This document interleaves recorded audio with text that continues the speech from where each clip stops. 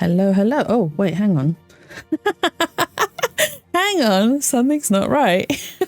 Where's my PNG? Hang on 2 seconds. Oh my God. Hello. I'm here, I promise. But hello, welcome to another episode of Awkward Moments with Jatsu. Oh my God, Twirly, thank you so much. 24 months, that's 2 whole entire years. Jatsu's oh my God. hiding from us. You can still hear my voice. I completely forgot to load up my PNG. I had everything else already. But yes, hello, welcome in. Welcome to another episode of Awkward Moments with Jatsu. It is a Saturday. Woo! Okay, got the intro done. after the big scuff. Well, it's not a big scuff. But thank you, Barry, for the first tier redeem. And thank you to Ellie for the second tier redeem. And also enjoy your taiyaki snacks. Nom nom nom. I have had... What I had today? For lunch. I had a really weird mix of foods for lunch today, actually. So I had a leftover hot dog that my dad brought back from his workplace. And then I also had leftover sushi that my sister had last night. Because they were like, oh, these leftovers, they need to be eaten, eat it. So it seems like Jatsu is the trash can of the house. Yet again. Usually that's my dad, not me. Says a lot. But yes, hello. I hope you guys are having a lovely and wonderful weekend so far. It is Saturday. It is the beginning and not the end. We are never ending the weekend. Let's just make the weekend forever. We are going to continue with more Ace Attorney. We left it in the middle of an investigation last time because I was desperate to find out what was going to happen next, but I also was desperate for food. So I was like, no, okay, I can't continue. We will end here and then I will continue next stream. So that's where we left it off at. But yes, let's have a look. Not much has happened over the week so far for me. I have new glasses though. Woo! Well, they're new, but my prescription, like I said last time, hasn't changed. My prescription is still the same. I just needed a new pair. My old pair was like a good, 3 to 4 years old. So they're very, very scuffed. Not broken, but scuffed. So I treated myself to a new pair of glasses, which I am now having to get used to. My eyes haven't quite adjusted, so it's been giving me some slight headaches, but it's okay. We'll get used to it eventually. You wouldn't think it would make a difference because considering my prescription hasn't changed, but I think it's because of the shape of the frames. So the way my lenses are, my eyes aren't used to it. So my eyes are like, oh, whoa, new lenses? What's this? But we are jumping right in. Jumping right in. I can't actually remember. So what did we discover? We discovered, so the case at the moment is that there are 2 dead persons. One of them is the prosecutor, which we were taking over from something Faraday. What's his name? What was the guy's name? Brian Faraday. So we were taking over from him because he was the prosecutor for the KG8 incident and he was stabbed to death. And then he died alongside Macrell, who was shot in the room. But we also discovered that the order of death, or the way that their bodies were laid out, didn't quite make sense.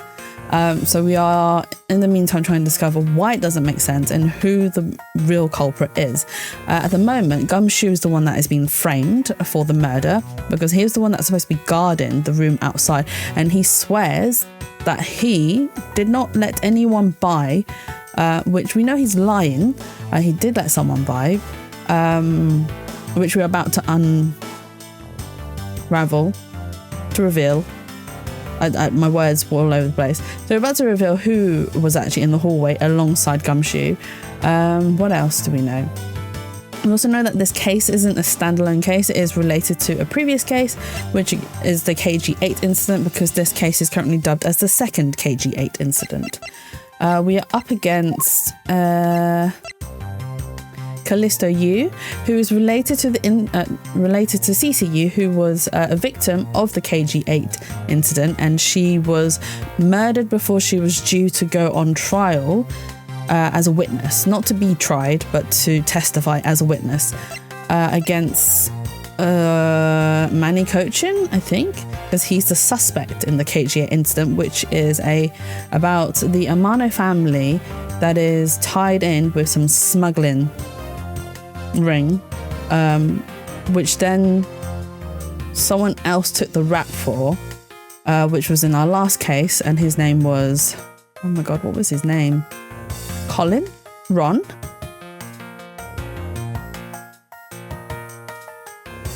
Anyway, so the butler of the Amano family took the rap for this KG8 incident because he came out and said, I'm the one who was doing the whole smuggling thing and I was the one organising it and all, so therefore he went to prison. But really, we know that's not really true because we know that the Amano family has something more to do with it, which we probably won't find out until the next chapter. But this chapter, we're just adding more to the story and trying to understand why or what is happening and how everything is linked. So yeah, Miles is in for a ride. What is it now? Is it time for my trial already? I've already told you a gazillion times, pal. I didn't do it. I'll be the judge of that, detective. No, you won't. I'll be the judge of that. Oh, and Miles and Francesca are kind of in competition with each other. So Francesca doesn't like to lose, especially not to Miles, because she thinks that she's better than him and she should be the one who should be inheriting the Manfred von Karma family name. But if Manfred von Karma wants to pass it on to Miles because he sees potential in Miles. However, if you joined me in all of the earlier Ace Attorney streams, we know that Manfred von Karma is nothing but a doo-doo head. Hi Pierce, welcome in. Thank you for stopping by and I hope you're having a lovely weekend so far. No. I'm the judge around here, and I'll be the judge of that. Why can't you guys just be a little less judgmental? Such filthy language? What do you mean? I just called him a doo-doo head. Also, before I rattle off on one. So I know we've already got 3 counts. Or 3 counter commands. So one of them is the sus command, which I've already said that once we reach 500, Barry will write me a spicy script and I will read it and record it and post it up onto YouTube for you to all enjoy, you goons. The second counter is the swear counter, which we have said that if we reach... Did we come to an agreement on what number we reached? Was it 500 as well? If we reach 500 swears, I'll let you guys pick a cooking recipe and I will also record a video of me making that recipe and sharing it with you guys on YouTube as well. And as for the lie one, right, I know you guys demanded karaoke, but I'm never going to give you karaoke because I do not do karaoke on the stream. I do car karaoke and karaoke in person in a booth, not on stream, not recorded. Nah, never. So yeah, it's 500, I do believe. Let me just check the command, hang on. But anyway, so for the lie counter, right, for you guys, what I'll offer, instead of... Sing for us, we demand it. No, even if you demand it. Okay, I haven't said it. Okay, hang on. So, oh my god, I'm so sorry. I just hit the microphone. I'm so sorry. My hand's all over this. Oops, that's counts now. That's what a potty mouth Jatsu has. Alright, let's change this one. Upon reaching 500 swears, Jatsu will give you a cooking video. Okay. So that one's the swear one. Right, for the lie one, get swearing. I mean, you'll probably hear me swear quite a bit. I sometimes can't control that. For the lie one, what I will offer you in counter offer you, instead of karaoke, I will play a horror game of your choosing. How about that? And I will let you trigger my sleep paralysis. I'll let you pick the scariest game, even if it has to be Outlast. Fine, I'll play it. Just for you guys, on stream. How about that? Does that sound better than karaoke? Yay, nay? Thinking about it? Well, you take your time to think about it. Because yes, I am never ever going to sing for you guys on stream. Well, you might get little snippets, but never ever a full-on song. Anyway, you wasn't listening. I said I'll give you guys a horror game stream. You want no, Barry, no one wants to hear that. Trust me, it's not worth it. It's not worth your ears. No, you will destroy your ears listening to my howling and yowling and crowling. It's really not worth your ears. Yes, well, speaking of hasty judgments, Detective Gumshoe. No. Horror game does not mean I am singing. We are not singing. Okay, we are going to play a horror game. Sing about a horror game? No. Nuh-uh. Look, I'll let you guys pick a horror game and I will play it on stream. And it has to be a horror game. It can't be you guys are like, oh, well, this is a horror game. This is a game that's a karaoke game that's disguised as a horror game. No. Has to be a horror game. And I'll let you guys pick it and decide what I play. Horrible singing. No. Like I said, I'll even play Outlast if you guys want me to. I'm afraid I must apologise for an error in judgment on my part. Your Honour, I don't believe you should apologise just yet. Oh, there is a horror game account. No, we are not doing that. We have yet to prove he is completely innocent of this crime. I guess so. What are you guys talking about? In any case, I'd like you to testify as to your actions while you're on guard duty. And please remember, you're not on trial. This is all just a part of the investigation. As such, you may still be found to be innocent. However, if you should give false testimony... Yeah, whip him, Francesca. Ow! My whip will object loud and clear. I can't remember what it's called, so you're lucky. Good. Don't remember, Twirly. It's best that you forgot. Or forget. Forget forever. If you are found to be lying, you'll be held indefinitely. Understood? I got you, pal. Thinking back on the state of the crime scene and the judge's testimony, it's obvious that Detective Gumshoe is lying. And if I can't break his lie, then we may never get a break in this case. Dun dun dun, we're jumping straight into testimony. I came down here to this courthouse on Detective Bad's orders. As soon as I got here, he ordered me to stand guard in front of lobby number 2. From that time on, until I heard the gunshot, I was in that hallway the whole time. On my honour, as a detective, I swear it wasn't me, pal. He's still singing the same tired tune. If that's the case, I'll just have to change the melody. I know he's lying, and it's time I pull the information I need out of him.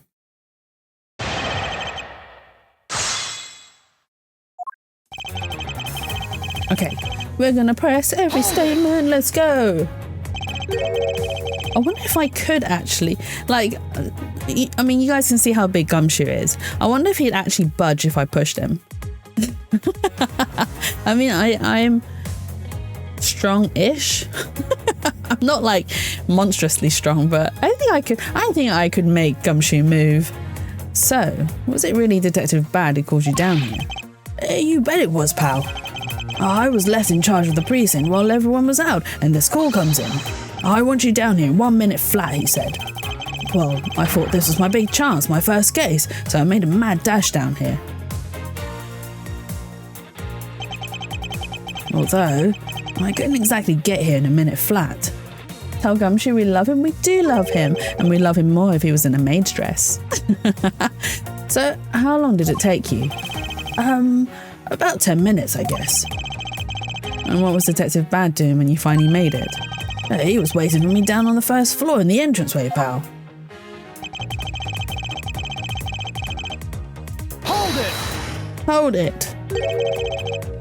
And by he, you mean Detective Bad, of course, and this being my first time at this courthouse. And the lurk I've sewing to do. No worries, Twirly. Thank you for the lurk, and I hope sewing goes well. Is it for all the dolls and all the projects that you've got going on? He also walked with me up to the 3rd floor hallway in front of the defendant's lobby. And did he meet anyone along the way? Well,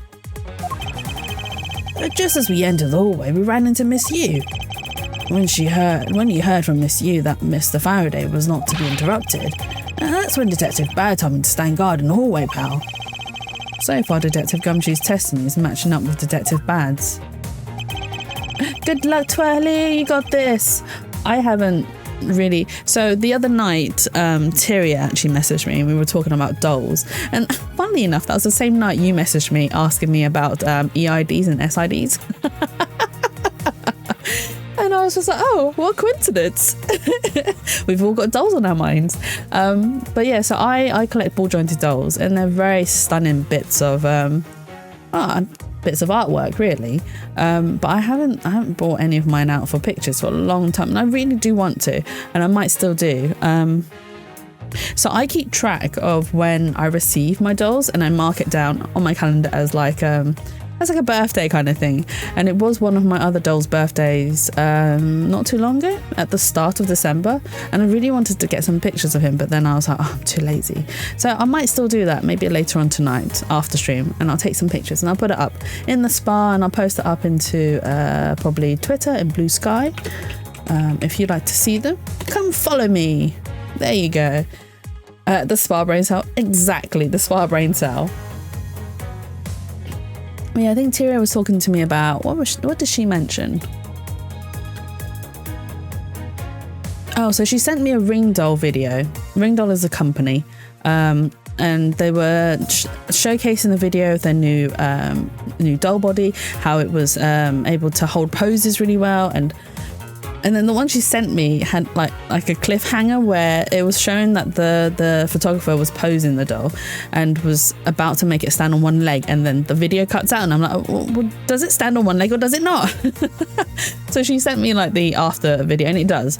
It's a very good poser, but I don't need a big doll body at the moment. Actually, most of the dolls that I've got have already got like the parts they need, so yeah. But yeah, no, I'll take some photos, or I'll try to take some photos later tonight, and I'll share them to show you guys what beautiful artworks I own. But now, and then I remembered that I have. So we ended up talking about like some of the discontinued stuff.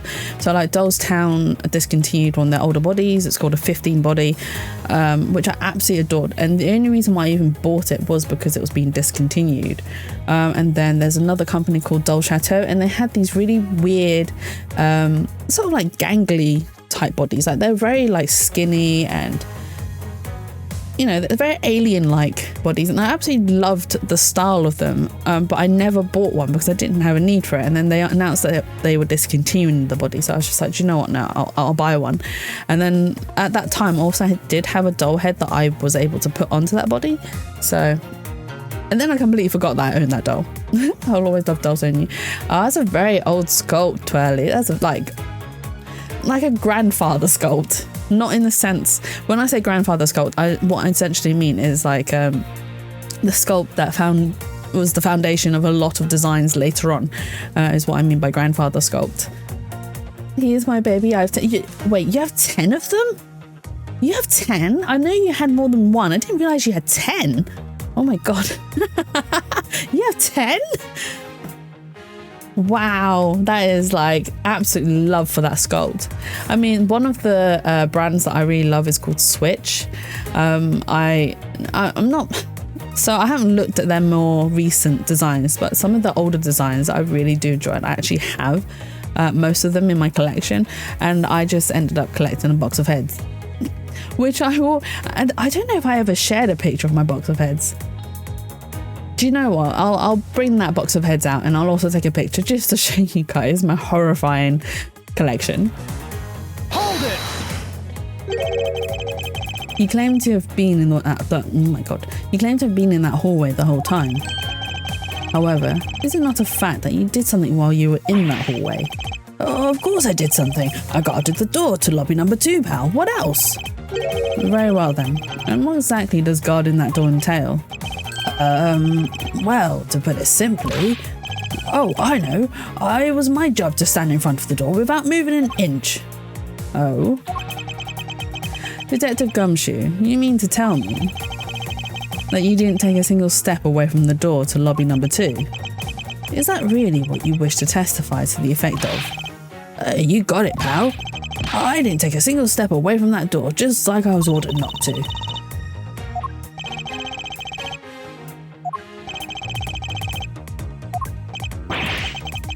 Why is everyone so quiet all of a sudden? Because we are all in shock. And in awe of your utter stupidity. Scruffy, if you're going to lie, at least tell us a more believable one.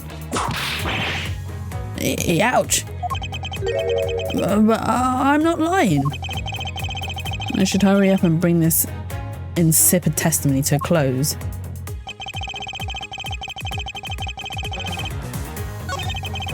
As soon as I got here, I'll just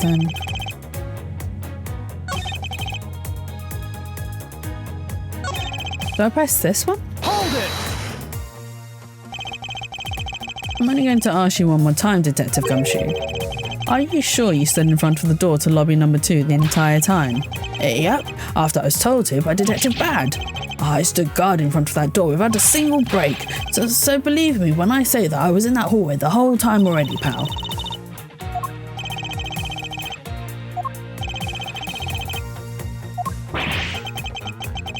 Why did everyone go quiet all of a sudden again? Apparently someone has a bit of trouble reading between the lines. What's that supposed to mean? I don't... Be quiet. Ouch! I should hurry up and bring this insipid testimony to a close. Okay, so it's this statement. He said he didn't leave... I mean, he didn't technically leave the hallway, but...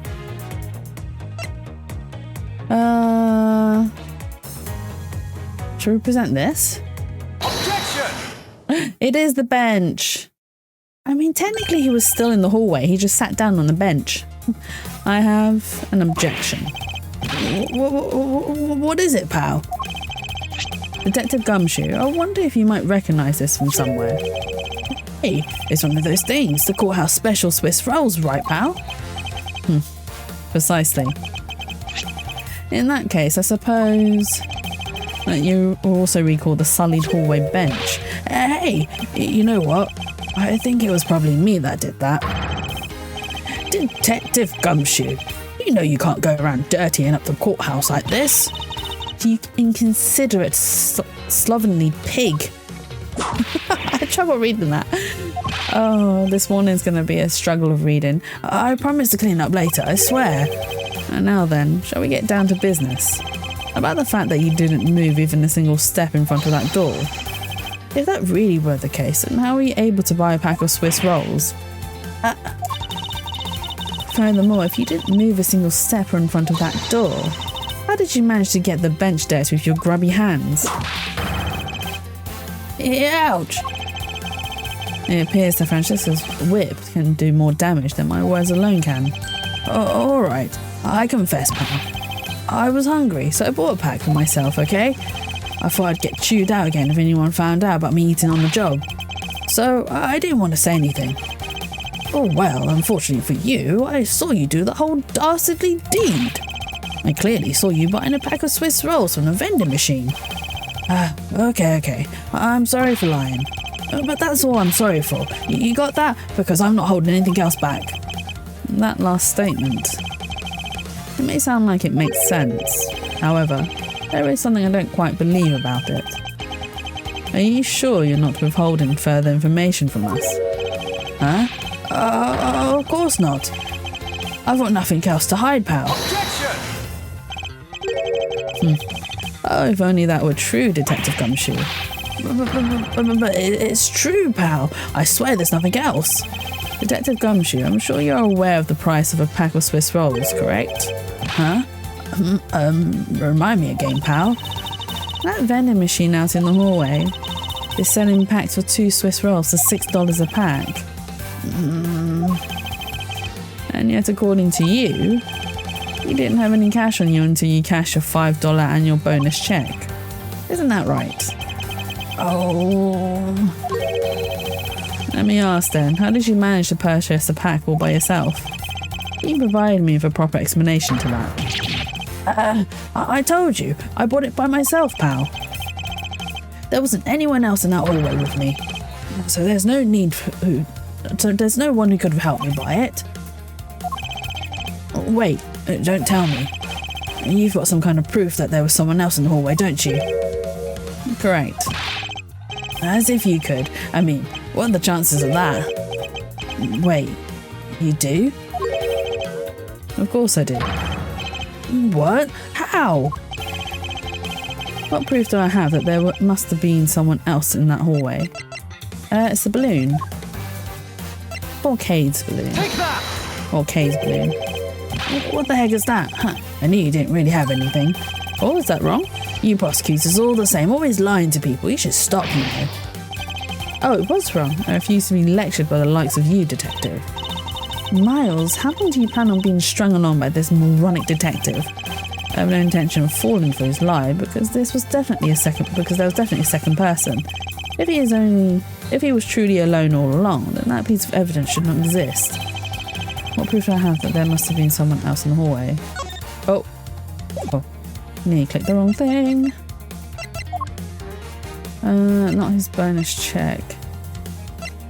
It was this. Oh, it's this one. Hey, you showed me that not 2 seconds ago, pal.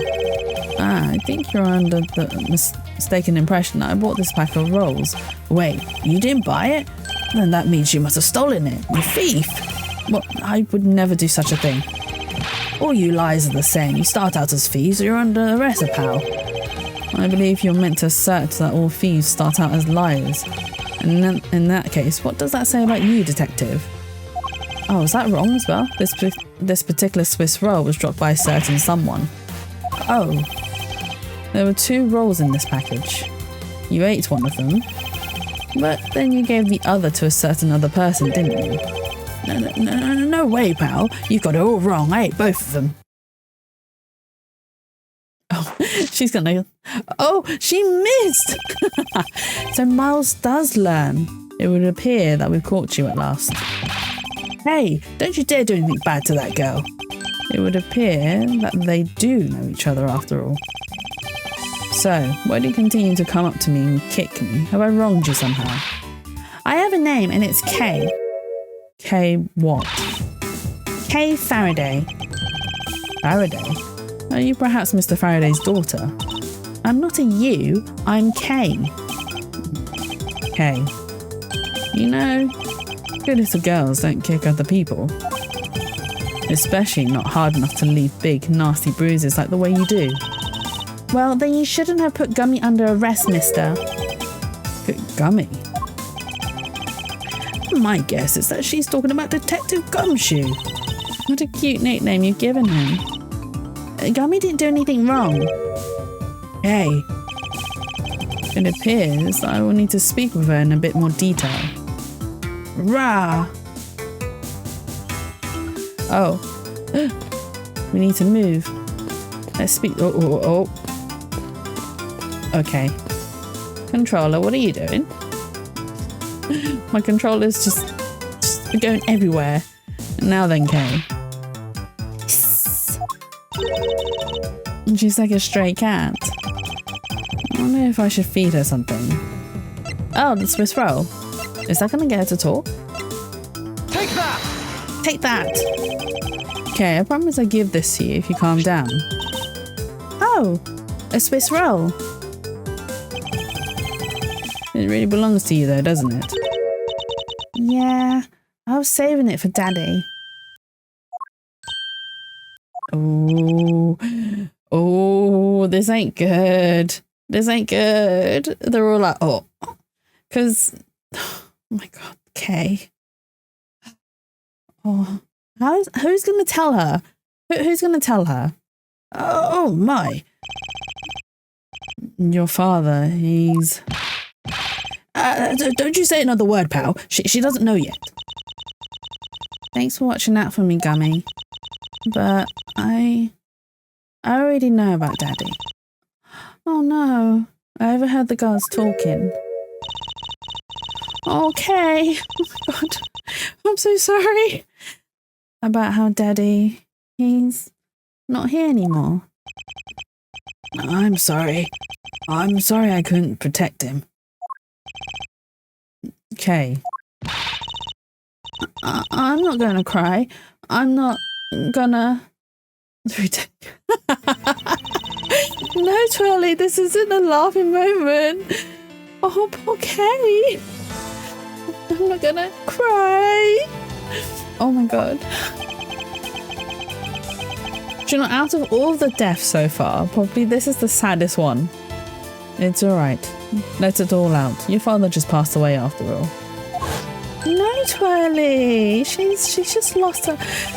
Everyone thought that she didn't know, and she does know. And then she was like, I was saving that Swiss roll for my dad. And oh my god.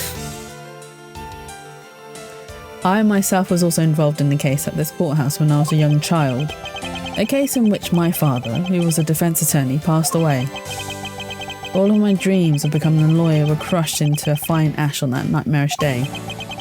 Even now, the wound festers deep in the depths of my soul. Ever since that incident, I've dedicated myself to locking away every criminal I can. And now, to have this happen right in front of me. This child, I feel a certain shared fate, a common bond between us. Miles Edgeworth, what sort of gentleman are you? Are you going to just stand there and watch Lady cry? Ah, you're right. Sorry about that. Okay, here. How about we use this handkerchief here and dry your little eyes? Oh, poor Kay. Oh my god. She blows her nose on his cravat. It's so funny. I love this scene. Look at her. She's like, I'm not going to take the handkerchief. Your cravat is much better. My cravat. Don't blow your nose on that. I feel better now. Thanks. His face, he's just like, no, my cravat, my pristine and clean cravat is now dirtied by snot. You disgusting child. Oh, I love Kay. She's brilliant. She is my kind of energy. Okay, you're going to be all right. Yep, I'm already all right. Somehow I highly doubt that, but I'm not going to push it. I promised Daddy I'd never cry in front of strangers. And you're a good kid, aren't you, Kay? You always keep your promises, right? That's right. Even if I can't see Daddy anymore, I'm still going to keep all my promises. Why do they always? Honestly, the amount of times this game has made me say the word Daddy so many times, it's unbelievable. You're a brave girl, Kay. You're a very good child for keeping the promises you made to your papa. And at least Francesca calls her dad Papa and not Dad, or not Daddy even. I'll even testify that you didn't cry, just for you. I don't love it, Twirly. I hate it. Thank you very much, lady. It's nothing. I'm only telling the truth after all. It would appear that because her father was a respected prosecutor, Francesca is sympathetic to Kay's feelings. Right, let's question her then. Okay, what kind of person was your father? Daddy was a hero of justice. His job was to catch all the bad people in the world.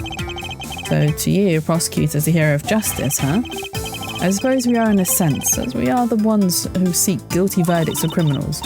Plus, you know what? Whenever I came to the courthouse, Daddy would buy me my absolute favourite treat, Swiss rolls. Oh? I want to be a hero of justice someday, just like Daddy. So I've been working really hard. I see. What have you been working hard on? I've been working hard to keep all the promises Daddy and I made together. A promise notebook? May I take a look inside, Kay? Sure, okay. It appears to be an exchange diary of sorts between father and daughter. Mr. Faraday's writer conveys a sense of the kind of man he was. This little notebook just might come in handy later. Can we read it? Thank you for showing it to me, Kay. Oh, we can. Kay's promises to Daddy. Promise 1, never take things from a stranger. Promise 2, never go anywhere with a stranger. She's broken all those promises already. Promise number 3, always greet people with a smile, even people you don't know. Promise number 4, never cry in front of strangers. Promise 5, always try your hardest to learn about things you don't understand. Daddy's job is to make sure that everyone follows the rules, Kay. Be a good girl and promise that you'll keep your promises to me, okay? Love, your Daddy. This notebook alone has made me say Daddy unbelievable amounts of times. Thank you for showing it to me, Kay. I hope you continue to work hard and become a hero just like your father. I'm gonna try. Hey, Kay, so I'm a detective that catches the bad people, right? That makes me a hero too. Yeah, you're really cool too, Gummy. Yeah, aren't I, Kay? What is with the two of them? Oh, I hand down verdicts of justice, so that makes me a hero too. Yes, and thanks to your oh-so-heroic testimony, you almost painted that detective as a vile criminal and sent him off to jail. I'm really sorry about that. Gummy's not a bad man, okay? That poor judge, he's been treated like a vile criminal rather than a hero of justice. It appears that you and Detective Gumshoe are good friends, Kay. Yeah, we're friends. In that case, would you mind telling me a little more about him? Ooh? So take it that you ran into Detective Gumshoe earlier? Yup. I was on my way to see Daddy when I saw Gummy standing there. He was standing in the hallway staring really hard at the vending machine, so I said hi. And when was this? Before everything got crazy. How long were the two of you together? We only talked for a little while, and then we went on our own ways. That's right, pal. Kay and I only talked for a little while, and that's it. Oh, which means we have now confirmed that Kay was in the hallway during the recess, isn't that right? You got me. I told you to stop picking on Gummy, mister. Very well then. I'll just have to speak with the good detective in private later. To dock his wages again? Were you the one who bought this pack of Swiss rolls, Kay? Well, I didn't really have a lot of money. And I somehow made $1 out of all the pennies and quarters I had. But that still wasn't enough, and I really, really wanted one. Come to think of it, she did come and ask me to exchange a handful of change for $1. And that's when you came and asked me to change your money, correct? Yeah, thanks so much for doing that, mister. Sure. But let me ask you, even with that $1, you still didn't have enough, correct? Well, that's why... Hey, if you bully Kay anymore, I'm gonna have to arrest you, pal. Need I remind you that you're the one already under arrest? Yo! I sense that Kay is going to be less than forthcoming with this question. Sorry about your roughly thing. Yes, well, now that it's positively drenched in your nasal mucus. Don't worry, Kay, I have a spare. So here, you can have this one.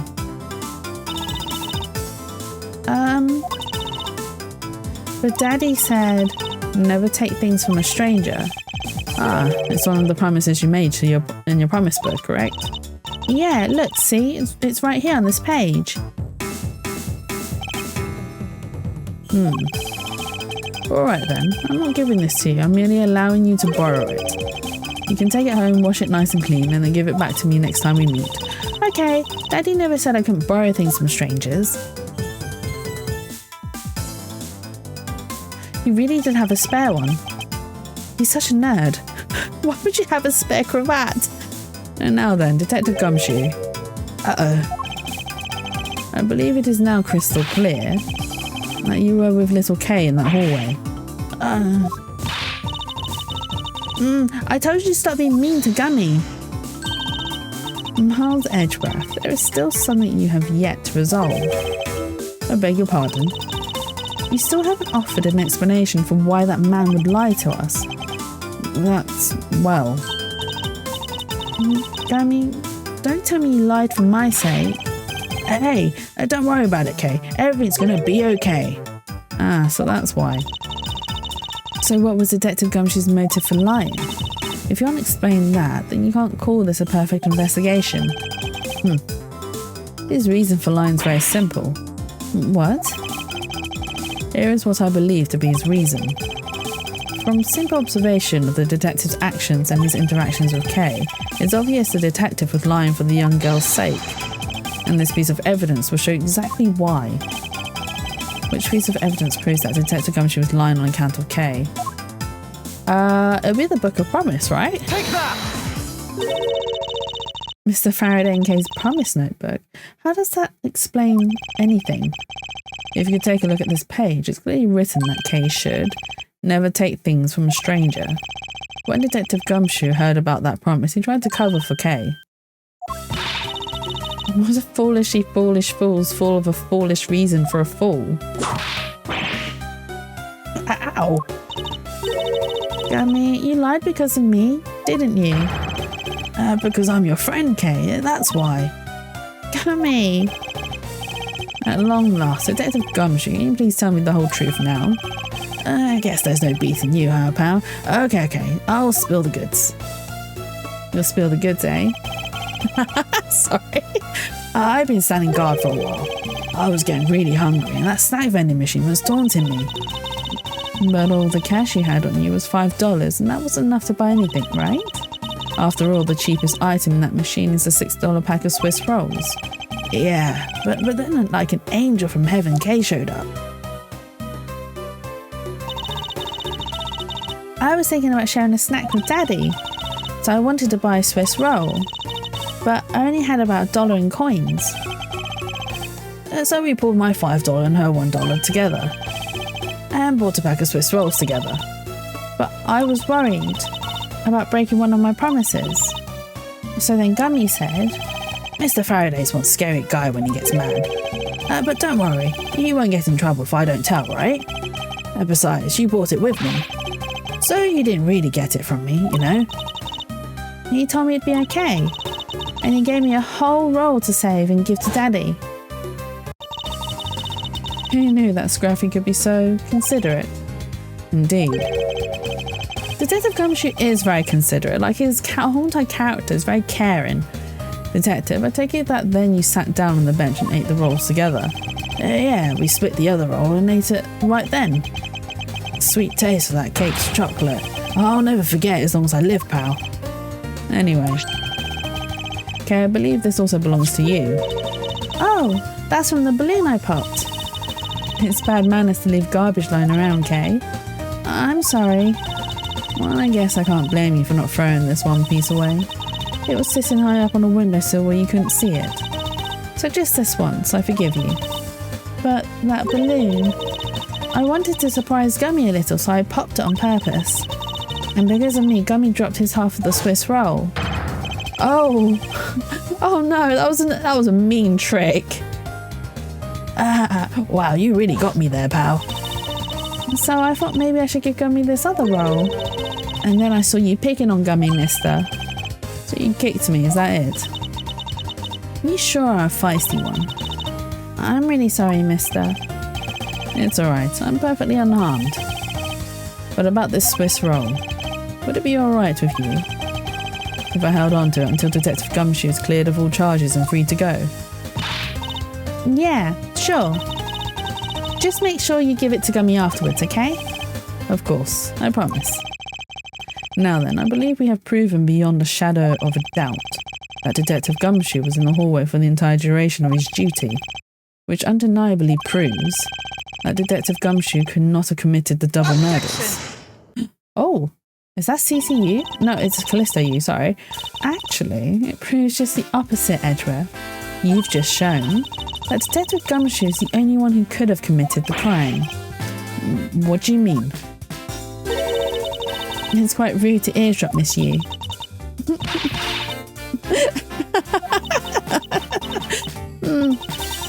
I'm getting lectured on manners.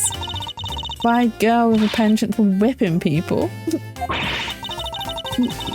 How dare you talk back with such insolence? You're wrong, lady. Gummy's not the bad guy. Oh, and what have we here? What is a child doing here in a courthouse? Bailiff, please take this child away. Oh, the poor bailiff. He's gonna have to chase after. Well, Miss Callisto, you. That girl is Mr. Faraday's. I know. So what? You think that just because she's the victim's daughter, she gets to just run wild all around the crime scene? I think it's actually quite dangerous for her to speak nothing of getting underfoot. I suppose you're right. However, as long as we're in agreement on that point, let's get back to the real issue at hand. Now then, detective, you're in front of the door to lobby number 2 the entire time, correct? Yeah, but... You see, isn't it obvious that it could only be the detective? He is the only one who could have gone into lobby number 2 at the time of the murders.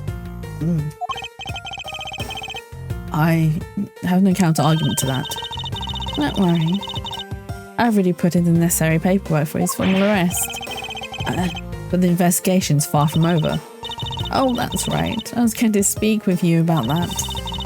Don't you think it's reckless to talk to the suspects out in the open without a guard? I suppose it is. Well, as someone with more experience in law than you, allow me to share something. Always keep a good eye on a criminal, or you may regret what comes of your negligence. Oh, Miles, I can't believe you're letting this woman lecture you like this. This is unforgivable as a disciple of Von Karma. Down, tigress. Now then, I'll be looking forward to the results of your investigation. So, we're back to square one. Actually, this is our last chance. I can tell that if we fail to solve this case, Detective Gumshoe will be formally charged under all the circumstantial evidence. This investigation is not over yet. There's still one location we've yet to inspect. It's where Detective Brad and Miss Yu were at the time of the crime, lobby number 1. We're going to investigate lobby number 1? Okay, let's go. Yes, we are saving. Save. Hey Zingy, thank you for stopping by. Hope you're having a lovely weekend and enjoy your taiyaki snack. Okay. Defendant lobby number 1. Let's go. What is this incredibly overpowering sweet scent? It smells like flowers. Uncle Bad, is this it? Isn't that Detective Brad and Kay over there? It looks like she managed to escape the bailiff. No, that's not quite right. Quite it. Ah, too bad, but it's so pretty. I think it's not a bit too young to be wearing that. But since you found it, I guess I can let you keep it. Thanks, I'll treasure it, always. Those two seem to get along rather well.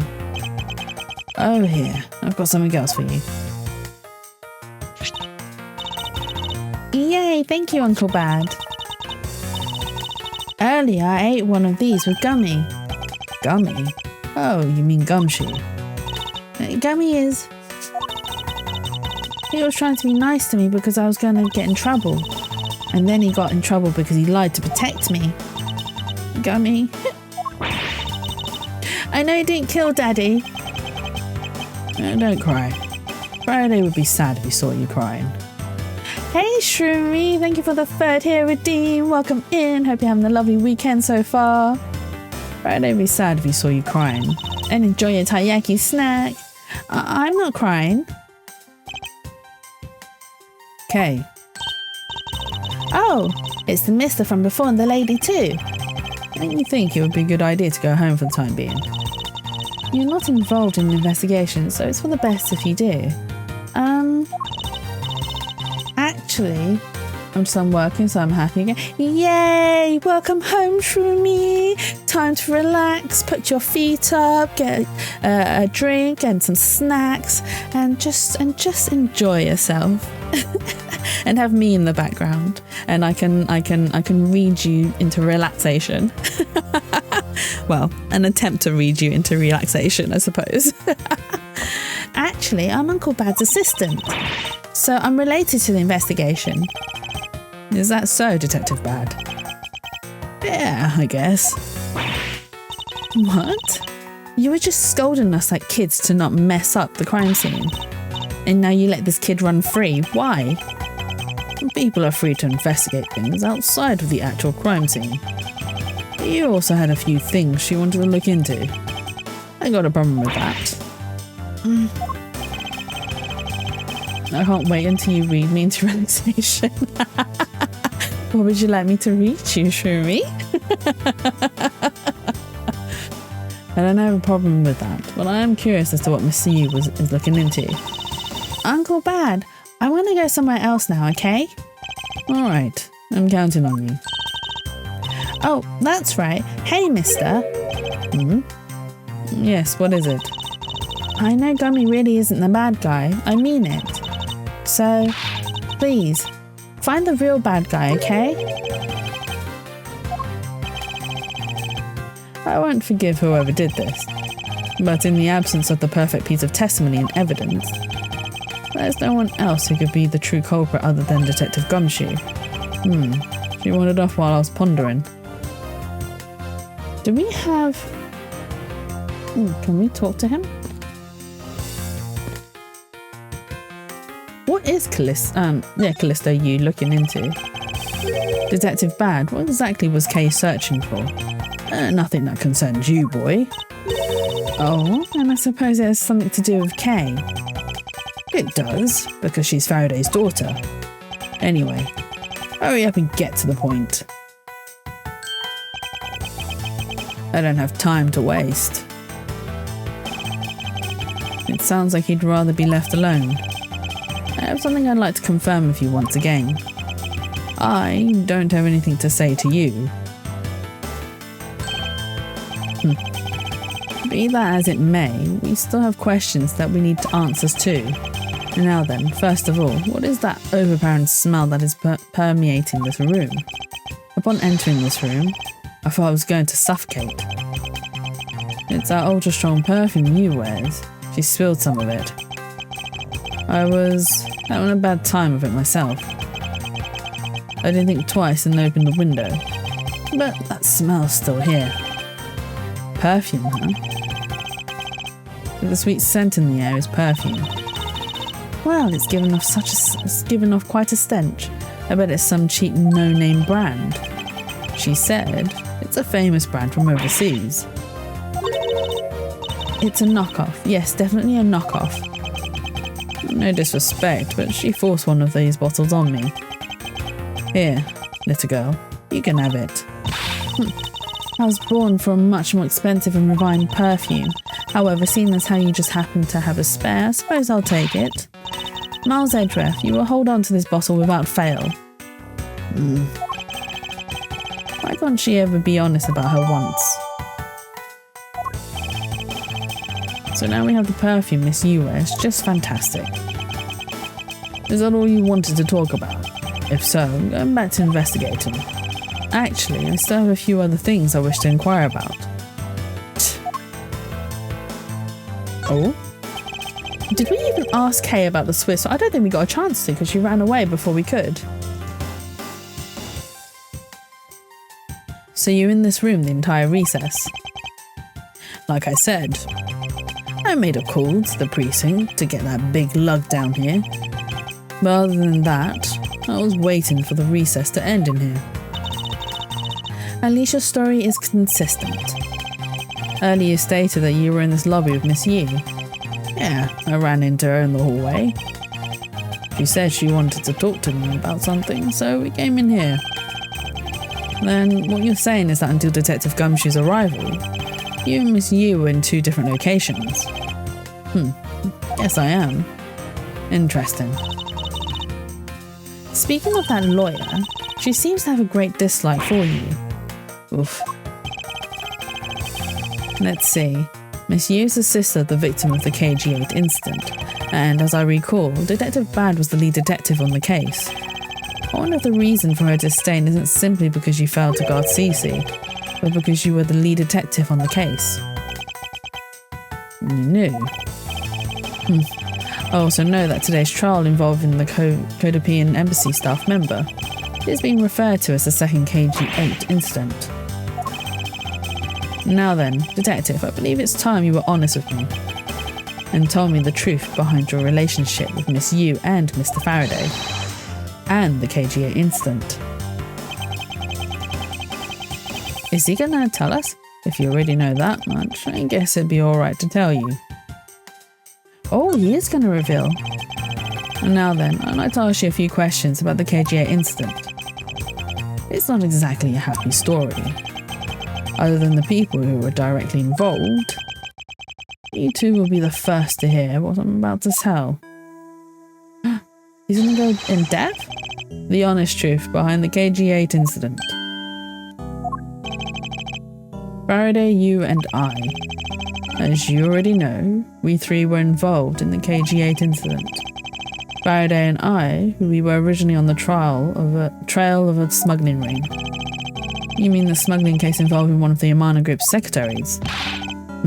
That trial was just a front. A facade? A facade, even?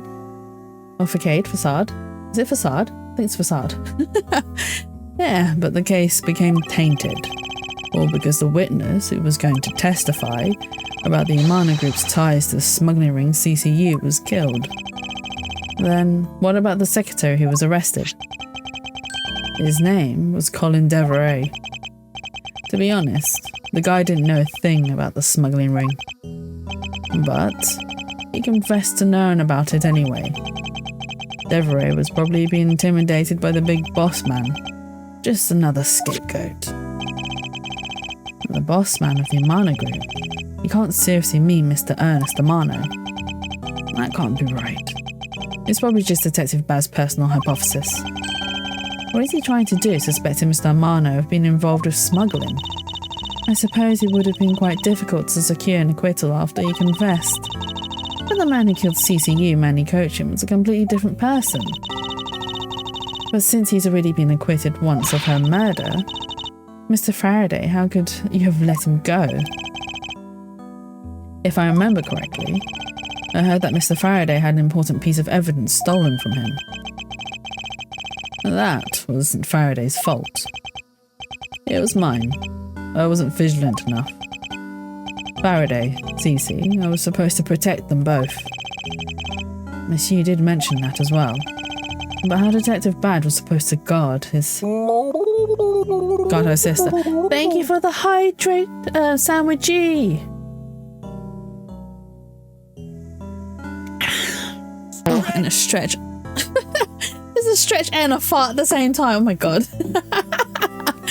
Oh, that was a very gassy stretch, sandwichy. But thank you. Oh, my shoulders are in absolute pain today, actually. I slept really funny. But thank you so much, and thank you for coming, Taiyaki. Hope you enjoy a snack, and also hope that you're having a lovely, wonderful weekend so far. About how Detective Bad was supposed to guard her sister. But even I, who was supposed to protect them. Go on then, go cry. Go cry your eyes out, little baby. Why am I needing to cry? I haven't done anything. Why are you telling me to go cry? I fell into their trap. What kind of trap? What do you want, loser? Yeah, what do you want, loser? The holes in this jacket are a testament to that trap. You mean you were fired upon? You were shot at that many times in one gunfight? No. Only about half of these are from that case. But the reason I continue to wear this jacket is to remind myself of the lessons I learned from the KG8 incident. I see. I couldn't protect CCU, and the suspect was found not guilty. We had hit a brick wall as far as the law was concerned. And that's when she came to the courtroom, the victim's sister. That's when I first met Callisto Yu. About when you first met Miss Yu. It was on the day the verdict for the KGA incident was handed down, was it not? Yes, Faraday and I, we apologised to her from the bottom of our heart. It was all we could do, but... Just saying you're sorry won't bring my sister back, she said. And then she gave me a sharp slap across the face. Well, she certainly had a lot of self-control to stop at just a slap. If it was me, not even 100 lashes would have been punishment enough. I suppose not. You said it herself. That she never wanted to see either of us ever again. But after that, you've seen her many times over, correct? Yeah, Faraday and I, even after the KG8 incident had come to a close. We continued to hunt down the smuggling ring and got involved in a variety of cases. But it was no use. We cracked so many different cases. But the result was always the same. We couldn't find the real mastermind behind the ring. Is the ring really that big? It was in the pursuit of the ring that we met you once again. It was during another trial related to the smuggling ring. Faraday was the prosecutor and I, as the lead detective, took to the witness stand. She appeared out of the blue as a defense attorney. Her client was related to the smuggling ring and she was defending them. Yeah. Yu was pursuing the ring as best she could as a lawyer. I think she defended Rel this time for the same reason. Come to think of it, Miss Yu did say something to the same effect. I have my own agenda. I'm still on the hunt for leads regarding the KGA incident, alright? And for that, you have not a single qualm about defending the known killer. And don't put words in my mouth, I said no such thing. The only way I had to get close to Mr. Rel was to be his lawyer. I had no intention of covering for him, ever. So don't you dare suggest I was going to. It doesn't matter what her reason is. Helping a criminal is just despicable. You're so naive, little girl. I could have stolen this lollipop from you, that's how naive you are. How dare you insult the daughter of Von Karma? Just like us, you felt she had hit the limit of what the law could do. And that's all. The law is merely a tool. There is no limit to it, only the skill of the craftsman. You two are still young, but one day you'll know what I mean. But enough sidetracking. What matters is that we met you again in pursuit of the smuggling ring. That's all.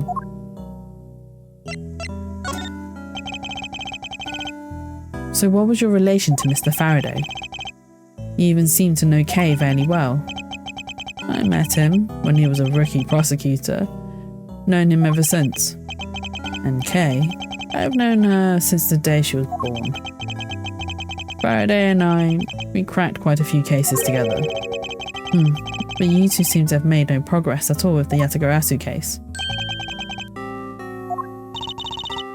Did we touch on a nerve? I only have one thing to say to you. No one knew more about the Yatagarasu than me and Faraday. That's why I was called upon to testify in today's trial, to prove that Rel was not the real Yatagarasu, which I would have done if he hadn't turned around and accused Faraday. After the accusation, I was asked to testify, but this time to prove or disprove the accusation, but I guess I won't be doing that either. I sense that there's more to that statement than meets the eye. Perhaps a bit more digging with the Yatagarasu is what's necessary. So all we know is that this guy is like a modern day Robin Hood, but with information rather than with gold. So he steals information and then puts it up online or publishes it for the world to see the corruption of a company, which I think is a very good, well, he's a vigilante, which does a good deed, I suppose, exposing companies for their corruptness. You claim to know much about the Yatagarasu. Would you care to share what you know with me? What you two should be looking for right now is proof of murderous intent towards Faraday and Rel. I agree, which is exactly why I'm asking you about the Yatagarasu. What? The KG8 incident and the second KG8 incident. Both of these cases are tied to a smuggling ring. And in both of these cases, the witness who was to testify at the ring was murdered. However, there is one point in which they differ, and that is the presence or absence of the great thief Yatagarasu. Mr. Rel claimed to be the Yatagarasu, however, in the middle of the trial, he suddenly declared Mr. Faraday to be the real Yatagarasu. Then, during the recess, they were both killed. Don't you find that to be the least bit odd? Miles Edgeworth, stop beating around the bush and just spit it out already. I believe that there must be some reason that the two men suspected of being the Yatagarasu were both killed at the same time. A reason? And so, in order to catch Mr. Faraday and Mr. Rel's cold-blooded killer, I feel that I need to learn as much as I can about the Yatagarasu.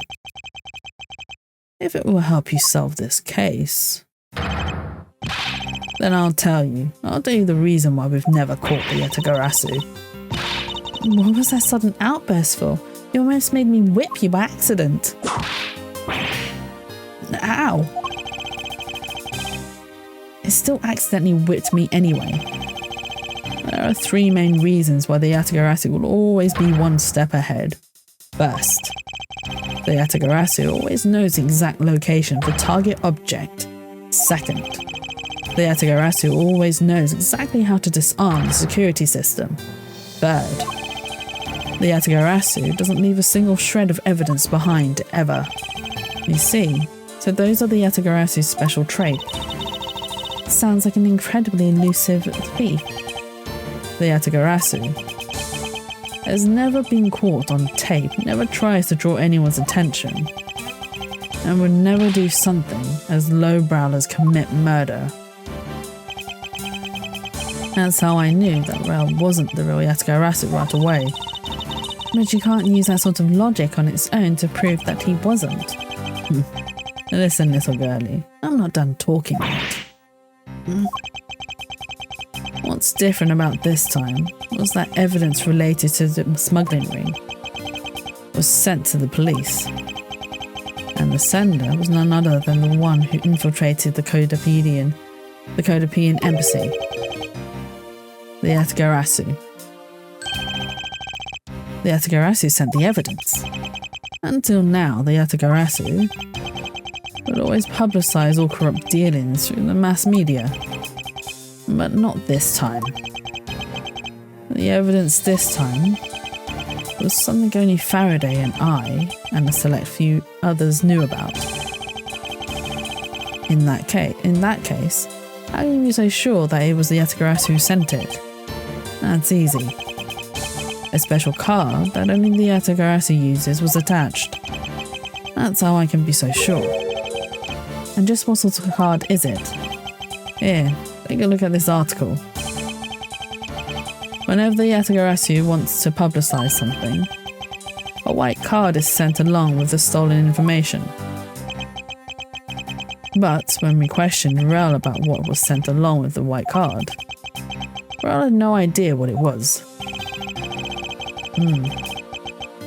And that's how Detective Bad knew that Mr. Rel was a phony. Thank you very much. I have a much better understanding of the Yatagarasu now.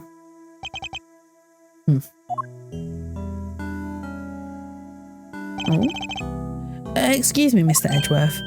Yes. His Honour would like to transfer the evidence from today's trial over to you. So if you could please head over to the courtroom, it'd be much appreciated, sir. Understood. I'll be there shortly. Detective Bad, what does the law mean to you? What a weird question to ask. Finding the answer to that question is the only reason I'm still alive.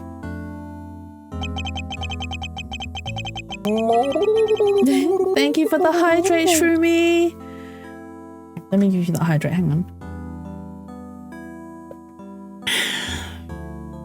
I became a prosecutor to find the answer to that question myself, and to play a part in ensuring that all criminals everywhere are found guilty. But not all of them are. I mean, there are some people who are guilty. You don't have to. I do.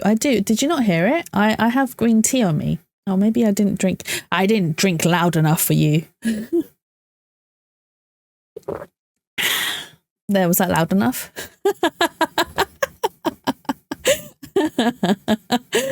Did you hear it? I saw my microphone like proper. I drink louder. Look, just for you. I did a big gulp. Was that a satisfying gulp? Oh dear. Oh. Just for you, Shroomy. This is an ASMR stream.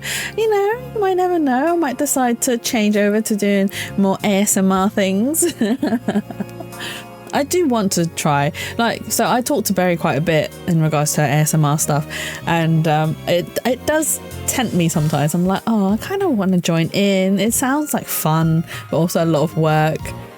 So I don't know. Maybe it's something I'll look into next year. I mean, I do have 2 keyboard-based ASMR videos up on YouTube. The second one isn't that great. After I recorded it, I realised that the sound quality was pretty naff.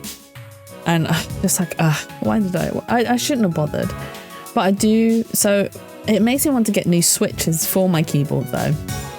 Because the ones I currently have, they're the Gateron beer float ones. And they're really nice, right? Don't get me wrong. One of the reasons why I bought them, because they look like cola candies.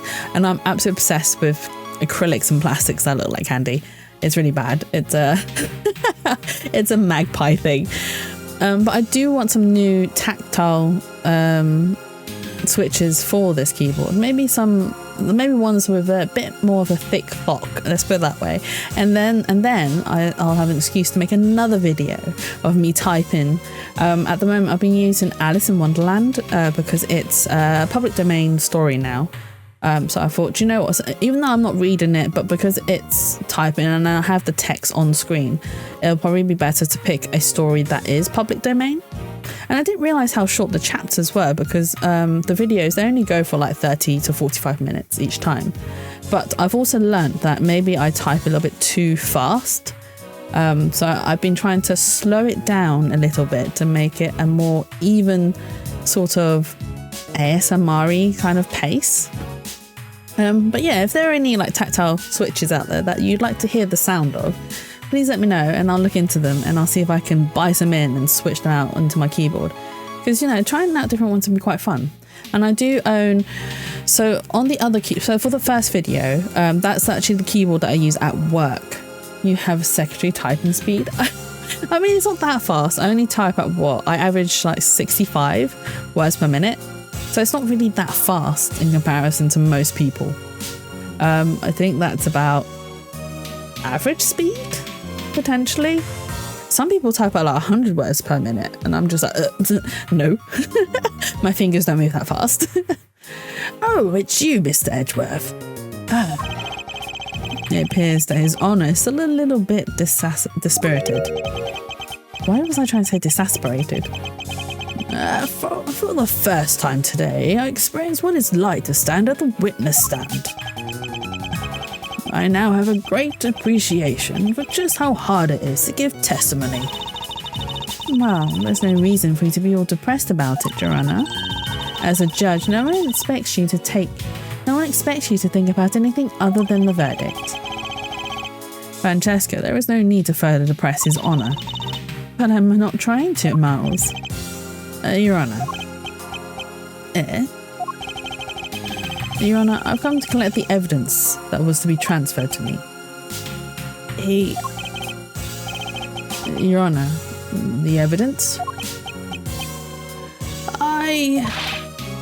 Your Honor. Oh, you, yes, can I help you? I'd like to collect the evidence now, sir.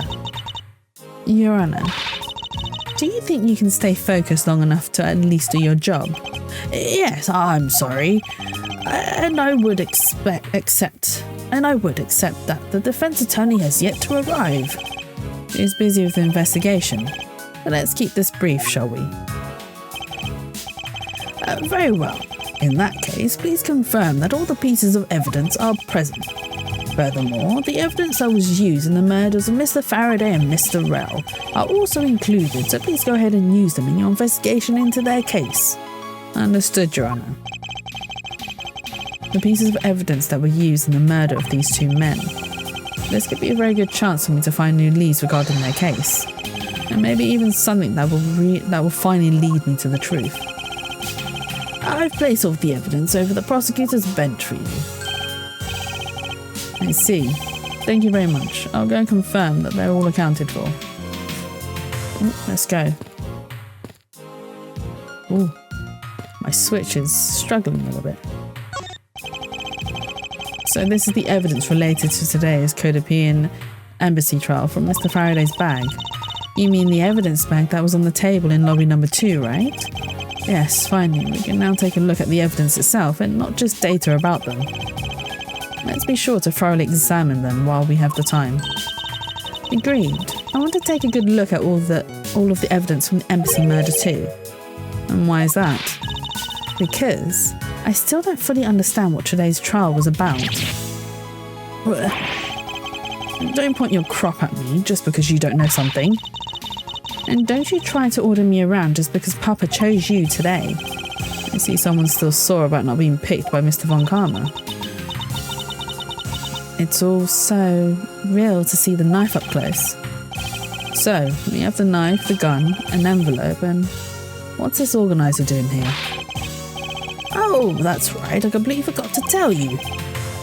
About what, Your Honor? They found Mr. Faraday's personal organizer inside that evidence bag of his. Detective Bad requested it be passed along to you. He said it would help the investigation. Detective Bad said that. What a strange stroke of luck. Well, never look a gift horse in the mouth. Might as well flip through it too.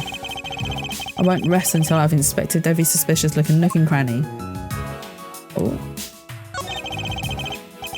Mr. Faraday's organizer. It appears he was in the habit of using it. It looks like he wrote his tragedy for getting Mr. Rell convicted down in here.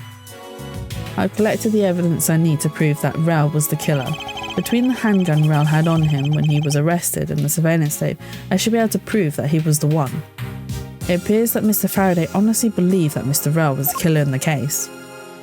The sound of his handgun going off was recorded with superb clarity on the surveillance video. I also have evidence that I can use to prove that Rell was not the real Yetagarasu. And it would also appear that he had proof that Mr. Rell was not the Yetagarasu. No matter how he may try to play it, as long as I have the Yetagarasu's key, I can prove he's a phony. If I present it to him in court, it should clear everything up. He apparently also had a very definitive piece of evidence. It's been a long battle. I hope that this will finally bring it to an end. Yes, I believe that Mr. Faraday was well prepared to discredit any claim Mr. Rell may have made about being the real Yetagarasu. And he had a way to prove that Mr. Rell was the guilty party in the embassy murder. This organises a clue straight from Mr. Faraday. I'll have to take my time and give it a thorough read later. Look, there's a picture stuck between these pages here. It appears to be a key. And a rather ornate one at that. Just look at the design on the handle. The craftsmanship is superb. Could this be the Yetagarasu key Mr. Faraday mentioned in his organizer? The Yetagarasu's key? Detective Bad said something earlier. What's different about this time was that evidence related to the smuggling was sent to the police. And the sender was none other than the one who infiltrated the Codepian embassy, the Yetagarasu. The Yetagarasu sent the evidence.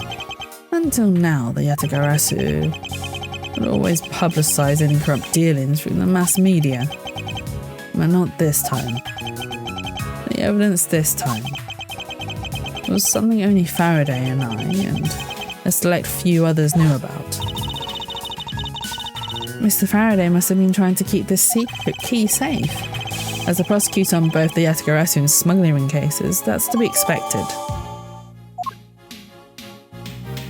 Oh.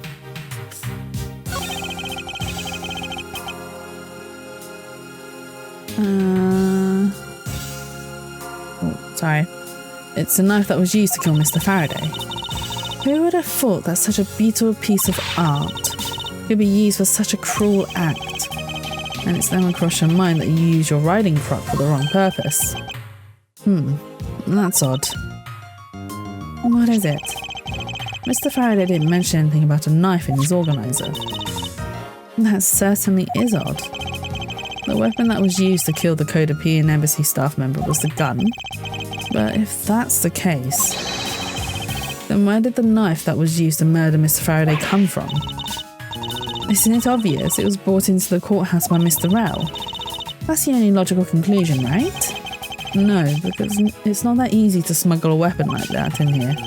Every person who enters the courthouse doors is checked thoroughly for contraband. Furthermore, the suspect was handcuffed, making it impossible for him to bring a knife as large as this inside.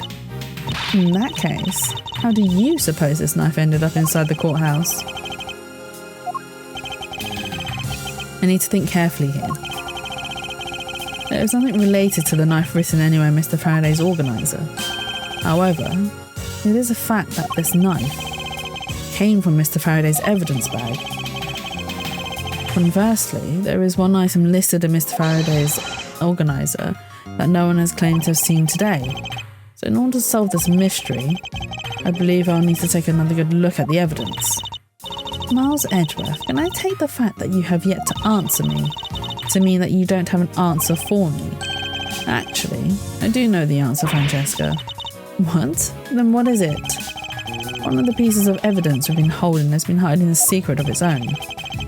And it was through this piece of evidence that the knife was brought into the court. I don't believe, I do know. Because, right, I'm going to show you. See the handle here? It's got butterflies on it, right? But when you look at the knife, can we look at the knife? We can't look at the knife, but if you look closely, like get your face real in close to your screen, you'll see that the butterflies are split in half. So this knife is like a switch knife or a flip knife, whatever you want to call it. So it goes from a key into a knife. There's the Yatagarasu key Mr. Faraday mentions in his organizer. This is how the knife was brought into the courthouse. You're not making any sense, Miles Edgeworth. You just need to look a bit closer, Francesca. You see what I mean? Don't the colour and the organ... I literally did what you said. You actually got in real nice and close and cozy with your phone, eh? Or your computer screen, whatever you're viewing on. Got in real close to the manual zoom. Oh, that reminds me of an episode in Brooklyn Nine-Nine when they're like, zoom in. And whoever, I can't remember who it was, that was like the laptop, brought in the laptop to whoever's face. And was like, zoom. Don't the colour and the ornamentation of the key's handle remind you of anything? They do remind me of the knife. Very good. Both the Yatagarasu's key in this photo and the murderous knife have this very unique design on their handles. Furthermore, even though Mr. Faraday mentions the Yatagarasu key, the only object we found at the crime scene was the knife. You don't seriously mean to say? It appears that you finally caught up. And yes, I do mean to say that these two pieces are in fact one and the same. But that's impossible. Even if that was what you believe, we should still investigate this possibility. Now then, let us examine this knife in a little more detail. Look, if we can we flip it? Oh, here, let's flip the knife. Da-da! I can't believe it turned into a key. To think there was such a trick to this thing. That the weapon used to kill Mr. Faraday is actually the key the Yatagarasu stole. This piece of information is more critical than anything we've learned up until now. Updated! Yes, let's go! Frankly, I'm shocked. Mr. Faraday only mentioned the key aspect of this piece of evidence in his organizer. It's possible that even he had no idea the key was hiding a knife blade inside. But if that's true, then only someone who knew about the key to knife trick could have killed Mr. Faraday. Even among law enforcement, this key was top secret. We're looking for someone who knew even more about the key than even Mr. Faraday. Meaning that the only person it could be is the one who sent the key in the first place, the great thief Yatagarasu. Then maybe Mr. Rao really was the Yatagarasu, and he was the one who killed Mr. Faraday. Isn't that the one possible scenario? No, not really, especially since Mr. Faraday was absolutely convinced that Mr. Rao was not the Yatagarasu. Besides, as Detective Bad said earlier, but when we questioned Rao about what was sent along with the white card, Rao had no idea what it was. I see. Alright then, I guess the person who knows the trick behind this key is someone else, and that person is the real Yatagarasu. It seems that this key is truly the key to solving this case. Ta-da! The gun? Let's have a look at the gun. And this gun, it was originally used to kill the Kodopian embassy staff member. When the crime was reported, the responding police found Mr. Rao still holding it, which led to his immediate arrest. And then, this gun took the original shooter's life. How ironic. Indeed. There doesn't seem to be anything new we can learn from this piece of evidence. Okay, well how about this file then? I took a quick look through these documents before the trial started. Well, I wasn't even afforded the opportunity to skim it. I suppose I should explain it to you then. Yes, you should, perfectly and in its entirety, if you please. On the night of September 8th, an embassy staff member was killed in front of the embassy. The staff member died of shock due to being shot in the heart. Mackerel was brought in that night as a suspect and thoroughly questioned, because the murder weapon was found on him, for which he was arrested on the spot. A simpleton of a man, that's what he was. Perhaps he was, for the weapon wasn't the only incriminating evidence we had. Mr. Rao was caught in the act on film by a security camera. He was an even bigger simpleton than I'd thought. I can't believe he didn't notice the security camera. The Kodopian embassy security system is supposedly very well designed. He may have simply not been aware that there was a camera in the area. So, have you seen the contents of the video for yourself? Shot to the heart and you're too late. Is that a song lyrics, Sandwichy? So, have you seen the contents of the video for yourself? Yes, the surveillance video security camera took was played during the trial by Mr. Faraday. You can clearly identify Mr. Rell on it, even the sound of the gunshot was crystal clear. So the footage included sound, huh? I don't think I'd ever want to see the moment of someone's death in real life. Me neither. Why are you dot-dot-dotting me for? Because I don't know. Look, listen, right? Understand this. When I listen to songs, I don't actually listen to the lyrics. I also somehow still manage to remember what the lyrics are and sing along until you give love. I'm going to shut up because I feel old. No. I'm probably older than you, Sandwichy, and I'm just not really good with words or lyrics. Trust me. So there's been several times where I'll be listening to a song and I've picked up the lyrics, but I've not actually realised what I'm singing. And a lot of them, right, are songs about sex. So you'll hear me belting out at the top of my lungs songs about having sex, and then after about like 3 or 4 times singing it, then I realise, wait, hang on. These lyrics that I'm singing, they're about sexual things. What am I doing? What am I doing? But if you just throw lyrics at me like that, sometimes, yeah, I won't recognise them because my brain just does not register. I also don't have a very Ew, Jatsu, losing your pure image here. Look, I don't mean to, Berry. It just happens. It's because I don't take notice of like words that I sing, and I also don't have a very good memory when it comes to words as well, which is why I struggled a lot when I did exams at school.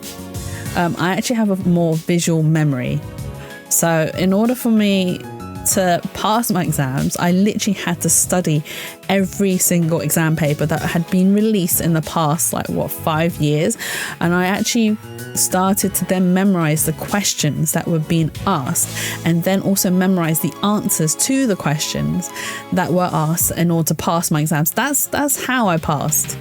Right, it's not because I actually understood the text or no. Oh, really?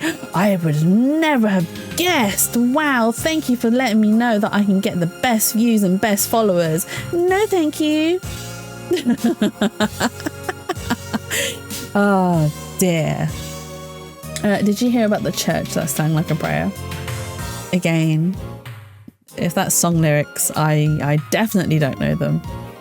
I used to hum Baby by Justin Bieber all the time. Oh my god. But that's the thing is, though, that song is so catchy.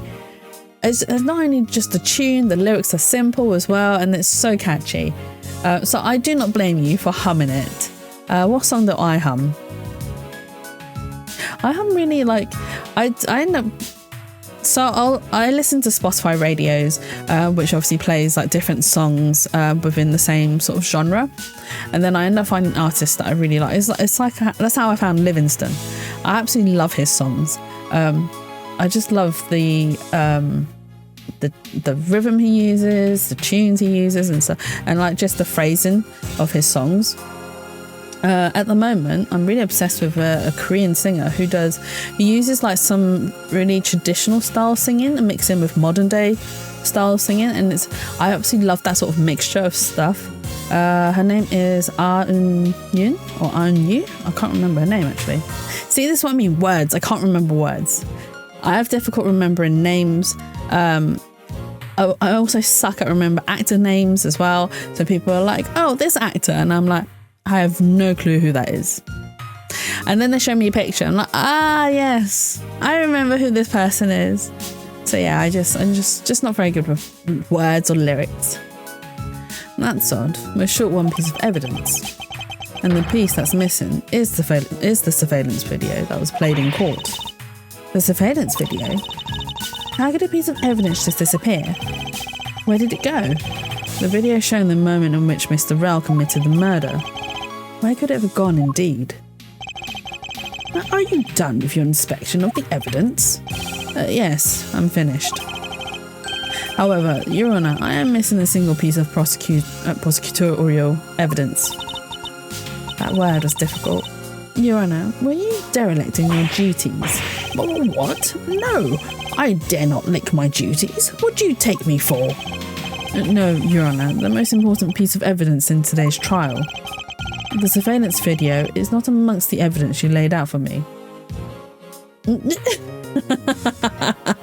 Yes, I do have 200,000 plus minutes on Spotify. I am a little bit crazy. I live on music. I do not have a moment's silence in my life. And the only reason is because the silence is difficult to deal with, especially when I'm trying to work. Hey, Steve. Thank you for the gigantified emote, and thank you for the 30 bits. I hope you're having a lovely and wonderful weekend so far. And also, I hope you're feeling better, because you mentioned that you weren't feeling so well. No more throwing up. Well, you know, as we discussed, I hope the pregnancy is treating you well. Oh dear. The surveillance video is not amongst the evidence you laid out for me. Yeah, no, Steve's pregnant. I haven't asked him when the due date is. Maybe he'll reveal that later. Pregnancy? I'm not, no, don't worry. Don't worry, Shroomy, it's not me.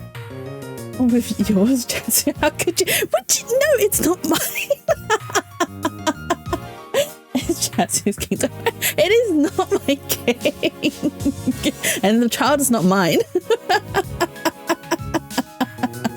Ew, Steve, no. I'm only kidding. I'm sorry. Don't be mad.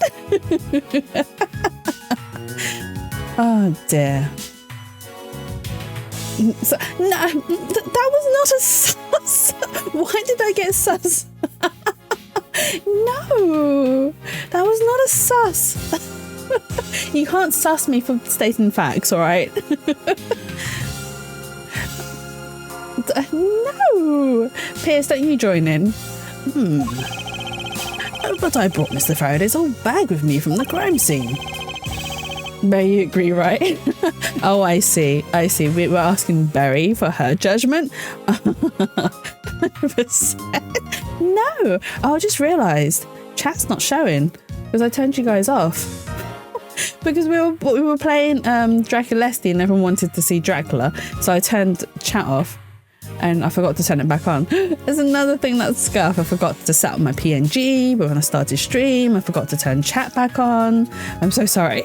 Maybe the tape is still somewhere at the crime scene.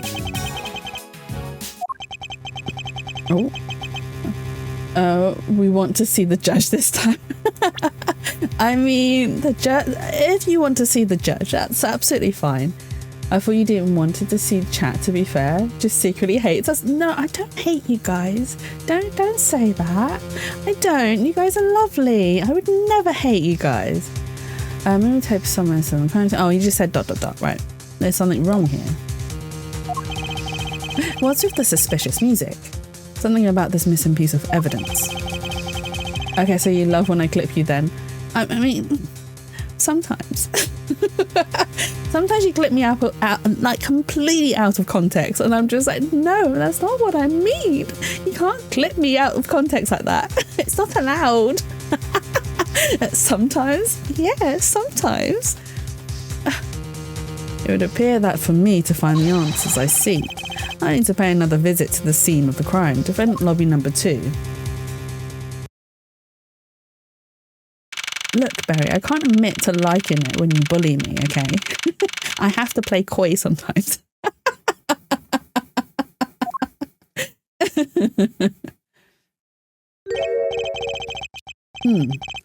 That's Detective Bad, but who is with him? Where's Mia? Mia's missing out. I didn't think he would make an appearance, but he has, and Mia's not here to witness this. But I thought you'd like... No, Barry, I do not like being bullied. Thank you very much. Detective Bad, but who is he with? Oh, so we have met Detective Shilong Lang before, but we just forgot about him alongside with Kay. I've never seen that officer before. Jatu said lying. I'm not lying. No. Is Mia? No, Study Pause is Faye. Mia is just Mia, M-I-Y-A.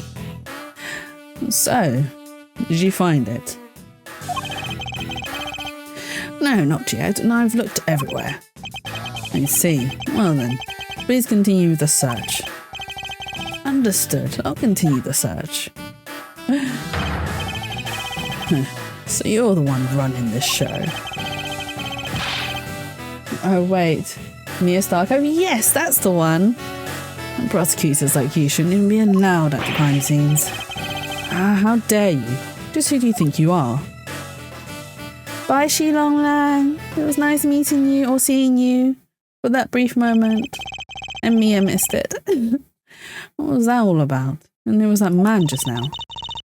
Whoever he was, I've never seen a more impudent officer in my life.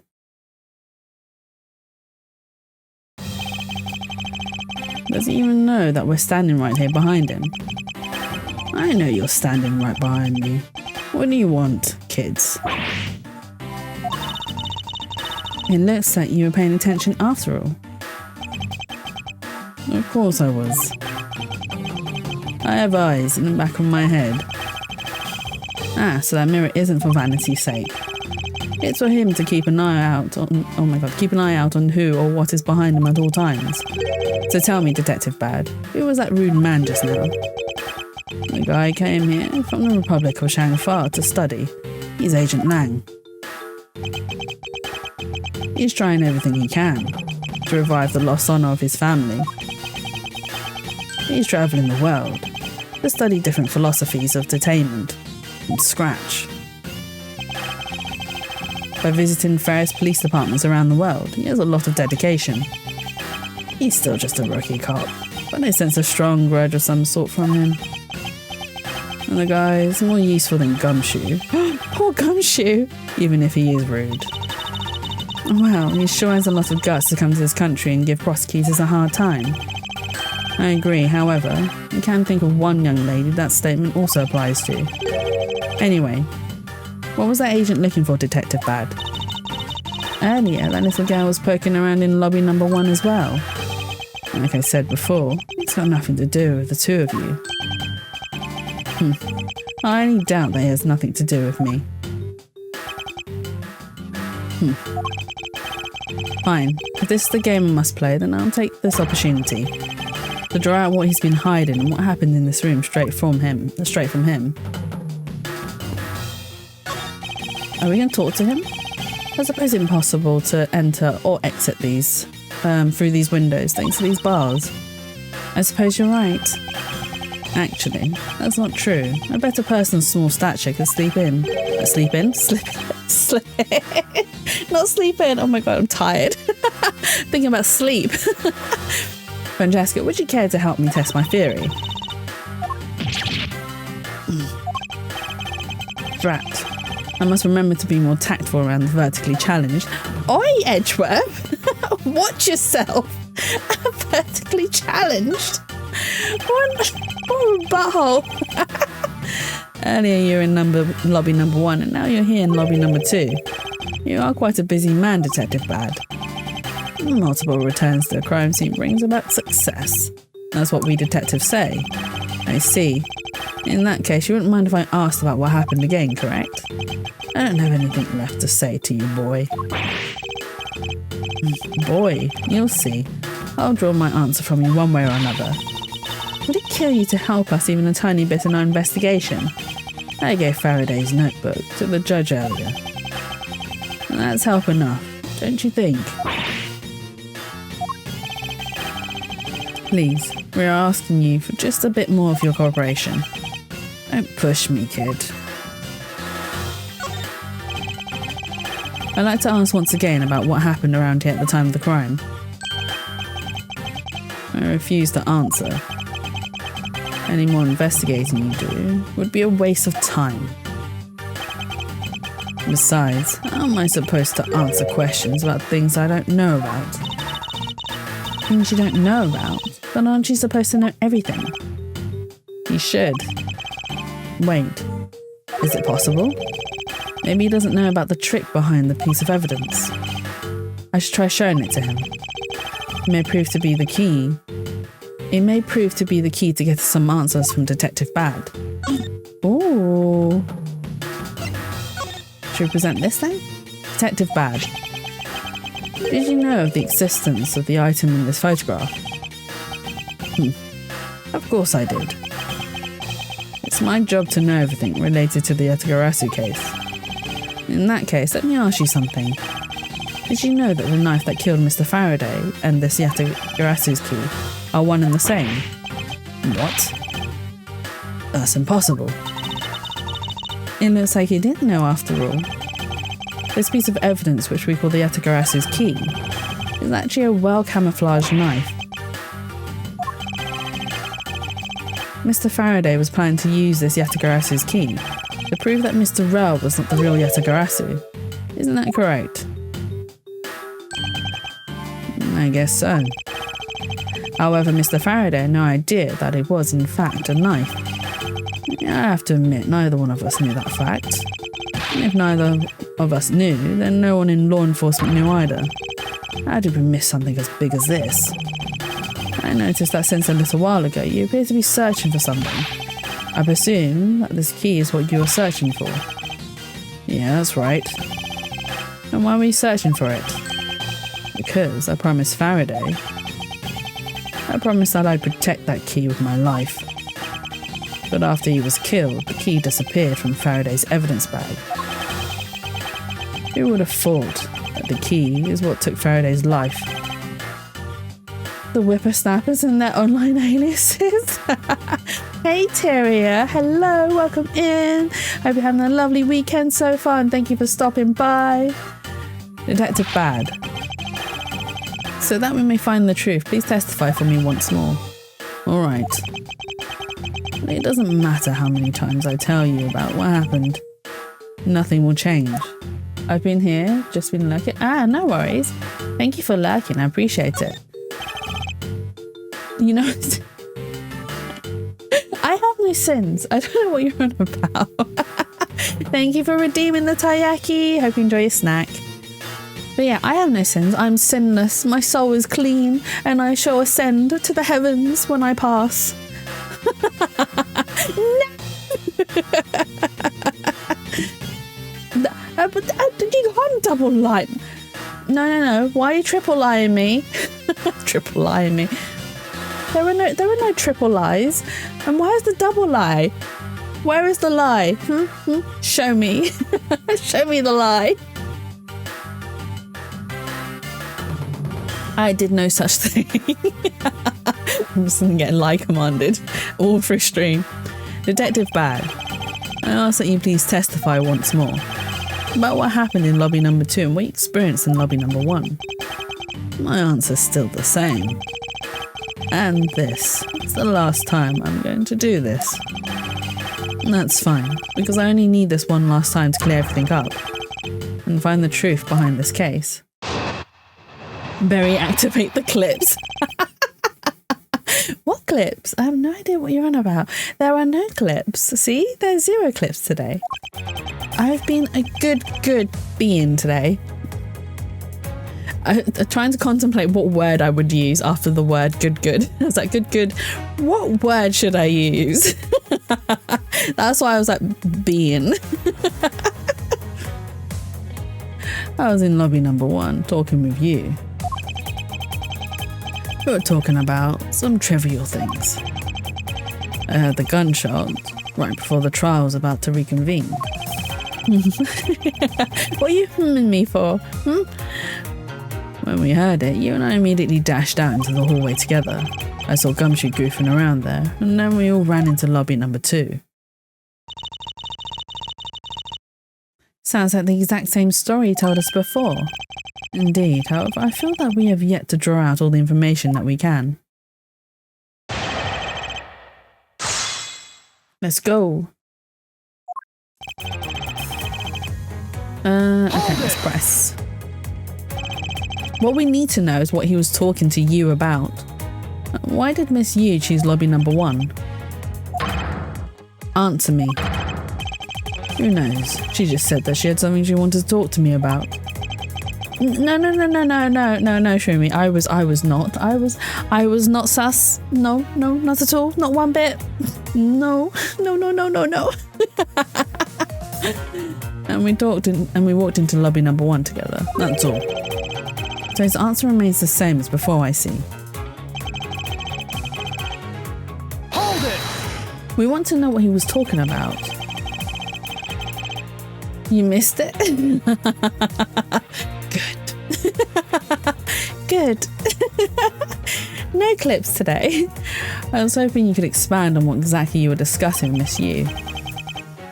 Trivial stuff. It was nothing important. And that's for me to decide. He's not going to reveal it, is he? Alright, suppose that's for him to decide. Moving on then. Oh, Edgeworth, you lost that fight. Hold it! Until you heard the gunshot, did you notice anything else that was out of the ordinary? I didn't hear any other strange sounds until that gunshot. If the gunshot Detective Bad heard was really the one from the murder, that would give that other piece of evidence an entirely different meaning. I ask that you please amend your testimony with that statement just now. Sure. I didn't hear any other strange sounds until that gunshot. What? Oh! Actually, there should have been another sound. He is right. The balloon popped when Kay deliberately popped it to scare Gumshoe, which then made him drop his half of the Swiss roll, which is really sad. Objection! And he should have heard that, because balloon popping isn't exactly quiet. It is quite loud. Detective Bad, does this balloon fragment remind you of anything? It's the same colour as the one Kay was holding. Oh, so you knew about that girl's balloon? Yeah, I was sitting with her up in the gallery. During the recess, just before we split up, I filled that balloon up for her. Well, as you may have already surmised, this piece did indeed come from Kay's balloon. So, what about the balloon? I wonder if you might remember hearing this balloon pop at some point. What are you getting at? This fragment was found in the hallway right in front of lobby number 2. Furthermore, it was the sound of this balloon popping that the judge mistook as a gunshot. Oh, so the sound of the sound that the judge heard wasn't actually a gunshot, huh? On top of that, His Honour said that he heard the balloon pop about 20 minutes before the trial was to reconvene. Yes, which means that His Honour heard the balloon pop in the hallway when you were in lobby number 1, Detective Bad. And if you were in lobby number 1 at that time, you were close enough that you should have heard the balloon popping as well. So, don't give me a so. You just proved that there is a flaw in testimony. The crackling of the truth is louder than the sound of your sweet naivety cracking. And since you kids don't seem to know, let me fill you in on something. Did you ever stop to think why the doors and walls of this place seem so rugged? That's because they were designed to keep secrets from being leaked. What is that supposed to mean? The doors and the walls are super thick. The window panes are double layered. To top it all off, even the curtains are made of a special sound-absorbing material. Then you mean... Since I was shut up inside lobby number 1, there's no way I could have heard that sound. No. I knew that's what he was going to say. And that means that Scruffface's testimony is completely useless. If the rooms are soundproof, then of course he wouldn't hear any sign of struggle. That's also why it's only natural. I didn't hear the balloon popping. Now do you get it, kids? Miles, I thought we were supposed to be the ones finding flaws in his logic, not the other way around. The other way around. It's not possible to hear the sound of a balloon popping if one were in lobby number 1. However, if we examine the situation in reverse, the person standing in the hallway should not be able to hear the real gunshot either. And yet Detective Gumshoe claims to have heard it while he was standing in the hallway. Detective Bad, if that is the case, how exactly did you hear the gunshot? What do you mean, how? I just did. It would appear that you have yet to realise the contradiction in your own words. Oh, how so? If the rooms are as soundproof as you say they are, then how did the sound of the gunshot enter your ears? I see what you mean. I guess I'm more out of it from Faraday's murder than I had thought. Which means what exactly, Miles? In the end, what does it all boil down to? It boils down to this: there must be a reason as to how Detective Bad and Gumshoe heard a gunshot they theoretically couldn't have. It looks like we need to examine the state of the crime scene again, huh? The state of the crime scene? Wait, can it be? It's that ultra-strong perfume you wear. She spilled some of it.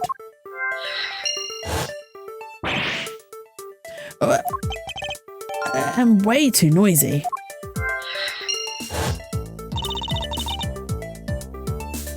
All it proves is gunshots and balloon pops are different levels of loud. That is also true, Sandwich. You are very right. They are different levels of loud. But there is I mean, the game's got some logical sense, but also very illogical senses. But you are not wrong. You are right. The surveillance video. How could a piece of evidence just disappear? Where did it go? Oh, okay, so I'm supposed to match all the logics together. Right, okay. No humankind threw barrels and flowers. Oh, okay. Right, we can connect these two. So we can smell the perfume from outside because of the windows opening. It's simply not possible for the killer to have escaped through the barred windows, and yet the fragrance of the perfume managed to escape from defendant lobby number 1. Of course, incorporeal things can move freely through these open barred windows.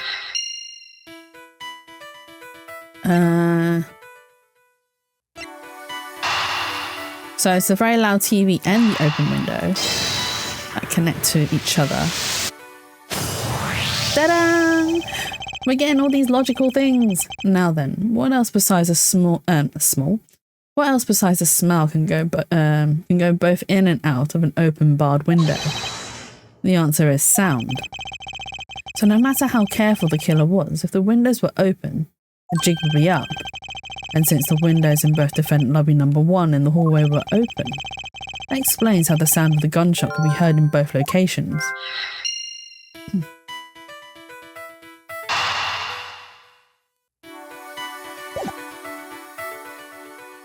Oh, is it these two then?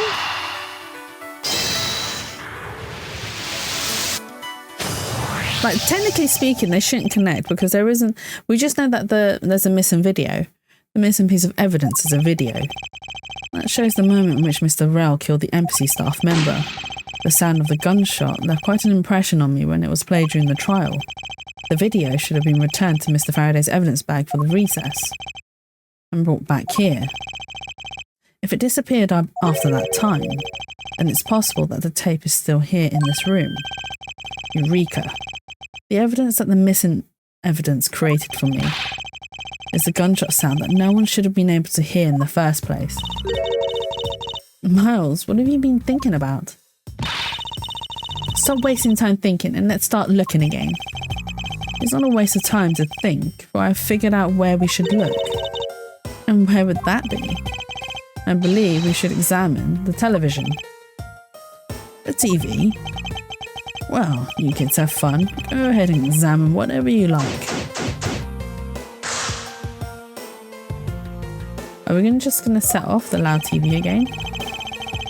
I won't rest until I've inspected every suspicious looking nook and cranny. Man, does anyone in chat still have a PCR? I just realised this is a VHS tape player, which no one uses anymore these days. I didn't notice anything wrong because I unfortunately still have a VHS player at home. It's a video player and there seems to be a videotape inside. It looks like it. The tape must have stopped on its own when it reached the end. And this tape, could it not be the missing surveillance tape? I suppose, but Detective Bad, would it be alright with you if I verify the contents of this video? Sure, knock yourself out. Alright, then let's rewind this and see what we have. Man, that nostalgic sound of tape rewinding. If I remember correctly, the footage of Rell killing the embassy staff member should be about 30-minute mark from the start of the tape. Understood. This should be about right. Now then, let's see.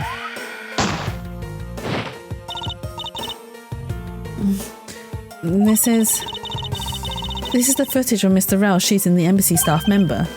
I knew it. The missing piece of evidence, the surveillance video, is here all along. This sound, what's the meaning of this? It appears that Detective Bad has figured out the true source of the gunshot he heard. With this, I think we can figure out the trick behind this double murder. Do you mean that you figured it all out then? Yes, all I have to do now is show what the gunshot Detective Bad and Gumshoe heard was, and through where they heard it from. Fine, in that case, show me what you've deduced. Now to show what the gunshot Detective Bad and Gumshoe heard was, and through where they heard it from.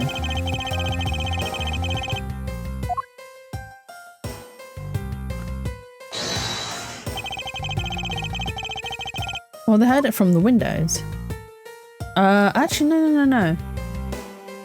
They heard it from the TV but because the windows were open, they managed to hear it elsewhere. There we go. This piece of evidence will clear away the last remaining contradiction in this case. Miles, I believe that piece may actually be proof of a different last of sorts. It proves that today will be your last day as a prosecutor. Oh, is it wrong? Is it the window then? Oh, it must be the window then. God damn it. I thought I was being like just not smart, but like, you know, logical by being, well, it came from the TV, right? So therefore the TV should be it, not the window. If the door and windows of the crime scene, namely this room that we're in, were closed, the killer could have used a gun and no one would have been the wiser. That's true. This courthouse does seem to be well designed for such a thing, as it were. However, what happened in reality was Detective Gumshoe and Detective Bad and Miss Yu, all three of them heard the gunshot. Well, the windows in lobby number 1 and number 2 and the hallway were open, so naturally the people in those locations could hear it. But then why would the criminal open the window in the first place? To allow the gunshot to be heard, I suppose. Correct. That's the only logical conclusion we can draw from this. But why was that necessary in the first place? I want a real answer, Miles. I demand satisfaction. Satisfaction, not satisfaction. Satisfaction! Well, very well. I believe that the killer wanted to manipulate our perception of a certain fact. What was it that the killer wanted to manipulate our perception of? When the crime took place, actually. The killer wanted to fabricate the time of death to their precise wishes. And they used a gunshot and surveillance video to do so. So that's why the tape was left running. You mean the gunshot I heard was from this video? Yes, which means that the murders really occurred at an earlier time than we thought. It must have been during the recess, but before Detective Gumshoe was on guard duty. Someone who has an alibi for that time period and planned this crime out in advance. That person's the real killer. Investigation's complete! Who do you guys think the real killer is? Dun dun dun! I can't... So in my head, I'm like, I think I know who it is, but I also might be very wrong, because I might be remembering incorrectly. Mr. Edgeworth. Yes, what is it? Miss Yu is asking for you. She's in the courtroom. She says that she's identified the murderer, but that she wants to clarify something. It looks like Miss Yu is still investigating something. Understood. Please tell her that I'll be right over. I'll come along. I want to hear what she has to say. It would appear that the time has come to uncover the truth. We're going to continue. We're going to uncover the truth in this stream, and then hopefully next stream we'll be starting a new chapter, and then it'll be the final chapter of this game. And then, oh my god. And then, once we finish that final chapter, we can start the second game, which I have not touched at all. So I have no idea what we'll be getting ourselves into. It'll be absolutely and utterly brand new to even myself. And then we get to meet some new characters as well. Oh my god, I'm looking forward to it.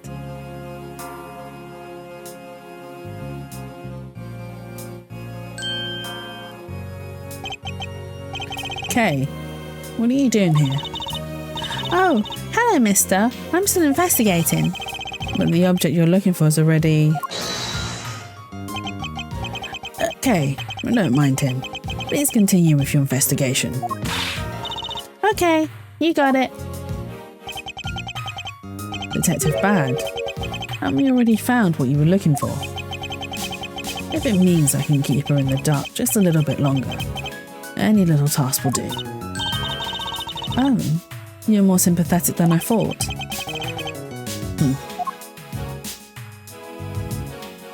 He is kind of cool with his like bullet hole covered jacket and everything. And he does have a chin, like a proper chin. I've been waiting for you, Edgeworth. I've also been waiting for the moment in which we can finally lay this case to rest.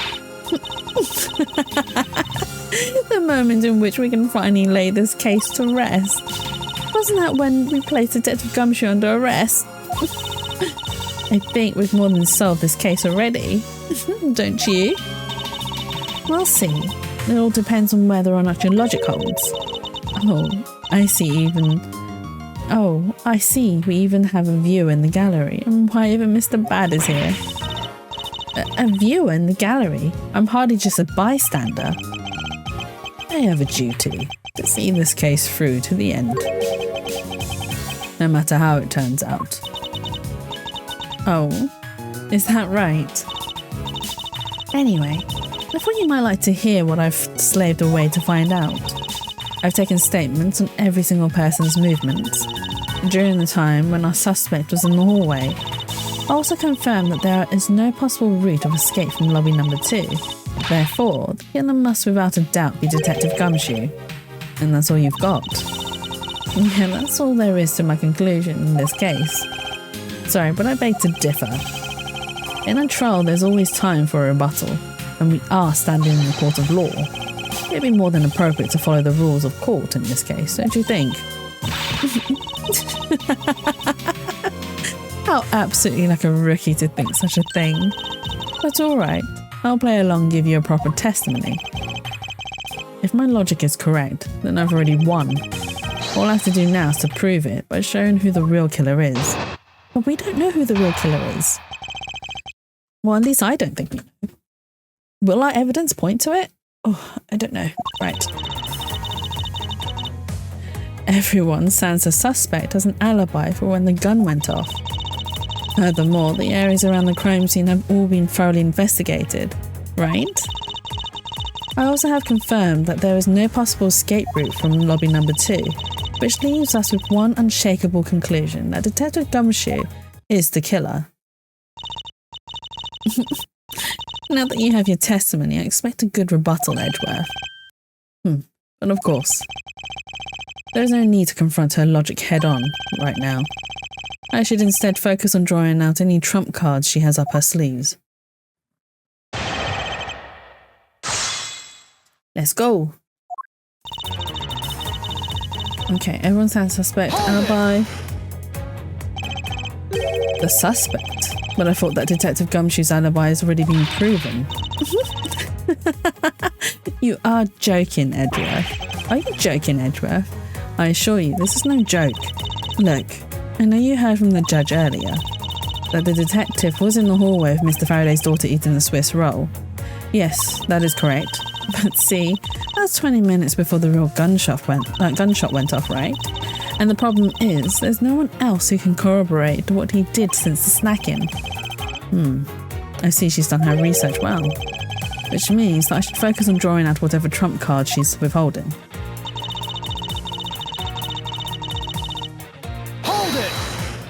Hold it! Whether they've been thoroughly investigated or not is for me to decide. The scrunched eyebrows and lines on your forehead are back. Anyway, even if you believe it hasn't been exhaustive, the crime scene, lobby number 2, there's no way out other than the hallway Detective Gumshoe was standing in. And because he claimed to be there, that makes him the only possible suspect. But isn't it also possible that someone escaped through a window and into the garden? That's the first place everyone looked silly. The police aren't a bunch of lazy bums. They looked into every possibility, you know. Isn't that right, Mr. Bad? Yeah. There wasn't a scrap of evidence to suggest someone used one of the windows. There also weren't any footprints or anything in Courtyard Garden. I suppose they really did check everything that could be relevant to the case. Hold it! Are you absolutely positive that there are no possible routes of escape? Of course I'm sure. And why are you so certain? This is a courthouse, a place where criminals are brought to be judged. If there was an escape route, I'm sure every criminal would be using it to escape. It's just common sense. Miles Edgeworth, I suggest you use a bit more of it in the future. Poor Miles.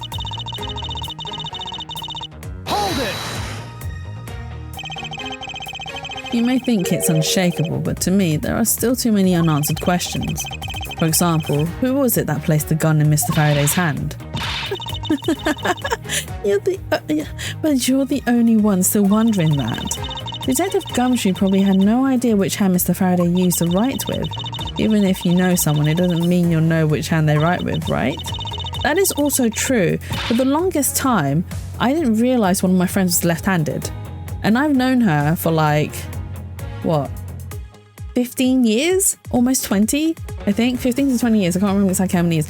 But I've known her for that long and I had no clue she was left-handed for the longest time ever. I just never thought about it, and I don't think I ever just hovered over her while she's been writing or drawing or whatever. But I was like, wait, you're left-handed. How did I not know this?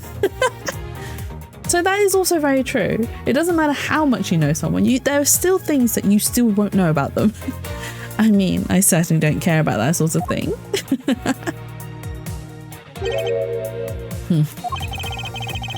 I'm not about to let her get a rise out of me with such a flippant statement. I suppose we've really reached the end now. I already have my trump card ready. All that remains is to play it. But before I do, I think I should inquire into a little something about her argument. You said earlier that you confirmed the alibis of every person other than the suspect. However, I don't recall either Francesca or myself speaking with you about the subject. But there are witnesses for you. Witnesses for you, there is your mentor who gave you an alibi. I see. As for the little Missy, she came to the courthouse during the recess and was stopped by a security guard at the door to the hallway. She gave him quite a whipping for that, also I heard. I'm the daughter of Manfred von Karma, and I will not be forcibly stopped by a guard or a bailiff or anyone else. Wait, so basically the only reason Francesca bothered to show up today was because she found out that I was to be the replacement prosecutor. By the way, Miss Yu, what about everyone's alibis before Detective Gumshoe was assigned to guard duty? What about them? Have you looked into what people were doing during that span of time? What kind of idiot do you take me for? It doesn't matter when the killer went into lobby number 2. From the time we heard the gunshot to the time Mr. Bad and I arrived on the scene as we dashed into lobby number 1, the only person who could have committed the crime was Detective Gumshoe. Yes, let's talk about when you and Detective Bad heard the gunshot, shall we? I suppose that if we go by your logic, then Detective Gumshoe is the only one. However, what if the crime had occurred at an entirely different time than when the gunshot you heard went off? What then? That gunshot was a trap meant to manipulate our perception of... Sadly, your explanation is very lacking, Edgeworth. The gunshot we heard in lobby number 1, care to explain how that could have been fabricated? Might be the tape. That tape. Yes, it's exactly what you think it is. This is the surveillance tape of Mr. Rowell and the prosecution presented in today's trial. This was found loaded in the video player in lobby number 2. That was connected to the large TV that had its volume turned all the way up. You can't honestly mean that the sound we heard was the gunshot in the video. But I do, which leads me to my next point. The murders occurred much earlier than when anyone heard the gunshot. Oh, she's furiously doing her makeup. That's the only thing I can think of too. After committing double homicide, the killer took the surveillance video out from Mr. Faraday's evidence bag, turned the television's volume all the way up and left the video to play. If played from the beginning, it would take 30 minutes for the gunshot sound to come on. And since we now know that this method of time manipulation is possible, it opens up the possibility that the killer is someone other than Detective Gumshoe. Sounds from the television doesn't amount to much here. But of course, Mr. Prosecutor Edgeworth and the little Miss Von Karma already knew that much from the very beginning, right? Of course we knew. Did we, Miles? Yes, of course. We know about the soundproof quality of this courthouse's rooms. Of course, I'm not about to admit we had no idea until only a little while ago. That's right, and if the rooms are soundproof, then we should not have been able to hear it. And yet we heard the gunshot clear as day. And? That's it, end of story. But it's not. I had to explain why she was able to hear the gunshot from a soundproof room. The window was open. There is actually one common point between lobby number 1 and lobby number 2. And it is that despite the fact that both rooms have air conditioners installed, a window was open in each. Now, we know that the window in lobby number 2 was opened by the killer. However, a window in lobby number 1 was also open. It's probably just coincidence that they were both open at the same time. It was no mere coincidence, I assure you. Why was the window open in lobby number 1? The answer is that a certain person did something to cause the window to be opened. And the person who triggered that action, that person is the real guilty party. The real killer in this double murder is... We do know who it is. The only reason why the window was open was because she spilt perfume. Do you think she did it on purpose so that she had an excuse to open the window? Just so that they could all hear the gunshot?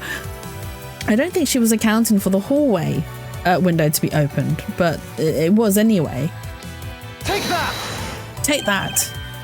Miss Callisto Yu, I hereby formally indict you of the murder of Mr. Faraday and Mr. Rell. What? You indict me? Are you serious, Miles? Why do you think she's the killer? I don't understand her motive just yet. But of course I'm serious. Because she's the only one who could have done it. Well, Miss Yu, do you still feel like laughing now? Of course I do, Edgeworth. My argument must not be tight enough yet. Although, I never thought things would spiral into this. But I'll have you know I'm enjoying this dance quite a bit. I guess this means it's time for my own rebuttal now, right? Let's go! This is getting epic, all the drama! You argue that the window was opened. However, do you have proof it was I who did that? Furthermore, do you have proof that the tape was used in committing the crime? Frankly, I'm shocked at you for going around accusing people of murder like this, especially with logic as full of holes as yours. This is where it really starts. I mustn't let my guard down for even a second, or the truth will blow away. Now's the time to put the patented Von Karman perfect proof to the test. Does he have the perfect proof, though? Ooh. Right, let's press all her statements. Hold it! The music's so good. Evidence. All I need to do is have some prints analysed and we know straight away. Be my guest. She sounds as though she has the room to manoeuvre, which means even if we were able to lift prints, they'd only show that it was someone else. But why that someone else was forced to open the window? That's simple logic. Why don't I try presenting the piece of evidence? I have nothing to lose. What's wrong? The scrunched eyebrows lines on your forehead, they're all back. More importantly, are you going to be okay not running a fingerprint analysis? Yes, I'll be fine. Well, in that case, I'll just continue my testimony, alright? Okay. Proof that I did that. So we'll present the perfume. Objection!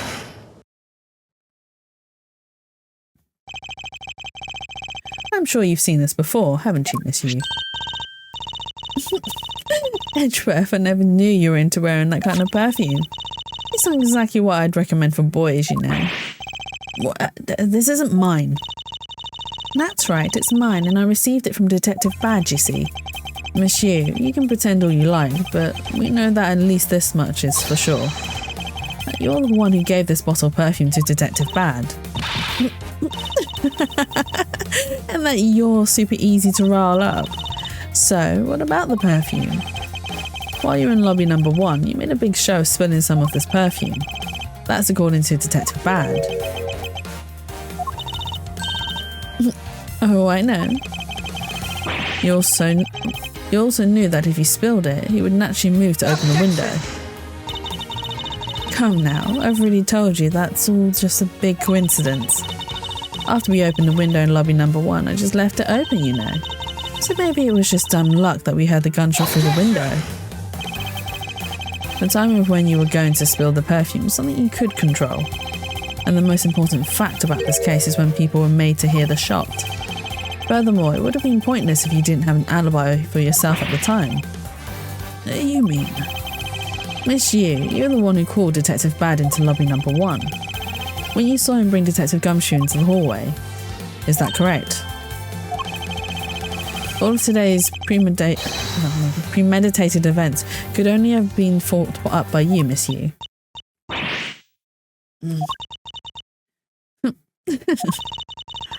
You accuse me of murder on the fact that I spilled a little perfume. Well, allow me to say this much. I couldn't have killed Mr. Faraday. Would you care to testify as to why? Look, I've had a lot of fun today, really. But I grow wary of this game of cat and mouse. Let's make this the last testimony and wrap up this absurd case once and for all. Are we going to be able to break her in this last statement? Accusing someone of murder over a spilled bottle of perfume is a bit over the top, but I suppose forgery of evidence is to be expected of disciple of Von Karma. In any case, it simply could not have been me who killed Mr. Faraday. After all, I don't even know where the knife that was used to kill him came from. Miles, her testimony is flawless. Yes, but no matter what sort of trick she may try to pull, she won't escape me. And if I'm lacking information, I'll just draw it out of her. Let's go. Come on. Do you know what the sound of the start of that song reminds me of a DDR song? You could easily do DDR to this song. I think I already explained the significance of that earlier. You only confirmed that I did spill some perfume, but that's all. But you would accuse me of murder based on a simple spill. Don't you dare complain when I sue you for defamation of character. Do as you like, but as for me, I believe. You believe? I believe that you are the true culprit in this case. My, you're enthusiastic. Of course, I should have guessed. Hold it! I formally request that you desist in your attack against my mentor. Yes, or we'll sue you for defamation. All I'm doing is telling the truth, or maybe more like spreading gossip.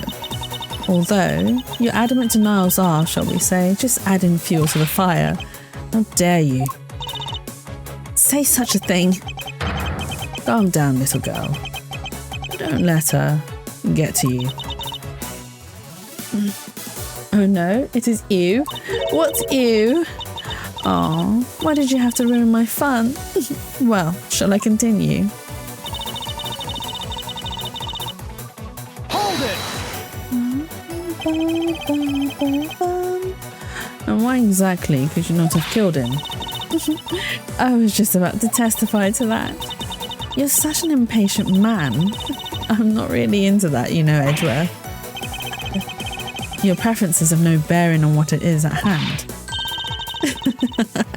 Feeling a little uncomfortable, are we? Objection! Miss Yu, you will desist in this tomfoolery and return to your testimony. Oh, Francesca, you get jealous. And Miles, if you're going to lose your cool, then I won't show you any mercy. I'm sorry. Miss Yu, please continue with your testimony. Sure. As I was saying, I couldn't have possibly killed Mr. Faraday. Hold it!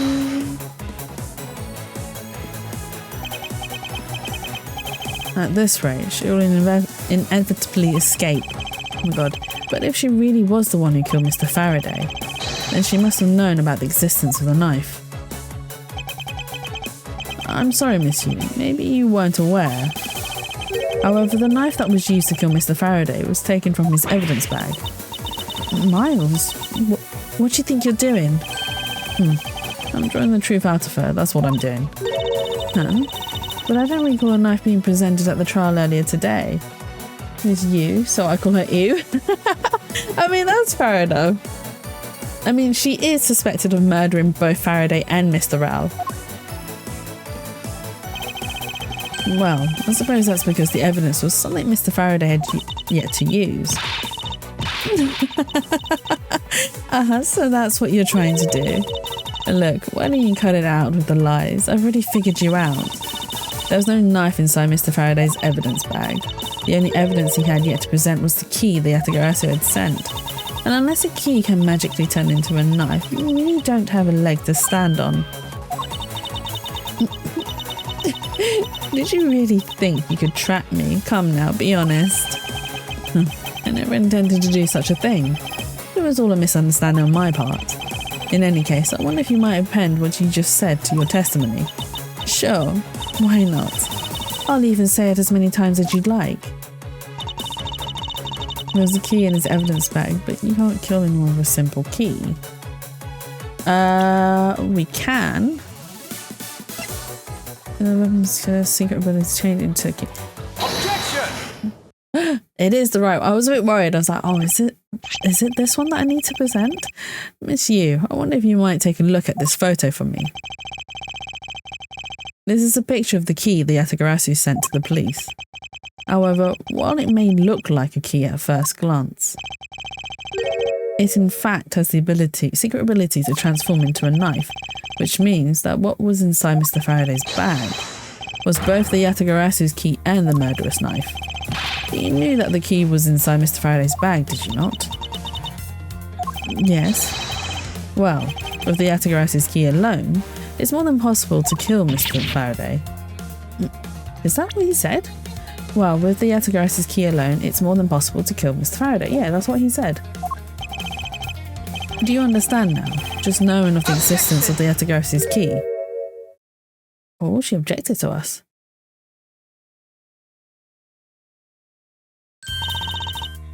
I still haven't had a good look at it. Showing it to me from that far away. You could be lying for all I know. You would, even now, still feign ignorance. I'm not feigning anything. But we can't have you accusing me of a crime with false evidence, now can we? I mean, Mr. Von Karma, I've heard some very interesting rumours about him. Are you mocking my papa? Don't you dare sully the good name of my mentor. Now take a good look, this piece of evidence is more than real. Wow. Who knew there was such a trick to this thing? Are you satisfied now? But of course, you knew from the very beginning, didn't you? You knew that the knife and the Yatagarasu's key are one and the same. Otherwise, someone like you, who isn't a member of law enforcement and who would never have been privy to this trick, would have never known about it to begin with. Furthermore, there's something that the Yatagarasu sent to the police. How did you have knowledge as to what it was? Actually, I heard it from Mr. Faraday. Just before he dragged Mr. Rao off, he told me. Oh, that's right, I almost forgot. He also told me about the key turning into a knife at that time. But he didn't tell me about how the key actually transforms. What you are saying is simply not possible. Oh, and why not? Because Mr. Faraday himself didn't know about the hidden knife within the key. But within these pages, he mentions nothing about a knife. I'm not sure he would have written everything in his organizer, you know. Wouldn't something of this importance be better left to oral communication? Unfortunately, that is also impossible, because Detective Bad didn't know about the knife aspect either. What would have been highly classified information even within the police force, and is something that even the lead detective on the case didn't know. Why would Mr. Faraday have felt the need to share such information with the opposition? Yeah, I guess he wouldn't have much of a reason to. Looks like I gave a pretty lame excuse, huh? I really laugh at a time like this. She probably just realised the flaw in her logic and is actually in a panic over it. But that's not something we need to concern ourselves with. I suppose you're right. Miss Yu, I'd like to state that I also know how you know the real nature of the knife. Do you now? Well, why don't you put your money where your mouth is and show me? Oh, I will, and I'll wipe that smile off your face by the time we're through. This is it, the moment of truth, the secret behind the Yatagarasu's key. Only one person would have had knowledge of it from the get-go. Who would know from the start that the Yatagarasu's key could change into a knife? Only the Yatagarasu himself. Which we already said when we were investigating. There's only one person who could have known about the dual nature of the key. And that is the person who sent the Yatagarasu's key to the police. That is to say, the Yatagarasu herself. Are you saying that this lawyer is the great thief Yatagarasu? It's you. You used Mr. Rell to lure Mr. Faraday into a trap, didn't you? You, who profess to bear a grudge against criminals, why? Why do something like that?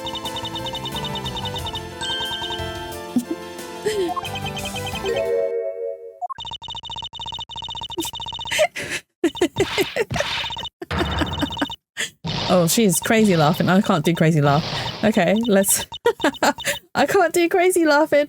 Oh my god, she is gone. She is gone. Who would have thought that you...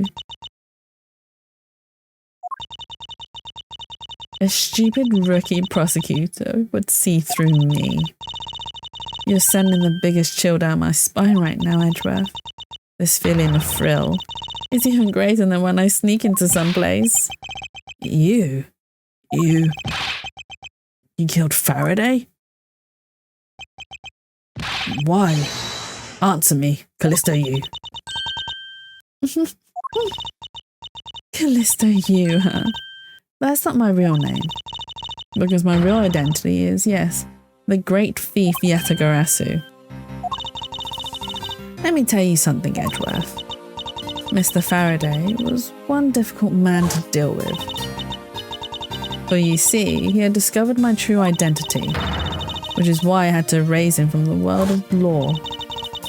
I made Rel an offer and acquittal for a little favour in return. All we had to do was accuse Mr. Faraday of being the Yatagarasu in court.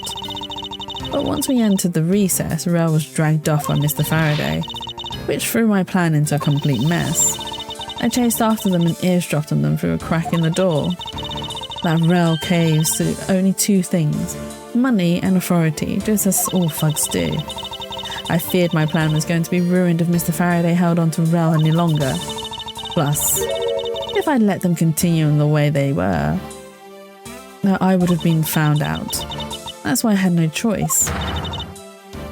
I had to kill them both. But didn't you say that you despise criminals? But do I really? You. Have you forgotten about the KGA incident too? Maybe. What sort of woman would? So then, was it your plan to kill Mr. Faraday with the very evidence that you sent? Well, I had a good idea of what Mr. Faraday was going to do. I anticipated that Mr. Faraday was going to prove that Rel wasn't the Yatagarasu by using this Yatagarasu's key as evidence and that he would bring it with him. Which is why I thought to use the knife portion. With a weapon as well disguised as this, no one would be the wiser. Because who in their right mind would think something like this could be a weapon? I casually entered lobby number 2 on the pretext that I had to talk with Mr. Faraday. In order to get in with him, I pretended to be worried about something. He then let me hold the Yatagarasu's key, just like that. He never noticed that I changed the key into a knife inside the plastic bag. And he didn't have the chance to take note of the knife that took his life. How could you kill him? I knew him for a long time, you know. At the very least, I thought to give him a quick and painless death. But if you kill Mr. Faraday first, there's no need for you to kill Mr. Rel as well. I believe I mentioned why when we were placing Detective Gumshoe under arrest. Something about having accidentally created an eyewitness. And how that led the killer to think about setting them up as though they'd killed each other. And then the trick of the surveillance tape. Yes, I hadn't actually planned to use a gun. The risk was too high that I'd be caught. However, that's when I remembered the existence of that surveillance tape. Which is why I had Rel help me set up the crime scene. And after all was said and done, I rewarded him for all of his hard work with a bullet. You're a defense attorney, aren't you? How could you? How could you betray a client? Client? If you want to talk about who was a client of whose first, it was me. I was the client in the murder of the Codepian embassy staff member, Died Man. You ordered a hit job? You still haven't figured it out, Mr. Bad. I had Died Man killed because he was about to give away info about the smuggling ring. Now, who exactly do you think would benefit from such an assassination? It can't be. You're... That's right. I'm a member of the smuggling ring. How could this be? You don't mean you're working with Manny Coaching too, do you? Maybe, maybe not. Guess you'll never know. The Atagarasi claims to be noble, but you're just another cold-blooded murderer.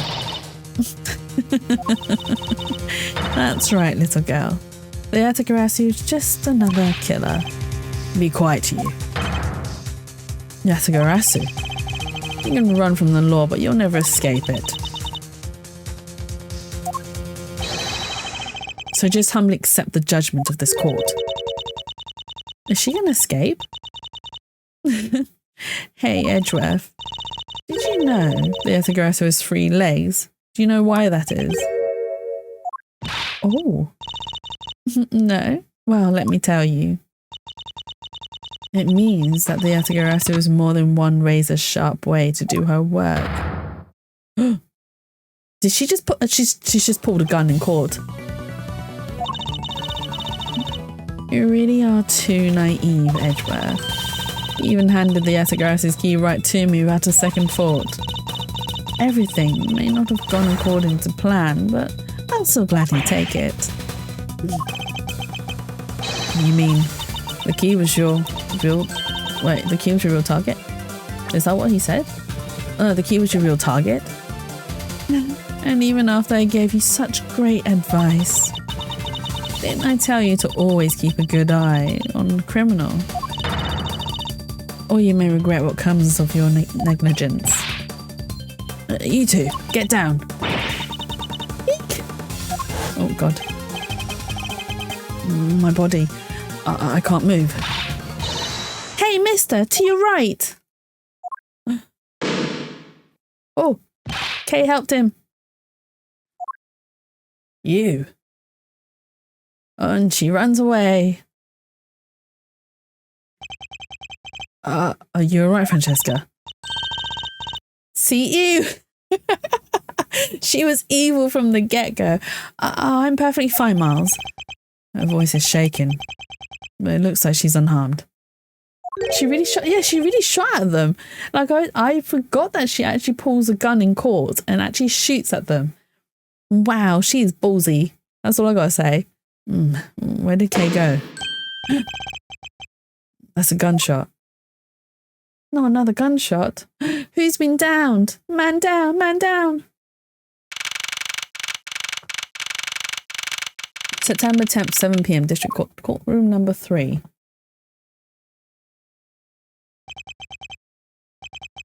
Sorry.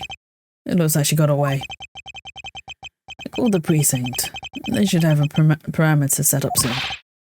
Detective Bad, you're right, I heard a gunshot. I'm okay. I just got another hole in my jacket. You may say he's fine, but he looks quite shaken. He is sweating. More importantly, boy, I mean, Mr. Edgeworth, Miss Von Karma, are you too hurt? I'm absolutely fine. I'm also alright, thanks to Kay. Speaking of Kay, where is she? I don't know, she just sort of disappeared.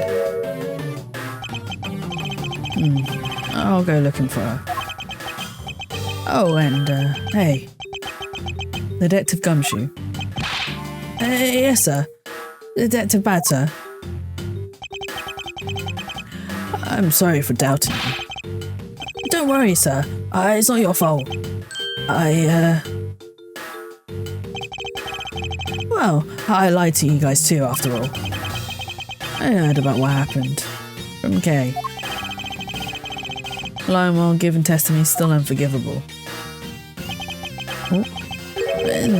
But in this case, you were protecting Kay and her feelings. Looks like you just might have what it takes to be a real detective. Now, don't you ever lose that detective spirit, okay? You got it, Pops. Did he just call him Pops? Pops. Watched one too many detective dramas recently, have we? Way to single-handedly destroy the cheery atmosphere with one snarky comment. I should go back to an investigation. I swear, I'll catch you if that's the last thing I do. Be careful, Detective Baden. Take care. Thanks.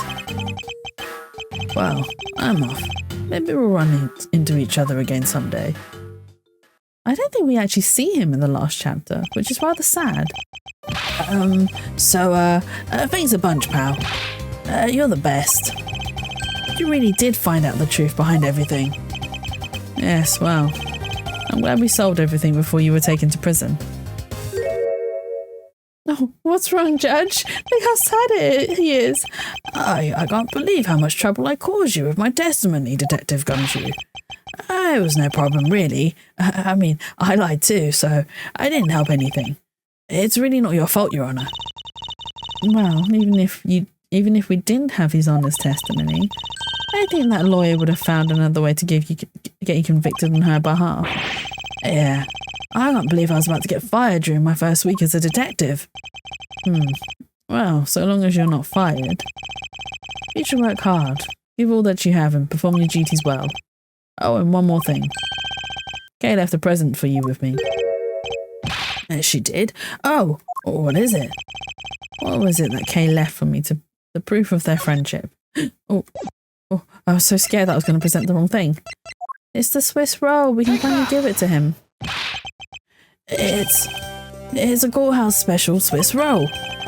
Can I really have it? Yes, it's a present meant for you after all. Thanks a bunch. You have no idea how happy this makes me, pal. I'm going to eat this right now. Sure, go ahead. The Swiss rolls Detective Gumshoe and Kay brought together. While the one Kay saved never reached her father, it would appear that her sentiments have touched the heart of this detective. He's so happy. It's as though he's having a welcome back celebration of his own. Well, I was asked by Kay to give it to him. Ooh, that was good, pal. I can't believe I got to eat 2 of these delicious things in one day. It's like I'm in Swiss roll paradise or something. I've got to thank Kay myself. Hey, wait, where is she? You only noticed just now. Was his mind not present when we discussed her earlier? Detective Bad left to go search for her earlier. Maybe you should go join him. Yeah, you betcha, pal. I'm gonna go help him. Oh, but first. You know what, pal? Actually, I guess I shouldn't be so rude to you anymore, huh? I'm gonna stick right by your side from now on, Mr. Edgeworth, sir. Is that how they formed their friendship? Is because we saved Gumshoe? And then they became best friends? I sense nothing but a most troublesome relationship from that ominous state. We should go home too, Miles. We have to hurry and report what has happened to Papa. Agreed. Well, I'm afraid we must be going now, Detective. I guess so, but that is cute, to be fair. It is very cute. Honestly, Gumshoe is like... He is like a golden retriever. He's so loyal to Edgeworth. And like, he had no reason to be his friend here. I know he helped him, but he's just like, you helped me? Puppy dog eyes, and he's like, bestie? We're best friends? Roger, sir. And don't you worry, I'll investigate the next case where I'm real well. I'll be counting on you. The scent of trouble is definitely in the air. Thus, like a bad dream, my first outing at court came to a disturbing end. A few months later, I was finally able to properly stand in court as a prosecutor. But the detective in charge of the investigation was, as I dreaded, Detective Gumshoe.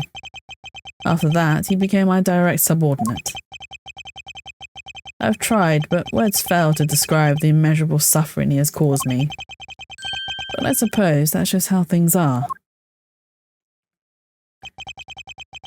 As for the little girl who suddenly disappeared, she's now...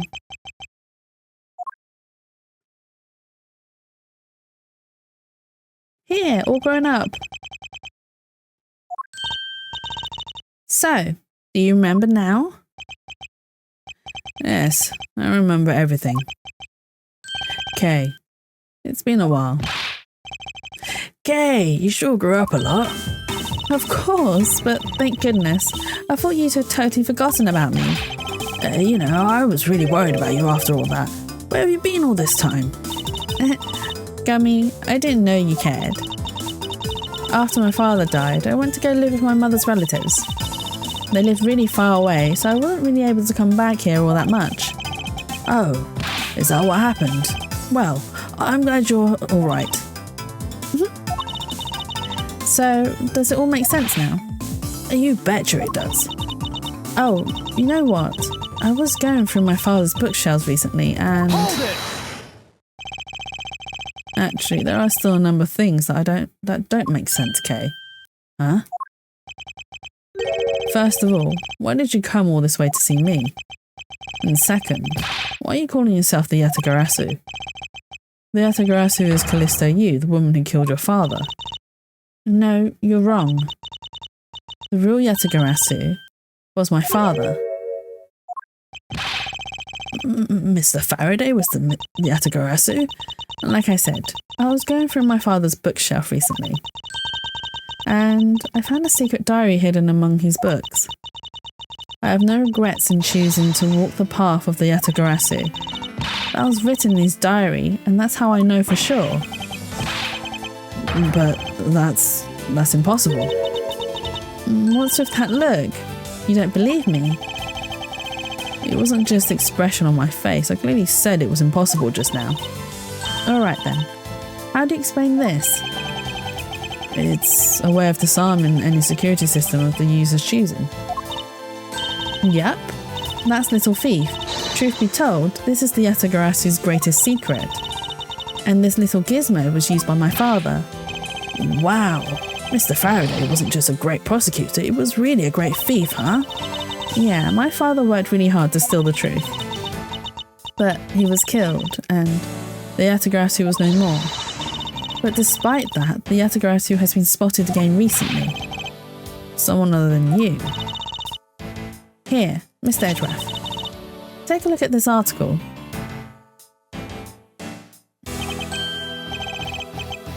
The Yatagarasu sent the embassy a calling card. Yeah, meaning this person's a fake. I'm almost certain that Callisto Yu woman is behind this. Because the real Yatagarasu would never send something like a gaudy card out. But the Yatagarasu did send a white card along with anything to be publicised. That's what Detective Bad told me 7 years ago, if memory serves. Well, as soon as I heard the news, I got all wound up and I knew I couldn't just let it go. So I searched you out, so that I could obtain the truth behind the Yatagarasu. Because if anyone can help me find it, I figured it's you, Mr. Edgeworth. So you're saying that I have your father's and Mrs. Yu's identities backwards? Yes, because the real Yatagarasu is noble to the end, and I want to revive the real noble Yatagarasu. If I don't, my father will never be able to rest in peace. Kay. Kay, you're so honourable. I don't care what anyone else thinks. I'll always be here to cheer you on, pal. Even if you are honourable, a thief is a thief. And if you're plotting to commit a crime, then I'm afraid I can't be complicit. Mr. Edgeworth. Oh, you guys are not making it easy for me. Who am I supposed to support now? Mr. Edgeworth. What I want from you is not to steal something. What I want is the arrest of that evil woman. That evil woman? You mean Callisto Yu? I think it's too hard for me to catch her all by myself. But I thought that since you were able to expose her for who she is, then maybe... Please, Mr. Edgeworth, won't you help me? Come to think of it, I do believe I owe you. Huh? Owe me for what? When Miss Yu made her escape, it was you who saved my life. Furthermore, you helped me with the investigation today. I am not so rude as to leave favours unrepaid. Then you mean... Yes. That case has been weighing down my soul ever since that fateful day. Perhaps the time has come to settle things once and for all. If you don't intend to sully your hands in a crime, then I believe I can help you. Mr. Edgeworth, thank you. Yay, Mr. Edgeworth, sir. Isn't that great, Kay? Yeah, it sure is, Gummy. Even though he had completely forgotten about her until just now. What is with their chummy relationship? I can't hear you, but I'm hearing the lurk. Have lots of fun. Thank you for the lurk, Faye. Hang on, let me type back because I know you can't hear me. Oh my god. Thank you. Good luck with study. If you're still studying. But make sure to take plenty of rest. I can't spell today. There we go. Bless Faye. I hope she said that she thinks the exam went well. So it's good. I'm glad to hear. She does study it really hard, so she deserves to pass. What is it with their chummy relationship? The great thief Yatagarasu. After all that time, the true identity of the thief sank back into the darkness. Brian Faraday, Callisto Yu, and Kay Faraday. The phantasmagorically changing identity of the great thief Yatagarasu, and the Yatagarasu's real goal. It would all come to light the day after I made that promise to Kay. After we promised to help her, we have finished the chapter! Dun dun dun! Shall we start the next one? Because we have time. It is only 5 o'clock. We have time. I have like an hour and a bit that I can spare to continue. Shall we continue? I think we should continue. We're going to continue. Turn about reminiscence. Turn about a blaze. Are we ready, chat? Okay, let's start episode. Yes, let's go.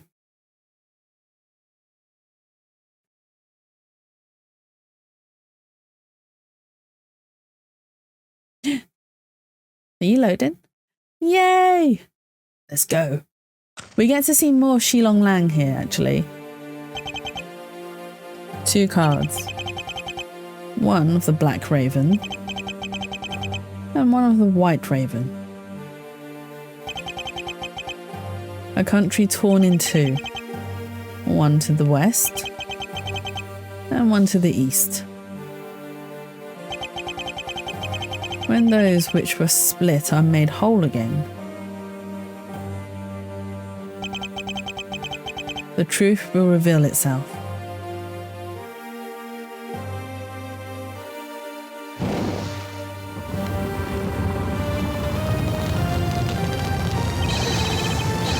Here's the Yatagarasu. The Yatagarasu's here. Oh, the music is so dramatic.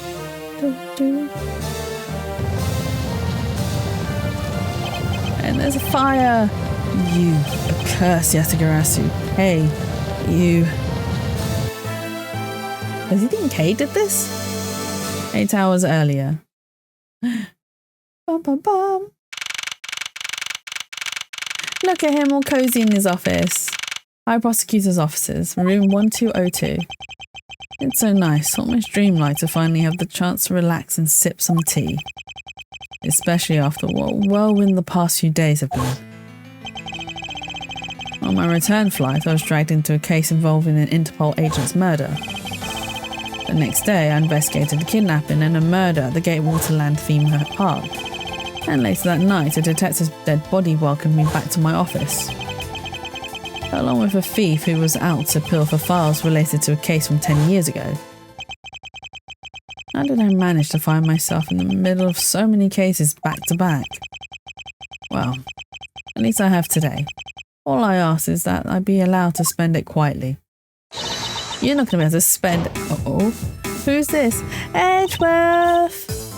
This is big, big, I tell you. Hey, what's wrong with you? Where's your enthusiasm? And suddenly the phrase, the fragility of dreams, comes to mind. What are you talking about, fragile dreams? Come on, let's go. The fake Yatagarasu isn't going to just find herself, you know. Well, if you must know, it's possible that I was paid a visit last night by your fake. Say what? Unfortunately for us, the thief managed to escape. But even now, we're still looking for this criminal. However, I must warn you that we've only had a few hours to search so far. So I must insist that you be patient on this one, Kay.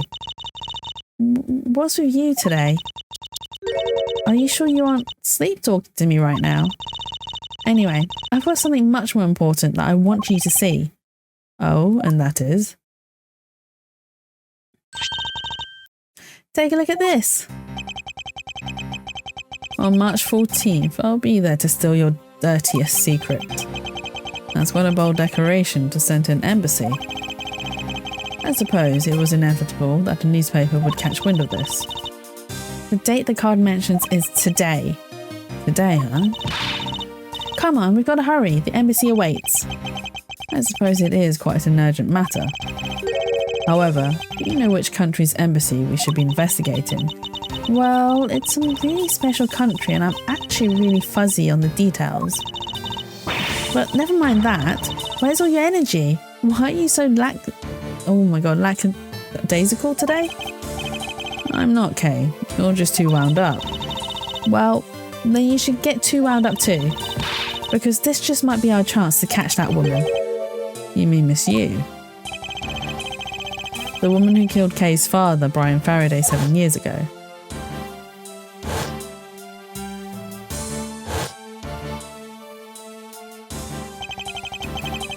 Callisto Yu. She claimed to be the great thief Yatagarasu, and then disappeared from the courtroom. Actually, thinking about it, she is the second woman that has escaped the courtroom. So the first one that we know of that escaped the courtroom was Dahlia Hawthorne, and she is a terrible woman. I really don't like her.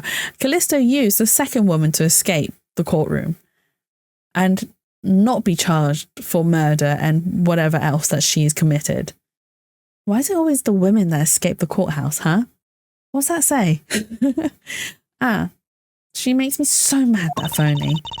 Everyone knows that the real Yatagarasu would never send something like a calling card until a company's underhanded dealings are made public. The target is always totally unaware that the Yatagarasu has paid them a visit. And that's what makes the real Yatagarasu so awesome. Games don't like punishing women. I mean, we shouldn't be punished, Shroomy. Should we? Are you trying to say something? The Yatagarasu's card that's shown in this article, it looks to me as though it could be genuine. See, that's the thing. Whoever it is, that person isn't the real deal, but has knowledge of the Yatagarasu. If this isn't a clue that that woman's involved, then nothing is. Come on, Mr. Edgeworth, out the door you go. Wait, there are a few preparations I must make before we go. I was not. No. That was not sussy. No, you can't sus command me when I was not sus. Those are the rules, Shroomy. There's something interesting about this card we found last night here in my office. It's of a different colour than the one in the article, which makes me wonder why. What's up? Any reason why you're boring a hole through the newspaper with your eyes? No reason at all. Very well, seeing as how Miss Yu is also someone of a special nature to me, I agree there is some merit to be found in investigating this. If you say so, Sasu, no, don't change my name to Sasu. That's just mean. I knew you'd come around. Let's go. I'll play until we get to a to be continued point. By the light of this night's glorious moon, we are ready. Ready to embark on our nightly outing. And this is where our tale begins. Is the Still Samurai? Did we get the Still Samurai theme song? We do. What a coincidence. Who would have thought that a Still Samurai stage show would ever be held at such an elegant theatre inside a foreign embassy? Yeah, the climax was really awesome.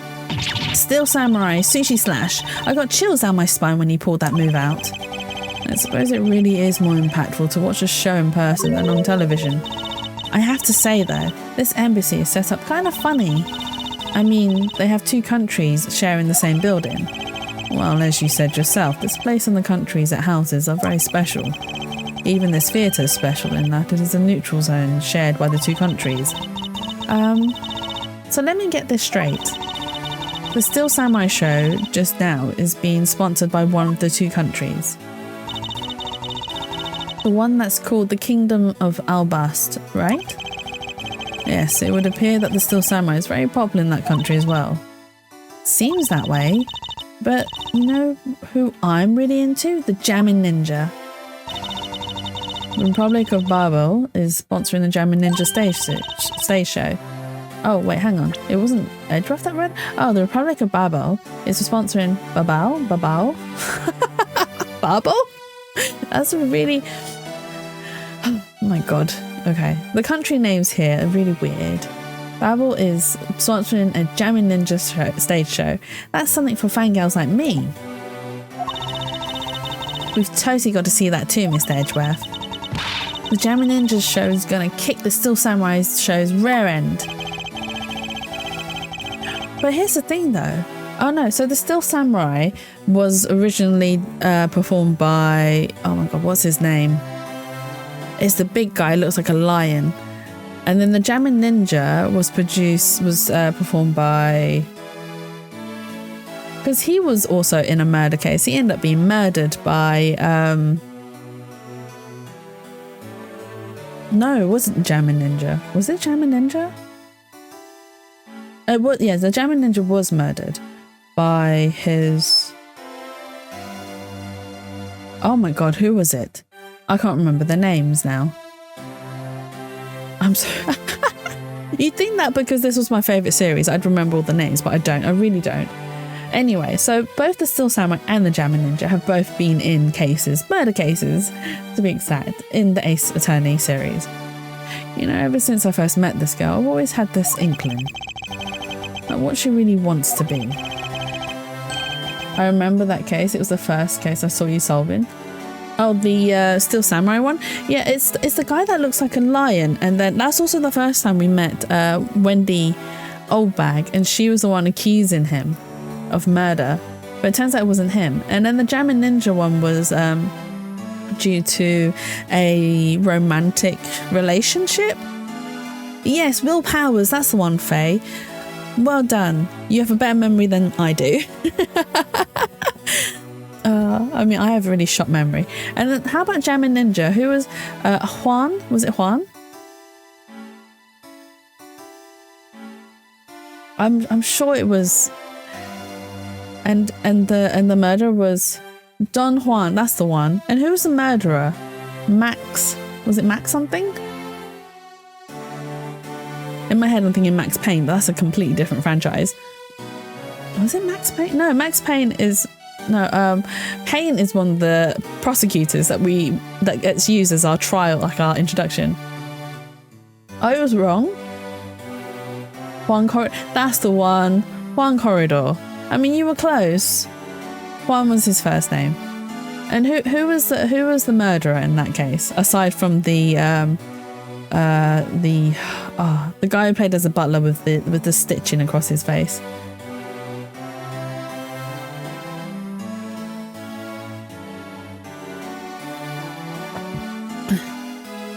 He's not a thief, but rather a ninja. So anyway, about today's event. What's it called again? Yeah, the client we defended, and we found out that actually he was the murderer, so we couldn't defend him anymore.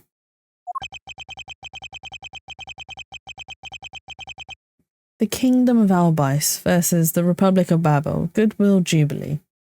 I remember he let Mia get... Yes, that's the one. Well, he didn't let Mia get kidnapped. He tried to... So he hired an assassin to murder Juan Corridor.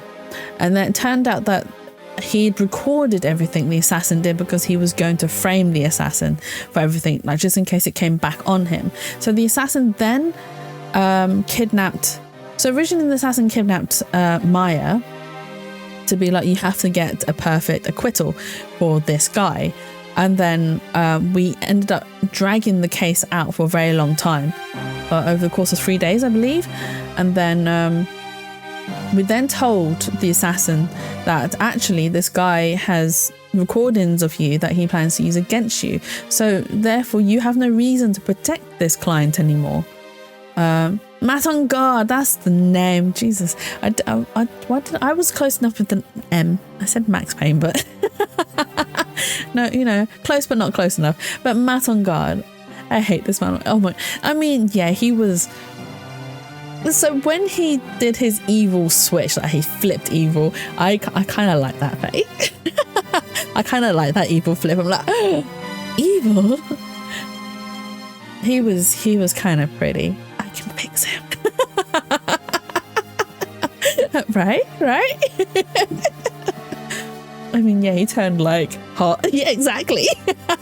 He went from some doe-eyed little boy, and then he was like, I'm Matt on guard, evil scar down my eye. And I'm like, oh, pretty. You really like the evil? I do. I mean, come on, Shroomy. He doesn't like a good villain. He suddenly had suddenly had personality. It was like, oh, you're more than just a pretty face. I enjoy a lot of villains, unfortunately. It says a lot about me, doesn't it? But right, I also enjoy a lot of heroes too.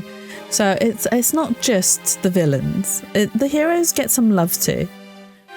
The small European countries of the Kingdom of Albast and the Republic of Babel.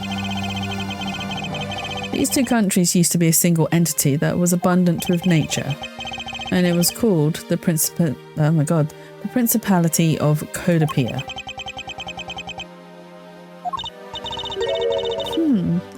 Is everything all right, Mr. Edgeworth?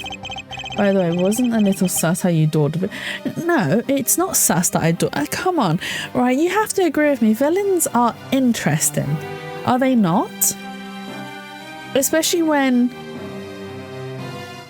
they've got a story about a villain who is... Okay, so the really scary villains are the ones that have no reason to why they're being evil. They're just being evil for the sake of being evil. They're just doing it because there's no reason behind it. Those are the really scary ones because there's no reasoning to their behavior. But I mean, he made Maya get kidnapped, so I mean, yeah, he did get Maya kidnapped. That was on him. He was bad. But when he flipped, that was a moment where like, hello? Just that one moment. But when villains have a reason for why they're being evil, it you kind of do feel for them. But you also are like, yeah, I understand where you're coming from, but you have gone too far. There was a line and you've stepped across that line, and you no longer see that line because you are too deep in your ambitions in achieving what you have set out to achieve, which I completely understand. There's nothing wrong with someone going for a goal that they're trying to or wanting to succeed in, but there should be some sort of hard morale compass to your goals too. There's some things that you just don't do. To be fair, Maya getting kidnapped was Shelley's doing, but like if Matt didn't interfere with Shelley, he wouldn't kidnap Maya to force Phoenix. Exactly. I guess he isn't my type, I guess. Oh, Dahlia, no.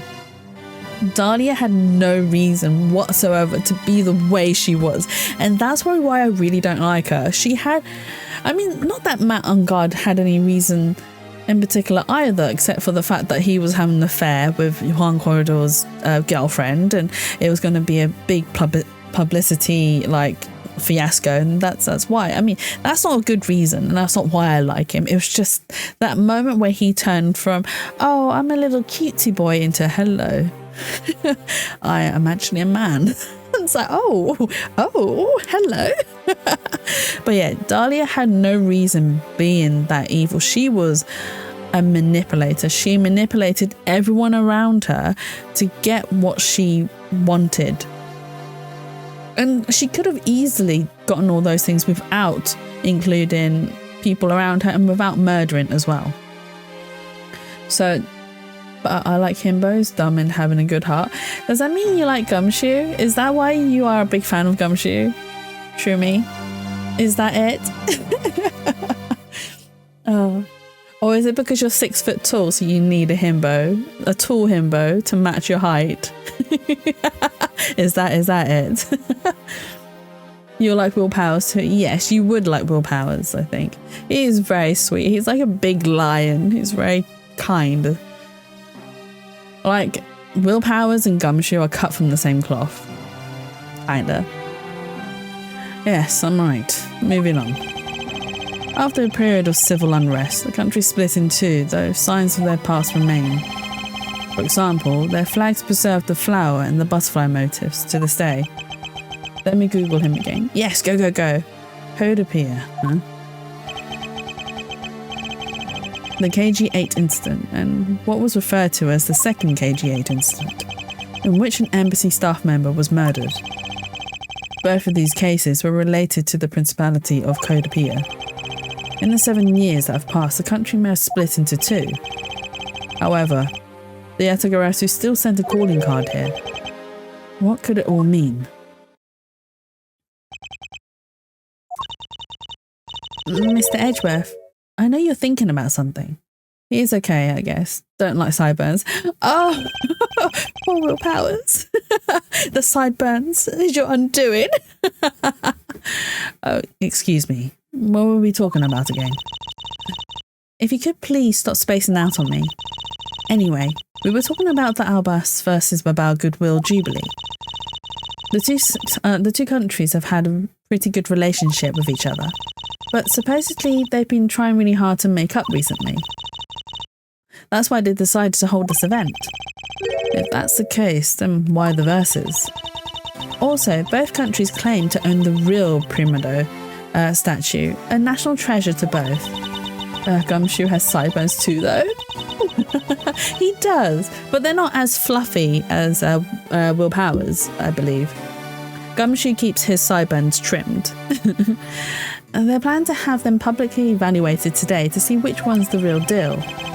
Okay, need I remind you to take care and not succumb to your thieving desires? Well, when it comes to treasure, I can't help myself, you know that.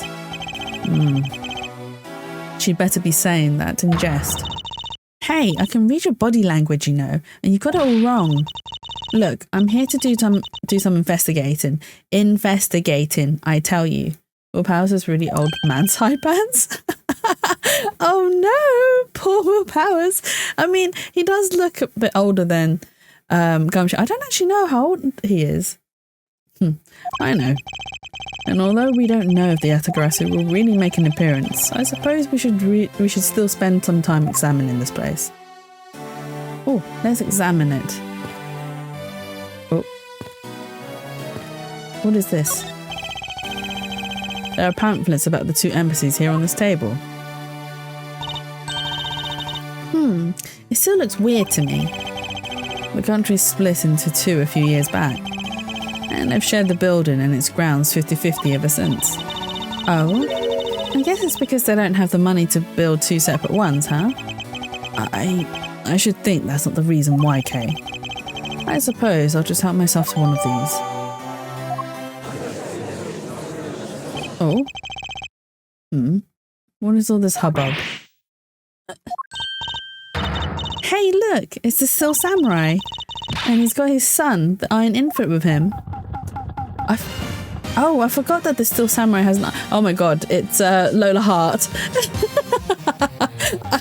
Is she? I forgot she was in this story.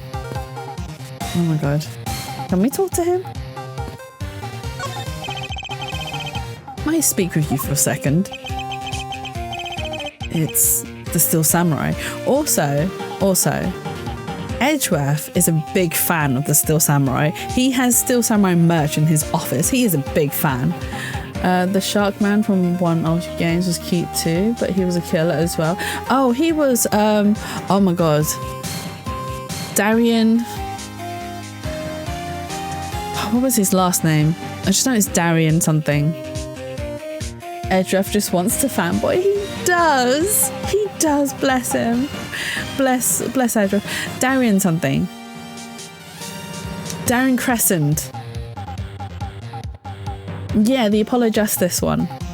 The band member. The one who's in, oh my god, Clavier's band.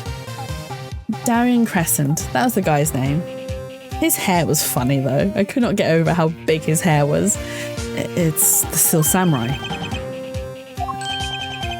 Wait till you find out who's in that Still Samurai costume though. It's even more funnier. The fact that Edgeworth is all like, boy, and then you realise who's actually in the costume. Mr. Edgeworth, what are you glaring at him for?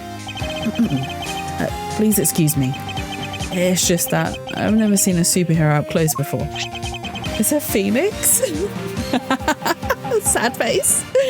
Oh, Phoenix unfortunately doesn't make an appearance in these games, which is sad. It looks like he's written something down for you. To Edgeworth from the Still Samurai. Daddy, married man of the near. Did he did the Still Samurai just say to Edgeworth, you can call me Daddy? Quite literally. Oh, for God's sakes. Oh my god. Can you imagine though, Edgeworth calling Phoenix Daddy? I mean, especially Hobo Nick Daddy, right? To Edgeworth from Still Samurai. Daddy, married man of Neo Tokyo. Yeah. Shall I do a drawing of that? Wow, an autograph. Pretty cool that you got one, huh, Mr. Edgeworth? He's so smug.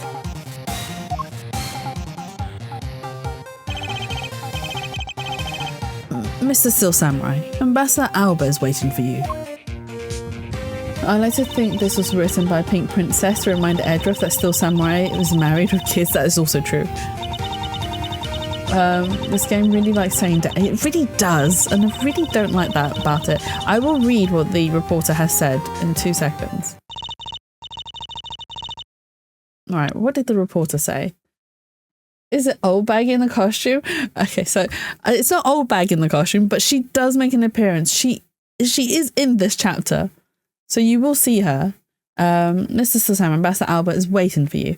And now the Still Samurai will proceed to enter the kingdom of Albas to shake the hand of the ambassador. The Still Samurai isn't only here for the 2 countries tonight, but rather can be thought of as a goodwill ambassador from our own country as well. There he goes, off to spread goodwill to the world.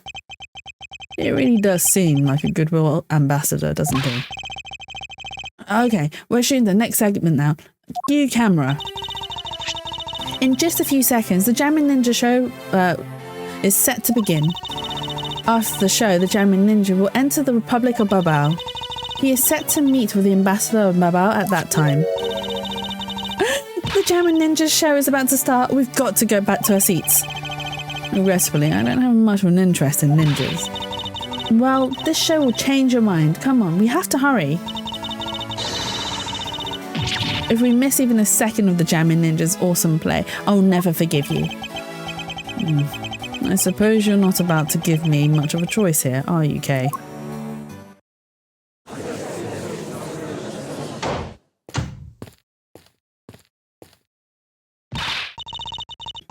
I could listen to that ninja marked for Death's Lullaby song all day. His superb playing and that sad melody really brought a tear to my eye. And his heart-wrenching voice. Now that's the Jamming Ninja's greatest weapon. We don't actually get a Jamming Ninja theme song. We only get a Steel Samurai theme song, which is a little bit sad, actually. Because I still think they should have made a theme song for him. Those pieces of Jamming Ninja merchandise over there, I've got to have them. I especially want the hair sticks they're selling exclusively at these shows. They're exactly like the ones the heroine Princess Sola wears in her hair. Anyway, hold it right there, Mr. Edgeworth. Yes. You're thinking of going home, aren't you?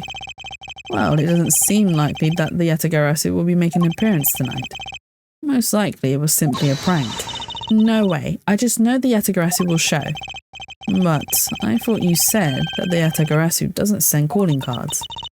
Yeah, I did, but I figured from the very beginning that this would wind up being a wild goose chase. But that card she sent was a genuine fake calling card. Genuine fake? Well, how can I word this? The Yatagarasu's mark that's on the calling card is exactly the same as my mark. Get it now? We've got a problem. Or? The Yatagarasu's been spotted in Albast. What? You hear that, Mr. Edgeworth? Ha! So you finally decided to show yourself, you phony. Hey, what gives? I'm sorry, but I will need to search you before you may enter.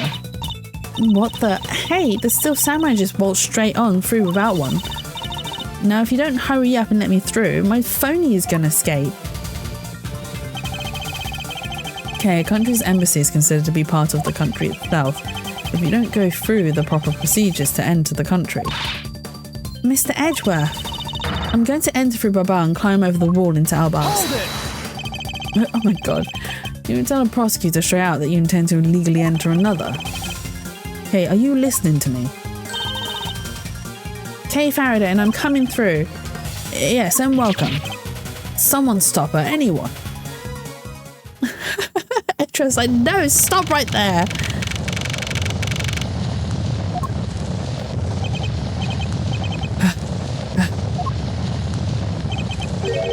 Okay, where are you? Don't tell me you really did find some way over this fence.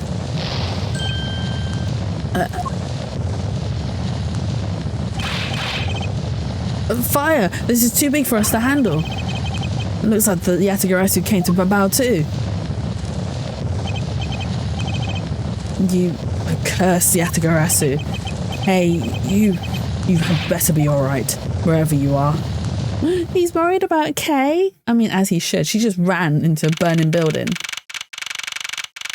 Oh, there they are. Oh, I forgot. She gets arrested, I think. I told you, it wasn't me. Hold it! We have a murder on our hands. Kay, you're right. Do I look alright to you? Now, can you do something about this woman? Mr. Edgeworth. Detective Gumshoe, what is the meaning of this? Well, sir, it's, this. It wasn't me. He was already dead when I ran in here, hot on the heels of the fake Yatagarasu. Look, I only came in here because I saw a suspicious person at the open air stage. A suspicious person? A long black coat and a hood over their head. I dared you to tell me that's not suspicious. When I saw that person, I immediately thought that they must be the fake Yatagarasu. So I chased after them into the embassy, then into here, and then lost sight of them. But I just know that person's the one who did it. What are you so worked up over? There's no reason for you to be this loud. Correct me if I'm wrong, but you're Agent Lang's secretary. Secretary Shina, I believe your name is correct. And if you're making an arrest, I assume you have evidence that it was Kay who committed the crime. Is that also correct? You refuse to answer.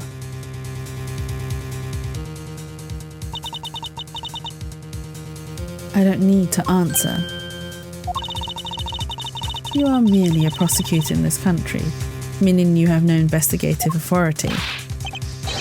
Hey pal, just what the heck does what you just said mean? If it happened here, it's under Mr. Edgeworth's jurisdiction, the end. And seeing as how this building sits on our soil, we can investigate wherever we'd like. Unfortunately, detective, embassies are a different matter. Huh? This office is considered to be part of the Republic of Babao. How old is this game 2 or game 1? It's game 1, Faye. We are on the last chapter of game 1. So I'll probably do part of this chapter today and then we'll finish this chapter next week. If we finish the chapter early, we'll start the second game, which I'm excited for because I've not played it. Not even the fan translations of the game. Because the second game never had an English release. So a lot of fans then translated it and optimized it for emulators. And I could have played it and I could have gotten it on with the emulators and stuff, but I decided against it. And the wait paid off. I can finally play the second game that was never released. I'm so excited. Which means that anything that happens in here defaults to the control of the Babalese, oh my god, government and Babalese law. What? Why did they have to name it Babalese? Giving them exclusive extraterrestrial rights. Extraterrestrial rights, sir? Do you really believe the truth is out? Basically, our country's law do not apply inside the embassy of another country. That's what was agreed to by our respective governments. Our authority to investigate it was effectively nullified the second we entered this place. Which means we can do little here in this situation. No way, sir. Please leave this matter in Interpol's hands and go home. Mr. Edgeworth. Hey, you're not Mr. Edgeworth.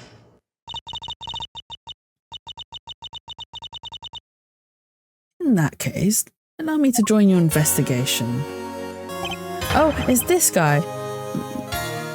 Miss von Karma. Oh, was that her that spoke? Ambassador Polono. I truly appreciate you allowing me to join the investigation. It's really nothing. Manny was my secretariat, so of course I wanted to help you as much as I can. In fact, it's a blessing that Interpol agents were able to make it so quickly. Francesca. Well, I never imagined I'd meet you here of all places. This is an embassy, meaning that you have no authority to conduct. Already? What is it? Ambassador Paleno. And you are? I'm Miles Edgeworth, public prosecutor. I ask that you please allow me to investigate this case as Miss von Karma's assistant. Assistant? Miles, what the heck do you think you're... Please, I implore you, Ambassador Paleno. Oh, very well. I'll be counting on the two of you, Miss von Karma and Mr. Edgeworth.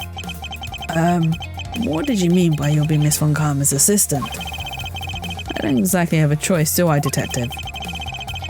If I don't become Francesca's assistant, I can't participate in this investigation. There you go again, running at the mouth with that aloof expression on your face. Did she say running at the mouth? Running at the mouth, not at that mouth. Running at the mouth with that aloof expression on your face again. Francesca, please. I don't know what you're planning quite yet. But at least I do know one thing, that you are now my subordinate. Can you imagine Miles yielding to Francesca? He is her subordinate. She is his master. Just remember that my whip is always ready to wake you, should you have a brain lapse. Of course, I'll keep that in mind.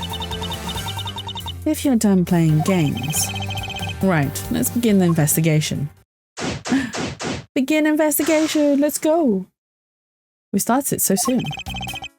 Okay, By the way, Detective, I suppose it's a bit late to be asking, but why are you here?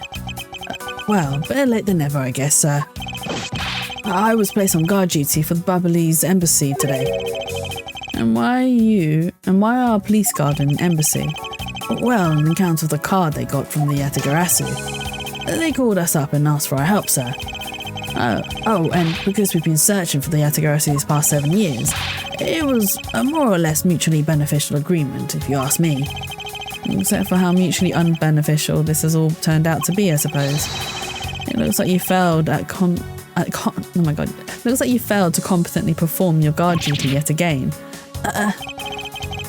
Look forward to your next salary negotiation, although it's out of my hands. But sir, if it gets cut anymore, I won't be able to buy even instant noodles anymore. Oh no, Gumshoe's just gonna not survive. Hey, it's another butterfly. I believe it is a symbol of the Republic of Babao. A drawing this big on the wall of an embassy. It definitely conveys a sense of overwhelming patriotism. Well, I've got a lot of patriotism too, sir.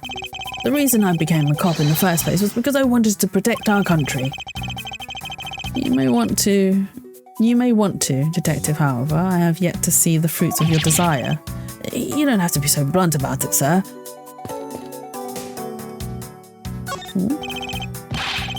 Mr. Edgeworth, there's still something on the display rack, sir. Knives, huh? Although the blades are all that remain with them, unfortunately. I guess the handles all got burnt off by the fire. So even the knives fell victim to the fire. Ambassador Palermo, are these knives yours? Oh, why yes, they are. A special set of ornamental knives featuring the national symbol of Babao. These butterfly-themed knives, along with Alba's own set of knives, are comprised of 3 knives each. But I can't believe the Babalese ones have been reduced to this state. Ornamental knives, huh? There's a small release on the tang of this blade. Ambassador Palermo, what is this notch here for? Oh, that. It's a feature of these knives wherein you can freely exchange the handles on them. So that you can change how they look to fit the situation, of course. I see, so these knives were constructed so that the handles could be easily removed. This is the most important feature, I suppose. Because this is a national treasure, can I ask that you please not touch it? I'm afraid the only ones allowed to touch it are myself and the secretary. Hold it! But there is a possibility that it's related to the murder, wouldn't you agree? Hey, Mr. Edgeworth, why don't you give up for now? We can force them to let us investigate it later when we find some solid proof. I suppose I don't have a choice here. This must be one of the Premiere Pro statues Kay was talking about earlier. Is it just me, or does this man look like the Steel Samurai? They could be twins. I forgot. That's why they're big fans of the Steel Samurai, because the Steel Samurai looks like the Premiere Pro. The ceiling fan must have fallen from the ceiling. A ceiling fan? What does one of those do? Exactly what it sounds like it does. It's a fan that is installed on one ceiling. Well, if I had one of those in my room, I bet I'd go dizzy from staring at it as I slept. Detective Gumshoe, in the real world, we close our eyes when we sleep. Maybe Gumshoe sleeps with his eyes open. You never know. Some people do. My cousin's a bit like that. So she's not like full on eye open, but she has her eyes half open when she's asleep. And one time, so we went away together and we were sharing a hotel room. And when I looked over, she had her eyes like half open. So I thought she was awake. And I was like, hey cousin, are you awake? And then she didn't respond. So I was like, oh, okay, she must be sleeping. And the next thing I know, she sleep talks, and it cracks me up. And I was just like, I thought you were awake. And then she like talks at me and I'm like, huh? So our victim was the was the secretary of this embassy, I take it. Manny Cochin, I heard that he was an admirable person, very admirable. The cause of death is a stab to the base of his neck. He was lax in watching his back. We were fortunate that the fire missed our victim's body for the most part. If the fire burned a bit longer, it would have made identifying him a hassle. So Mr. Cochin was stabbed to death in the middle of a raging fire. What in the world happened inside this room? I won't rest until I've inspected every nook and cranny. There's a key. Why is the key in his pocket? There appears to be something in his pocket. This key. Can't be. Isn't this the Atagarasi's key that was stolen 7 years ago? What? But that's... Huh? 7 years ago? Oh. You mean that case where I was framed, sir? Yes, it's the piece of evidence that stole the life of Kay's father 7 years ago, which was then stolen by Callisto Yu. What? Mr. Faraday was killed with this key, sir. I thought he was killed with a knife. Scruffy, at the very least, try to remember the details of crimes you were a suspect in. Francesca, as you will recall, Detective Gumshoe was not present when Miss Yu made her escape. Plus, even among law enforcement, only a few knew of this key's existence. I doubt that a new rookie at the time would have been made privy to such knowledge. I feel like the victim right now, all trampled on, sir. I suppose I'll just have to fill you in now. The secret to this key is... We're going to have to do the switcheroony. Oh. Come on. Oh. Here we go.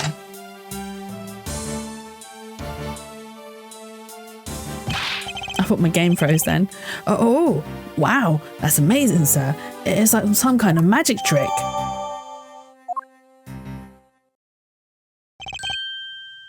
I knew it. This is the same exact piece of evidence that Miss Yu took with her. I remember this beautiful pattern in the blade. I remember this as well. It's a vine motif, isn't it? Yes, it looks like two interwoven vines crisscrossing down the blade. Vines, sir? I think it looks like a bunch of stars, if you ask me. It's one of those six-sided stars, just like the police mark on our IDs. I really don't think you can call these stars. To say that the detective's art sense is underdeveloped would be an understatement. The real question is, why was the Babalese Embassy Secretariat holding this? Well, we don't know how Mr. Koshin came to possess this key. We do know that this was stolen by the Atagarasi from the Kodopian Embassy. That's right. Mr. Faraday had written that fact down in his organizer. I believe this means that further research is required into the country of Kodopia. Why don't you ask Ambassador Polino about what he knows? Supposedly he was a candidate to be the next Kodopian ambassador once long ago. He should be able to answer any specific questions you may have. We also need to pick up that knife, or at least look at it. Is this knife the murder weapon? Some preliminary testing has been conducted. According to the results, the blood on that matches the victim's blood. The blade's shape was also found to be consistent with the stab wound. I suppose this means that we now know that the crime was committed with this knife. This knife's got some really fancy ornamentation going on, sir? Now this thing practically screams artsy to me. Although, it's also covered in blood, just like the last thing that I said was artsy. But the handle is pristine. There's not a single drop of blood on it. Speaking of the handle, I believe it has a butterfly motif. It's very beautiful.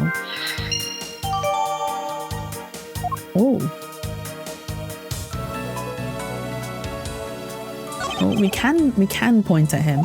It's a knife wound. It's obvious what he was killed with, but I wonder if it's consistent with the wound. Indeed. Oh, but she did say it was consistent with the wound.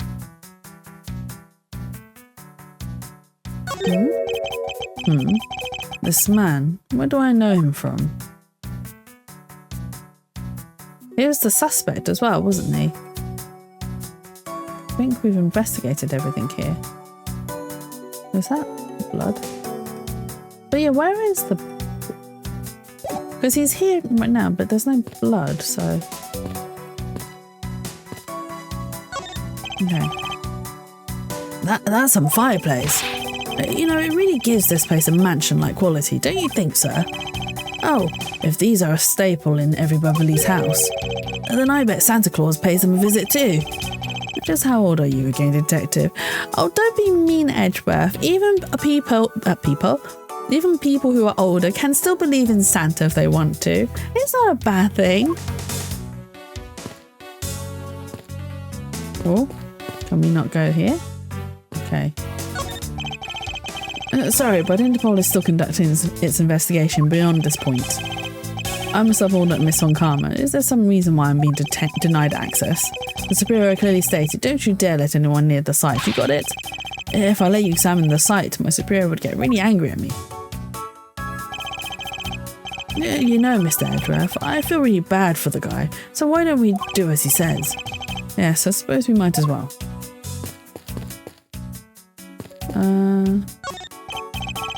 Okay, are you alright? You believe me, don't you, Mr. Edgeworth? You don't think I did it, right? Yes, of course I don't, and I promise to prove that it wasn't you. That's enough chit-chat. You can investigate what you like, but it's only a matter of time before we take her in. It would be wise of you to give up while you can. No, I don't think so. Kay isn't lying, and my investigation will prove that to be true. Go ahead and try it then, if you're that confident. I can't allow this to continue on this way. I must prove her innocence post-haste. Okay, so we can actually talk to this guy. Miles Edgeworth. What is it? Let me tell you something. You're currently my subordinate, and if you wish to convince everyone else of that, you will speak to me with respect. What's with the giddy glint in her eyes? I don't think that would really be necessary, Francesca. Oh, really? Well, it doesn't matter. It doesn't change the fact that you are still under me. Oh, Francesca! That was a spicy bit of text there. Doesn't change the fact that you're under me? I see. I see. I thought Francesca was flying around the world in pursuit of the smuggling case. So then why is she here at this embassy? I was investigating the Albi... Damn, Francie, exactly! I was investigating it at the Alberstein embassy when I got wind of this mess. And that's right, the Atagarasi was due to appear at that embassy as well. Yes, but the difference is that we didn't have a fire over there. Although, there was an incident at the Alberstein embassy as well. But I left Agent Lang in charge of that case and came over to the Babalese embassy. Ah, so Agent Lang is here as well, huh? I see you've met. Well, he's in the Alberstein embassy, acting as bodyguard for Ambassador Alba. However, he seems to have a different reason for being there. Different reason? So the suspect in the murder that occurred in this office is that little girl I see. Is she perhaps trying to be the Atagarasu? Kay would never harm a soul, sir. Kay? You remember, do you not, about the case we investigated together 7 years ago? That girl is the daughter of the victim in that case, Mr. Faraday. So she's that feisty little girl. Kay's been on the trail has been on the trail of the Yatagarasu, which is how she ended up here. Looking for the one who took her father's life. It seems. Kay's trying so hard, but you know what? The Yatagarasu just keeps on tricking us all. How so? The Yatagarasu sent a card saying, I will be there to steal your dirtiest secret. But all we've had is an arson and a murder. The lab boys are going in circles. You know what this is, sir? It's a breach of contract and it's going on the rap sheet. If you ask me, I'm perfectly fine with the fact that nothing was stolen tonight. I do wonder though if Calista, you really is the Yatagarasu. It's not her we need to talk to, it's him. There are still some burnt objects scattered on the floor. Well, burnt things get burnt and then they become burnt things, you know. No, because there is no way to prove that the burnt thing started out as a burnt thing. Was it a burnt thing or was it not? I have no idea what's what anymore, sir. Yes, I suppose it's a bit hard for someone with a burnt-out light bulb to comprehend. Why is he so mean? He bullies Gumshoe so much. I can't believe that Manny fell among thieves tonight. Without him, I have no idea what my schedule for tonight is. Ambassador Palermo, I believe your schedule tonight would consist of listening to reports from the police. That and only that. I asked you to cooperate, not only for your own sake, but for Mr. Cochin's as well. You're a rather strong man, aren't you? How fascinating. Here, I know it isn't much, but I'd like you to have these. I'm sorry, but it'd be against my principles to accept a bribe. Oh, no. These are simply coupons we distribute to promote Babao. Remember, we offer a large number of discounts and offers when you visit lovely Babao. And now remember, the Republic of Babao is known for its feverish tourism industry. I was wondering if you might tell me a bit about the deceased Manny Cochin. He is my secretary, and the embassy secretariat charged with running the whole place. He was an admirable man. His death is a great loss to our country. He was in charge of everything: accounting, printing, taking care of our national treasures. I'm sorry, but did you say printing? Our country's primary source of revenue is our tourism industry. So, in order for us to print the necessary pamphlets, flyers, coupons, etc., we have a printing press here at our embassy. I see. Please excuse my forwardness, however, I feel I should mention that I have the distinct impression that I've met him before. Oh, yes. Since you are of the legal profession, I suppose you just might have. After all, Manny was involved in the KG8 incident. The KG8 incident. The defendant who was found innocent in that case was Manny. There it is. So your Mr. Cochin's the same man as the one in that case. It's been 10 years. Manny recovered personally from that case and dove enthusiastically into his job. I'm sorry. I'm struggling to read. He was the one who planned this event and was to oversee this embassy's renovations. It really is a shame. He had such a bright future ahead of him. Well, there's supposed to be renovations? What exactly did you mean earlier by renovations? We can't have tourists and visitors to our embassy think we're a poor nation, can we? So renovating the embassy is something of an investment. We may have a rather paltry... Is it paltry? Paltry budget, but we're trying our best to make do. However, I guess the only person who could have helped us do our best is now no longer with us. He relied too much on his secretary. Ambassador Palermo, I was wondering if I may ask you about Codapia. Codapia, all right. What would you like to talk about? Well, first, I'd like to ask you about this key. What about this key? I found it sticking out of Mr. Cochin's pocket. I believe it originally belonged to this embassy. Is that correct? Upon close inspection, it seems that this key is shaped like a butterfly. That's not all about this key. It's also capable of changing into a knife. Oh! How fascinating. Is it possible that the ambassador didn't know about the existence of this key?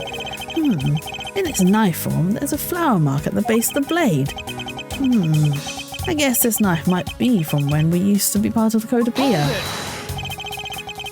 How did you come to that conclusion? It has both of Codapia's national symbols, the butterfly and the flower. I suppose Manny used this key at the embassy back when we were still Codapia. Like, when he's so serious, his face is just... It's like, he's such a pretty man. But when he's all, like, sweaty and stuff, and you're like, what is going on? Ambassador Palermo, this key was stolen from the Codapian embassy 7 years ago. By Callisto Yu, otherwise known as the Great Thief Yatagarasu. Oh, really? You were not aware that Miss Yu had broken into this embassy at that time.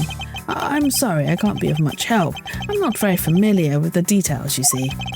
I only became the ambassador after Babao became its own independent nation. But if Manny was still alive, he would probably know about what happened back then. Mr. Cochin and Miss Yu knew each other 7 years ago. But that doesn't explain why I found the Yatagarasu's key here in the present. Can we speak to him anymore? It looks like this was once a magnificent grandfather clock, but it's fallen victim to the fire. Hey, Mr. Edgeworth, is it okay for me to talk about the clocks in my house, sir? If they're unrelated to the case, I hope that you'll refrain from sharing, but... Well, there's this one clock that I made by myself. Oh, he's going off. That's quite enough, detective. Oh, we cut him off. Can we... No, wait, hang on. Do you know what I suddenly really want? I really want sweet and sour prawn balls. My brain was just like, hey, Jack2, you know you're getting a bit hungry. So, because you're hungry, we want sweet and sour fried prawn balls. I don't even know why. My brain is just like, eat. Right. Most of knife handles, in secret, keys, an embassy.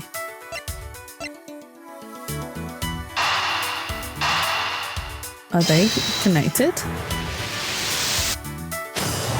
They are connected. The design on the knife's handle.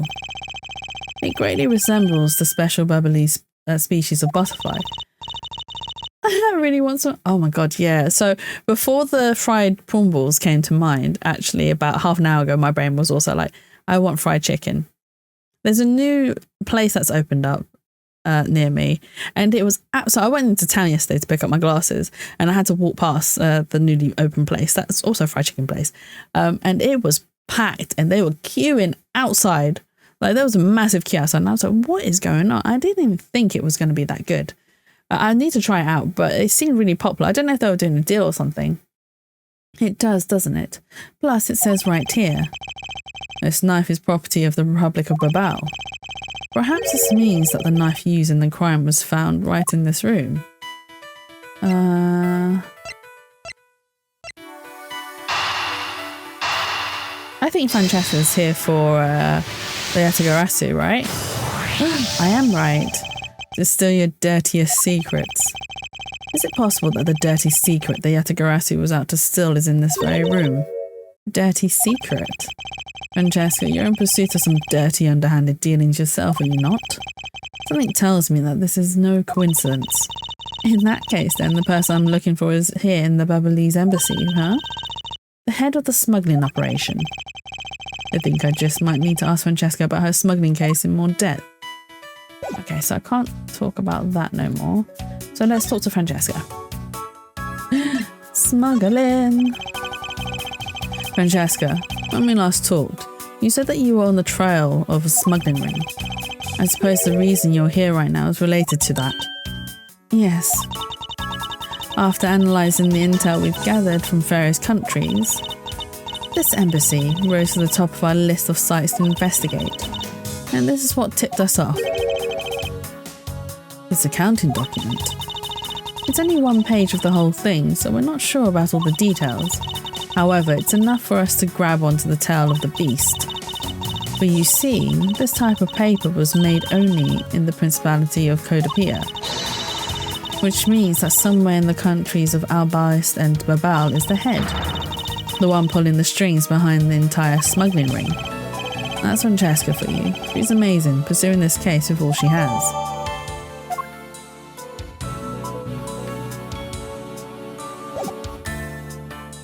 Oh.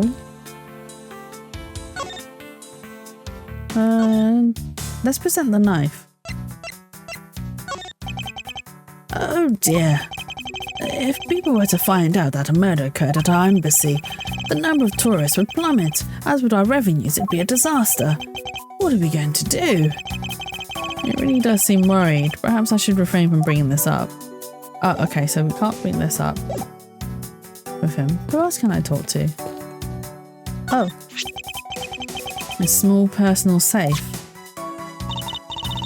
This was Mr. Cochin's office, so perhaps he stored his most important documents in here. Ah, of course, it's locked. It appears we won't be able to open it without a key. Oh, wait. But we do have a key.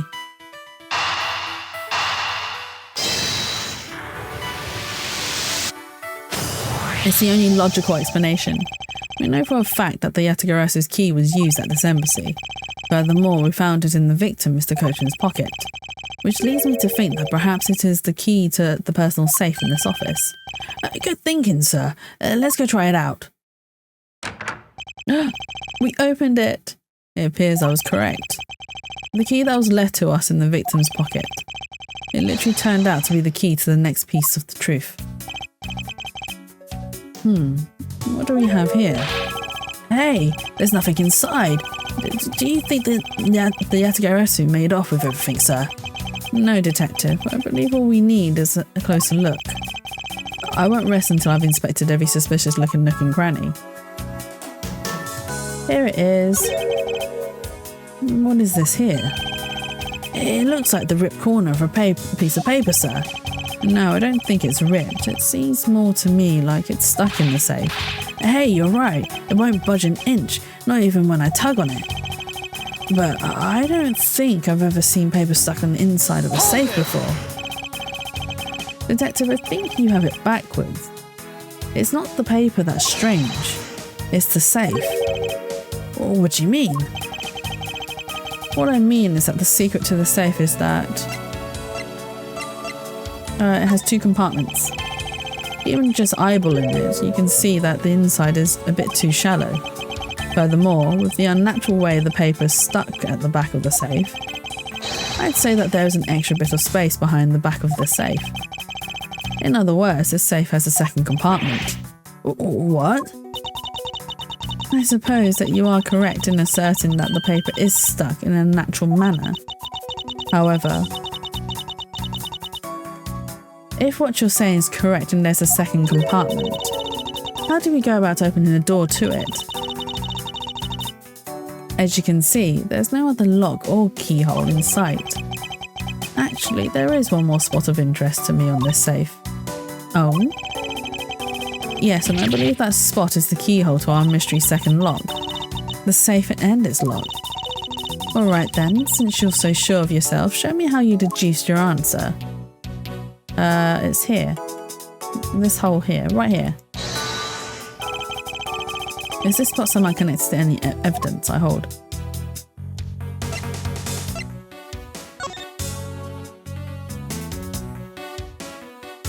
It is the right shape, right? Look at it.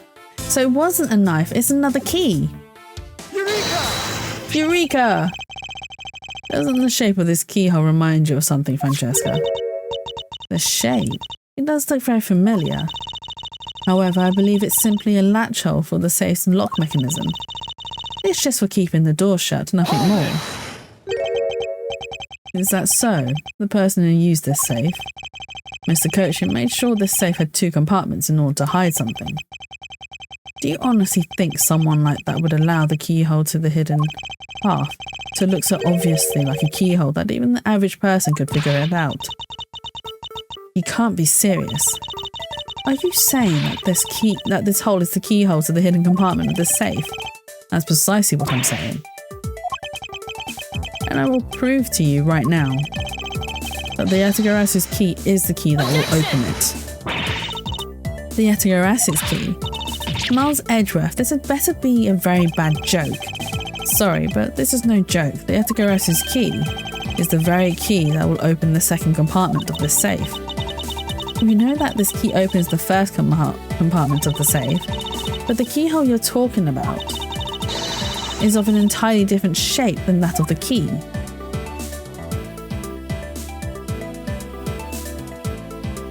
I mean, we already have it as this shape, so we don't need to flip it.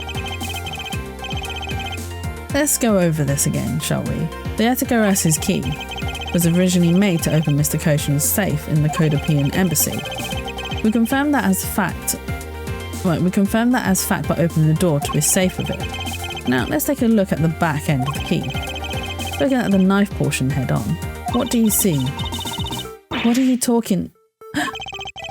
It appears that you come to understand what I'm talking about.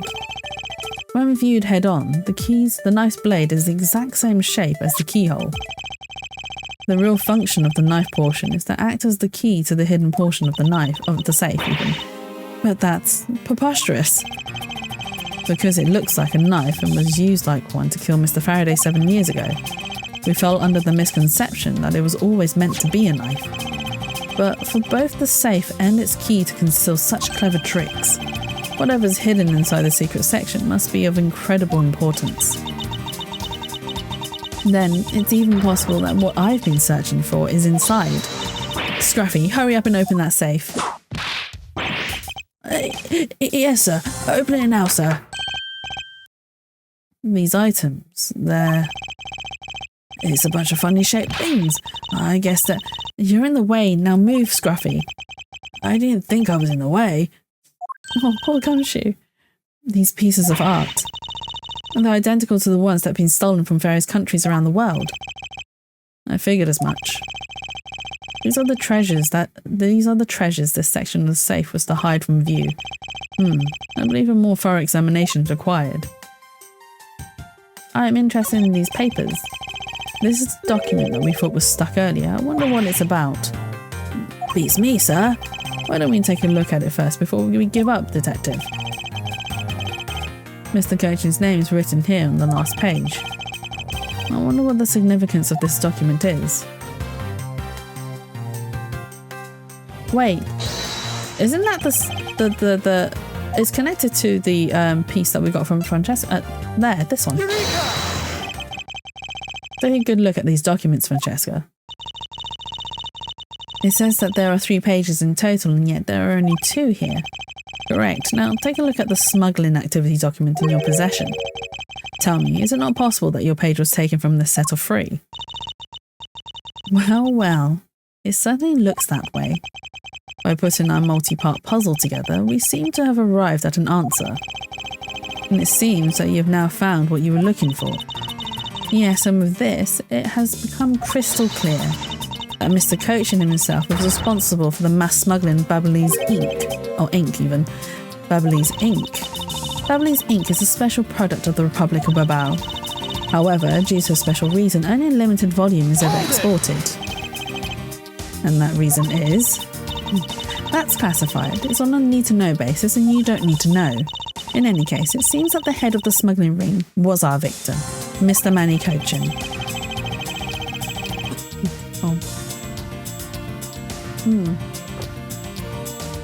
His base was in an embassy, thus it was hard for both our country and his to interfere, making it the ideal conditions under which to run a smuggling operation.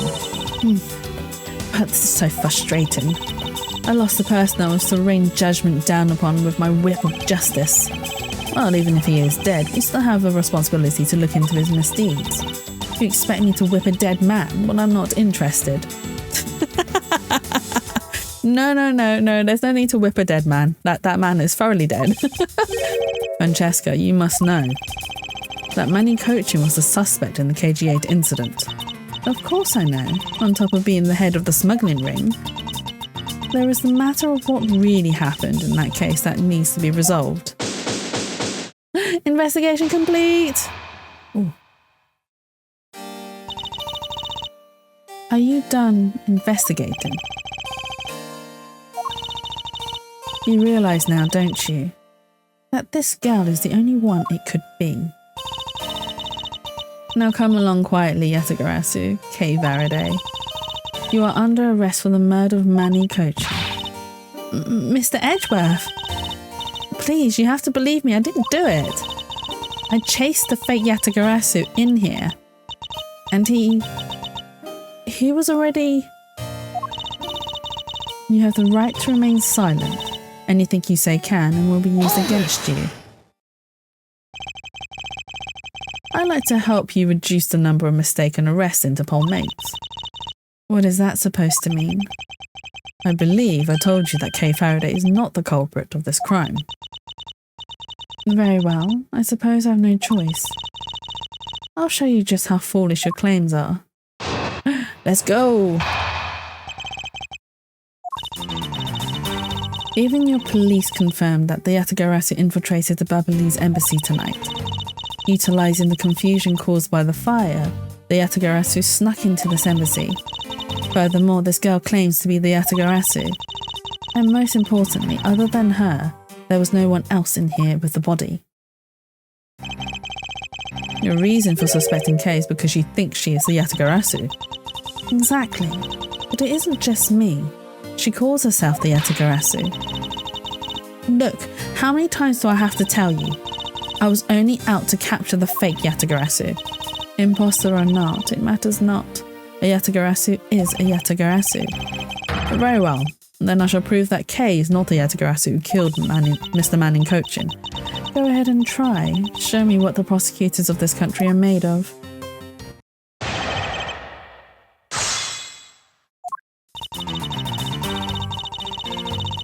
I remember the twist to this story, and it is... I'm just like, we are so close.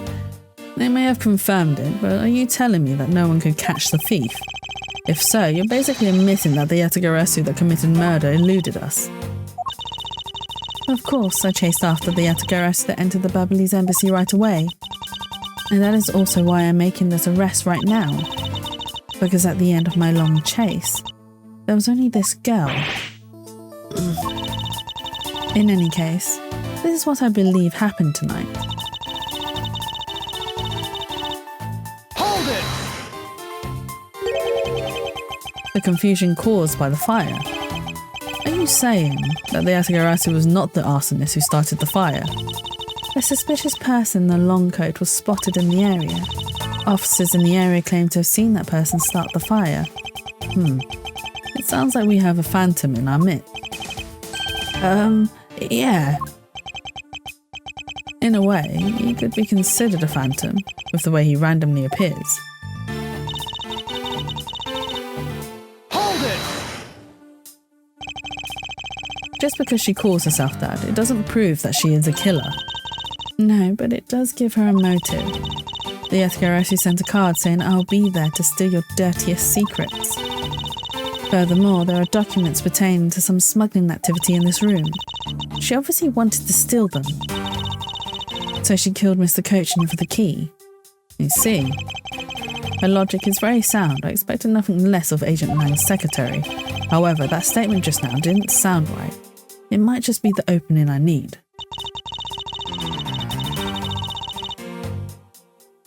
Hold it! So you're claiming that Kane knew that a foreign country's embassy had such documents? As stated in the calling card, the Yatagarasu was out to steal a dirty secret. Which means that the goal tonight was to steal those smuggling activity documents.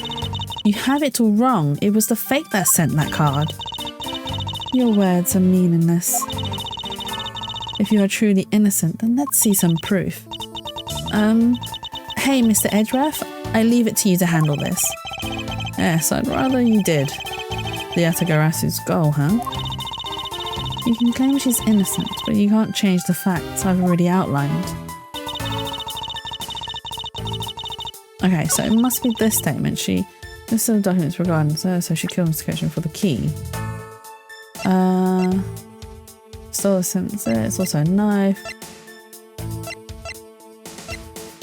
Was a single stab to base and neck, the body wasn't badly burnt by the fire. So is it the knife that I need to present? So it's used that covered in the victim's blood, blade, same as wound. Because she also didn't know about that. I'll present this. Oh, it was correct. Ha! I'm smart. Agent Shana, I regret to inform you, but there is a flaw in your logic. Oh? Even if you claim that she is the killer, and the Yatagarasu, I'm certain that securing the smuggling documents is not the motive behind the murder. The key to the safe in this room was found on Mr. Cochin's body. Furthermore, the Yatagarasu would not be so stupid as to leave without the documents. By the simple fact that the documents were still in the safe when we looked, it's obvious that the killer's target was not the safe at all. Congrats on being smart. Thank you, Shroomy. I feel congratulated. I feel acknowledged that you guys accept that I am smart. It's obvious that the killer's target was not the safe at all. Then perhaps she didn't know that Mr. Cochin had the key on him. If that's the case, then why would she have needed to kill him? because I can think of no reason for her to kill him if she had not known that fact. Need? Reason? All of this is simply our conjecturing after the fact. It's entirely possible that she accidentally killed him when she was sneaking in. Perhaps she didn't notice the safe second compartment before returning the key. But the fact still remains that Mr. Coaching was stabbed to death. But you have no definitive proof that it was Kay who committed the act.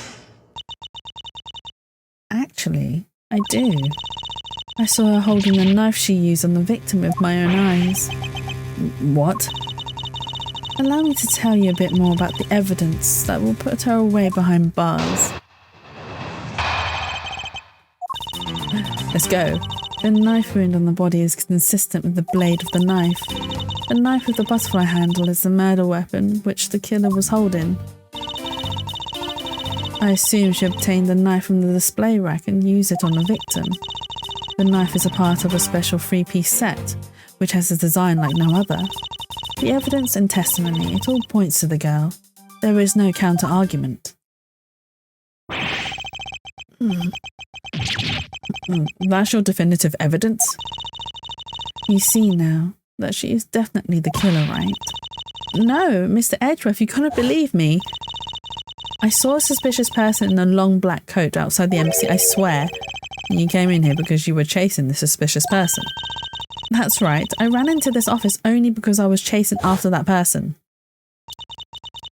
But when I entered the room, it was pitch black. I couldn't see a thing. I felt something on the ground next to my foot, so I turned on the lights. But then...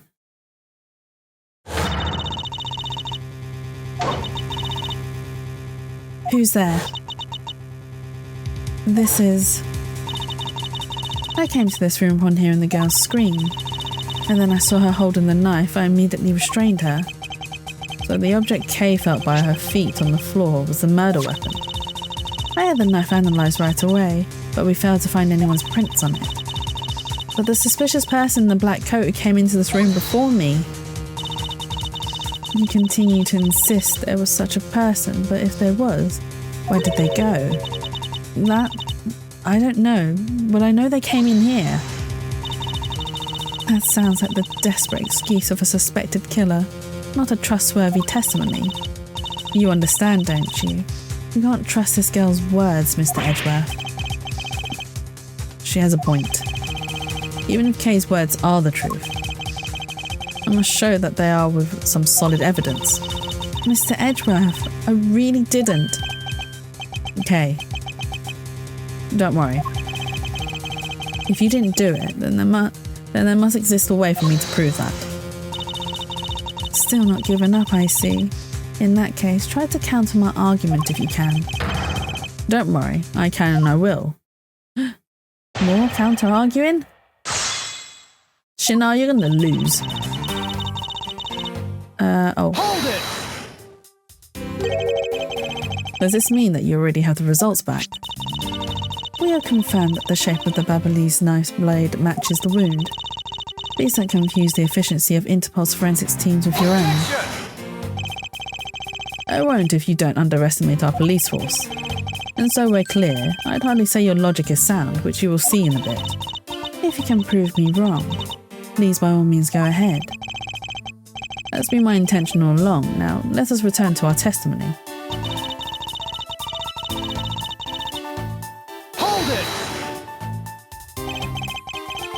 You mean to say that you saw Kay holding the murder weapon with your own eyes? I was also on the search for the Yatigarasu. When I heard that girl's scream coming from this room, I rushed over straight away. When I arrived, I saw that girl standing there motionless with a knife in her hands.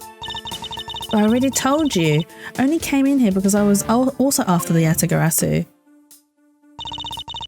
The suspicious person I saw came into this room. But when I entered, it was pitch dark.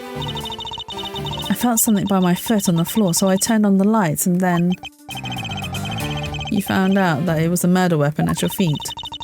How many times do I have to tell you? We can't trust the words of a suspect. The only thing you'll accept as evidence, is it? That's the only acceptable way to counter an agent of Interpol on the scene of a crime. Mr. Edgeworth, do you have some kind of evidence that can prove my innocence?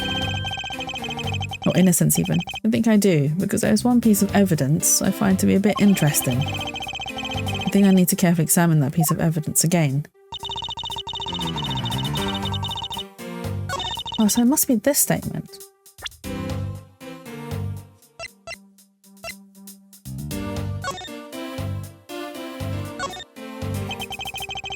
There's a lot of skilled detailing on this knife, on this handle. It would appear that the handle on this knife is removable.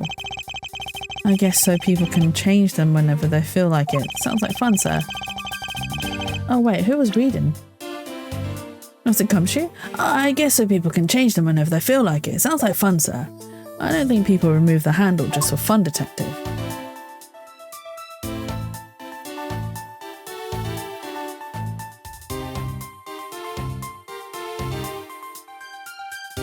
Is there anything on here? So this is what took Mr. Cochran's life. Some of his blood is still on the blade. Wow, I've been a detective for 7 years already. I've seen a lot of weapons in my day, but knives that were used to kill are always the hardest for me to bear. Yes, unlike guns, this is one weapon where you're likely to find the victim's blood on it. Yeah, just like how this one's practically drenched in it, huh, sir? Despite that, it looks like the blood managed to miss the handle somehow. It missed the handle? I'm gonna save here, hang on. Because I think it's the knife that we need to present. No, no, not on the second slot. No! Damn it. I meant to save it on the first slot. Not so smart now, are you, Jatsu? Oh, yeah, okay. I'm going to present the knife. Because there's no blood on the handle, which means the handle got changed. Aha. So the murder weapon was the knife with the butterfly design on it. But is that really the truth? What are you getting at? I'd like for you to take a look at this. There was blood on the blade, and yet there's not a speck of blood on the handle. This signifies that at the time of the crime, a different handle was attached to this blade. The knife that Kay was holding had its handle switched and was in fact not the real murder weapon. It wasn't the real murder weapon? This knife can be taken apart. Shall we give it a go? Ta-da! As you can see, the Babyliss knife has now been disassembled into two parts. The killer must have pulled the murder weapon out of the victim's body and proceeded to swap the knife's original handle with this butterfly one. It was all to create the illusion that Mr. Cochran was killed with the butterfly-themed knife. It should clear up any and all suspicion surrounding Kay. But did you see that knife had a flower pattern? That means it comes from Albast. Your argument isn't airtight yet. Also, it's possible that the girl herself is the one who switched the handles. Don't be ridiculous. For what purpose would she do such a thing? I don't care to know how a criminal thinks. The way they view the world is beyond the comprehension of a normal person like myself. Therefore, I wouldn't put anything past them, no matter how odd it may seem. The truth is right there in front of you, and this knife will show you the way. You will come to see that Kay is not and could not have been Mr. Cochran's killer. It's this, here. I see it. Ooh. What is this mark on? What is this mark on here? It's the mark of a flower. I assume you know what this means. No, not really. Butterflies rest on flowers all the time to drink their sweet nectar. And so they do. However, would this butterfly really drink the nectar of this flower? The answer is clearly not a chance. Now to prove the relationship between the butterfly and the flower with this. Was it this one? Take that! You can't be serious. It appears that you made the connection. The flower on this blade is designed after a certain country's national symbol, That's right. The Kingdom of Albast. In other words, this blade is from the Albast ornamental knives. I like how she's like so deadpan in the face, even though she's like been knocked back. This part of the knife handle has Babal's national symbol of the butterfly on it. Therefore, it is undeniably Babalese in origin. But as we both know, you can't kill someone with just a knife handle. Incidentally, when exactly did the murder occur again against Chanel? After the fire had broken out. And that's right, Kay entered the Babalese embassy after the fire had taken place. Furthermore, she had not been to the Alberstein side of the building before then. On top of that, not a single person passed between the two countries during the fire, which means that Kay could not have transported an Alberstein object over here. This makes it impossible for her to be the true killer.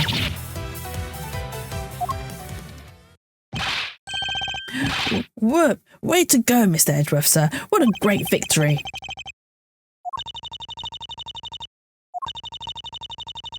Oh, why are they all silent? Huh? Hey, why is everyone so quiet? I'm happy we got this far and clear Kay's name. But what worries me now is what will happen next. What is the meaning of this?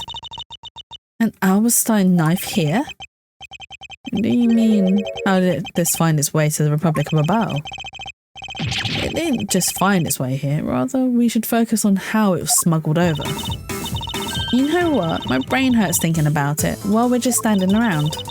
Thinking while you're on the run, now that's the way a great thief operates. Okay. Oh, thanks a bunch, Mr. Edgeworth, for proving me innocent, I mean. You believed in me the whole time, right? Tell me you did. Not really, but... Come on, you don't have to be shy about it. Your argument is still not airtight. Would you care to elaborate? I understand now that the girl didn't commit the murder. However, there is still the possibility that she is the Yatagarasu. That again? Look, how many times do I have to explain it to you? I am the real Yatagarasu. I'm not like that fake one that goes around setting fires, okay? Whether you're the real deal or fake, it doesn't really matter. All I have to say is this. I have my suspicions that this girl is the one who started the fire. Preposterous. On what grounds do you suspect her of such a thing? The fact that she calls herself the Yatagarasu, that in itself is the most elegant proof. Miss Chanel. Yes? I have no intention of taking back any of what I've said. I am the great thief Yatagarasu, and I refuse to allow some imposter to claim that name as their own. The path of justice that my father pointed me towards, I will walk it the best I can. It's not good to be so stubborn. I hope you can understand that. Thanks a lot for the concern, Miss Chanel. Let me share something with you too, as a token of my appreciation. Those sunglasses totally do nothing for you, so I'll steal them from you next time, okay? Well, I guess we better get going. Going? To where? To the Kingdom of Albast. If you don't go, we won't know for sure, right? I suppose not. We won't get anywhere simply by standing here thinking. To see where the Alberstein knife came from. We'll have to pay the Alberstein embassy a visit. Let's go, Miles Edgeworth. As you are my subordinate, I will not tolerate you bringing the investigation to a halt. Understood.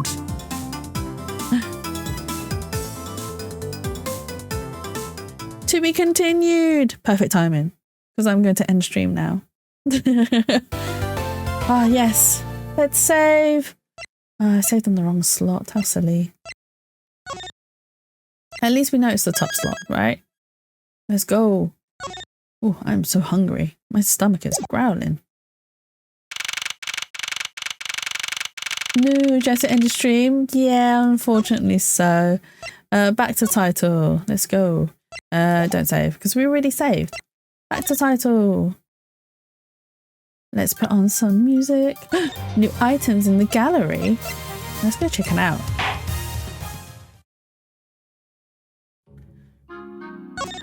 Da-da-dum. What did we get? Oh, we got a picture of Brian Faraday.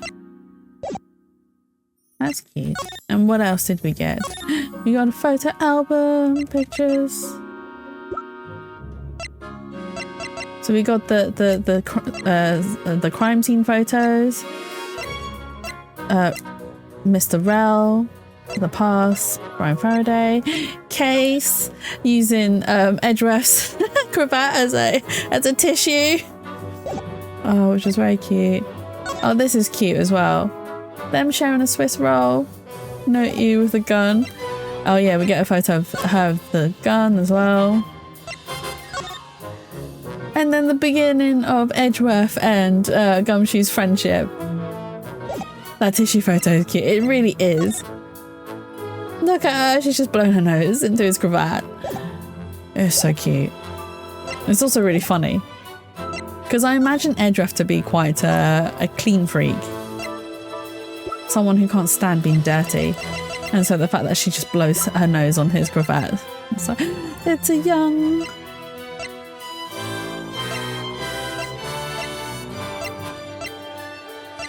Oh, these are the assets, right? They are. What does the confrontation do? Not much. Oh, wait, hang on. What else is there? We have so much to unlock. Oh. Oh, this shows the expressions. I see. I had no idea that this section showed the animations. That's kind of cute.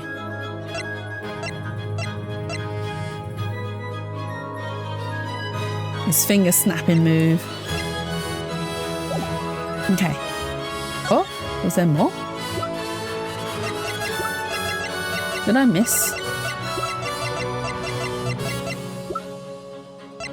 It must be this section, right? I'm sure I got them all. Did I not? What have I missed?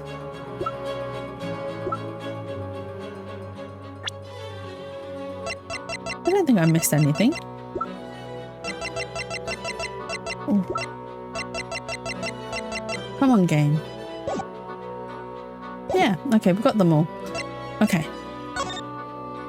Now that we've gotten everything, we are going to end stream. But, hang tight, stay put, my lovely peoples. Let me see if there's anyone I can send you off on a raid to. Do you know what? I'm going to do it. Thank you for the stream. No worries. I'm going to send you guys off to Adelina, who is currently playing Valorant. It's not a game that I'm into, but do show her some support because she is lovely. I do enjoy her and her content as well. And she's also drawn all of her own emotes, etc. So let's start the raid. Let's go. Okay. Oh. Okay. If you are subbed, please use this raid message. If you are not subbed, please use this raid message. I will be back on Tuesday. Why did I ask that like a question? I will be back on Tuesday. It's not a question that I need to ask. There is a poll, by the way, that is running currently on Twitter. So if you haven't voted yet for what game we should play on Tuesday, please do go check it out and go give a vote. Let me do my socials again. Oh no. I spelled that so wrong. Okay. And if you enjoy the community, please do consider joining the spa. We enjoy a lot of different things, and I do believe that Zingy is planning to do some game nights soon. So do come join us. And yeah, don't forget to vote to choose a game for Tuesday, and I will be back on Tuesday with a brand new game. And yeah, that's it from me. So enjoy the rest of your weekend and look after yourselves. Make sure you hydrate and stretch, and just in general have fun. Bye bye.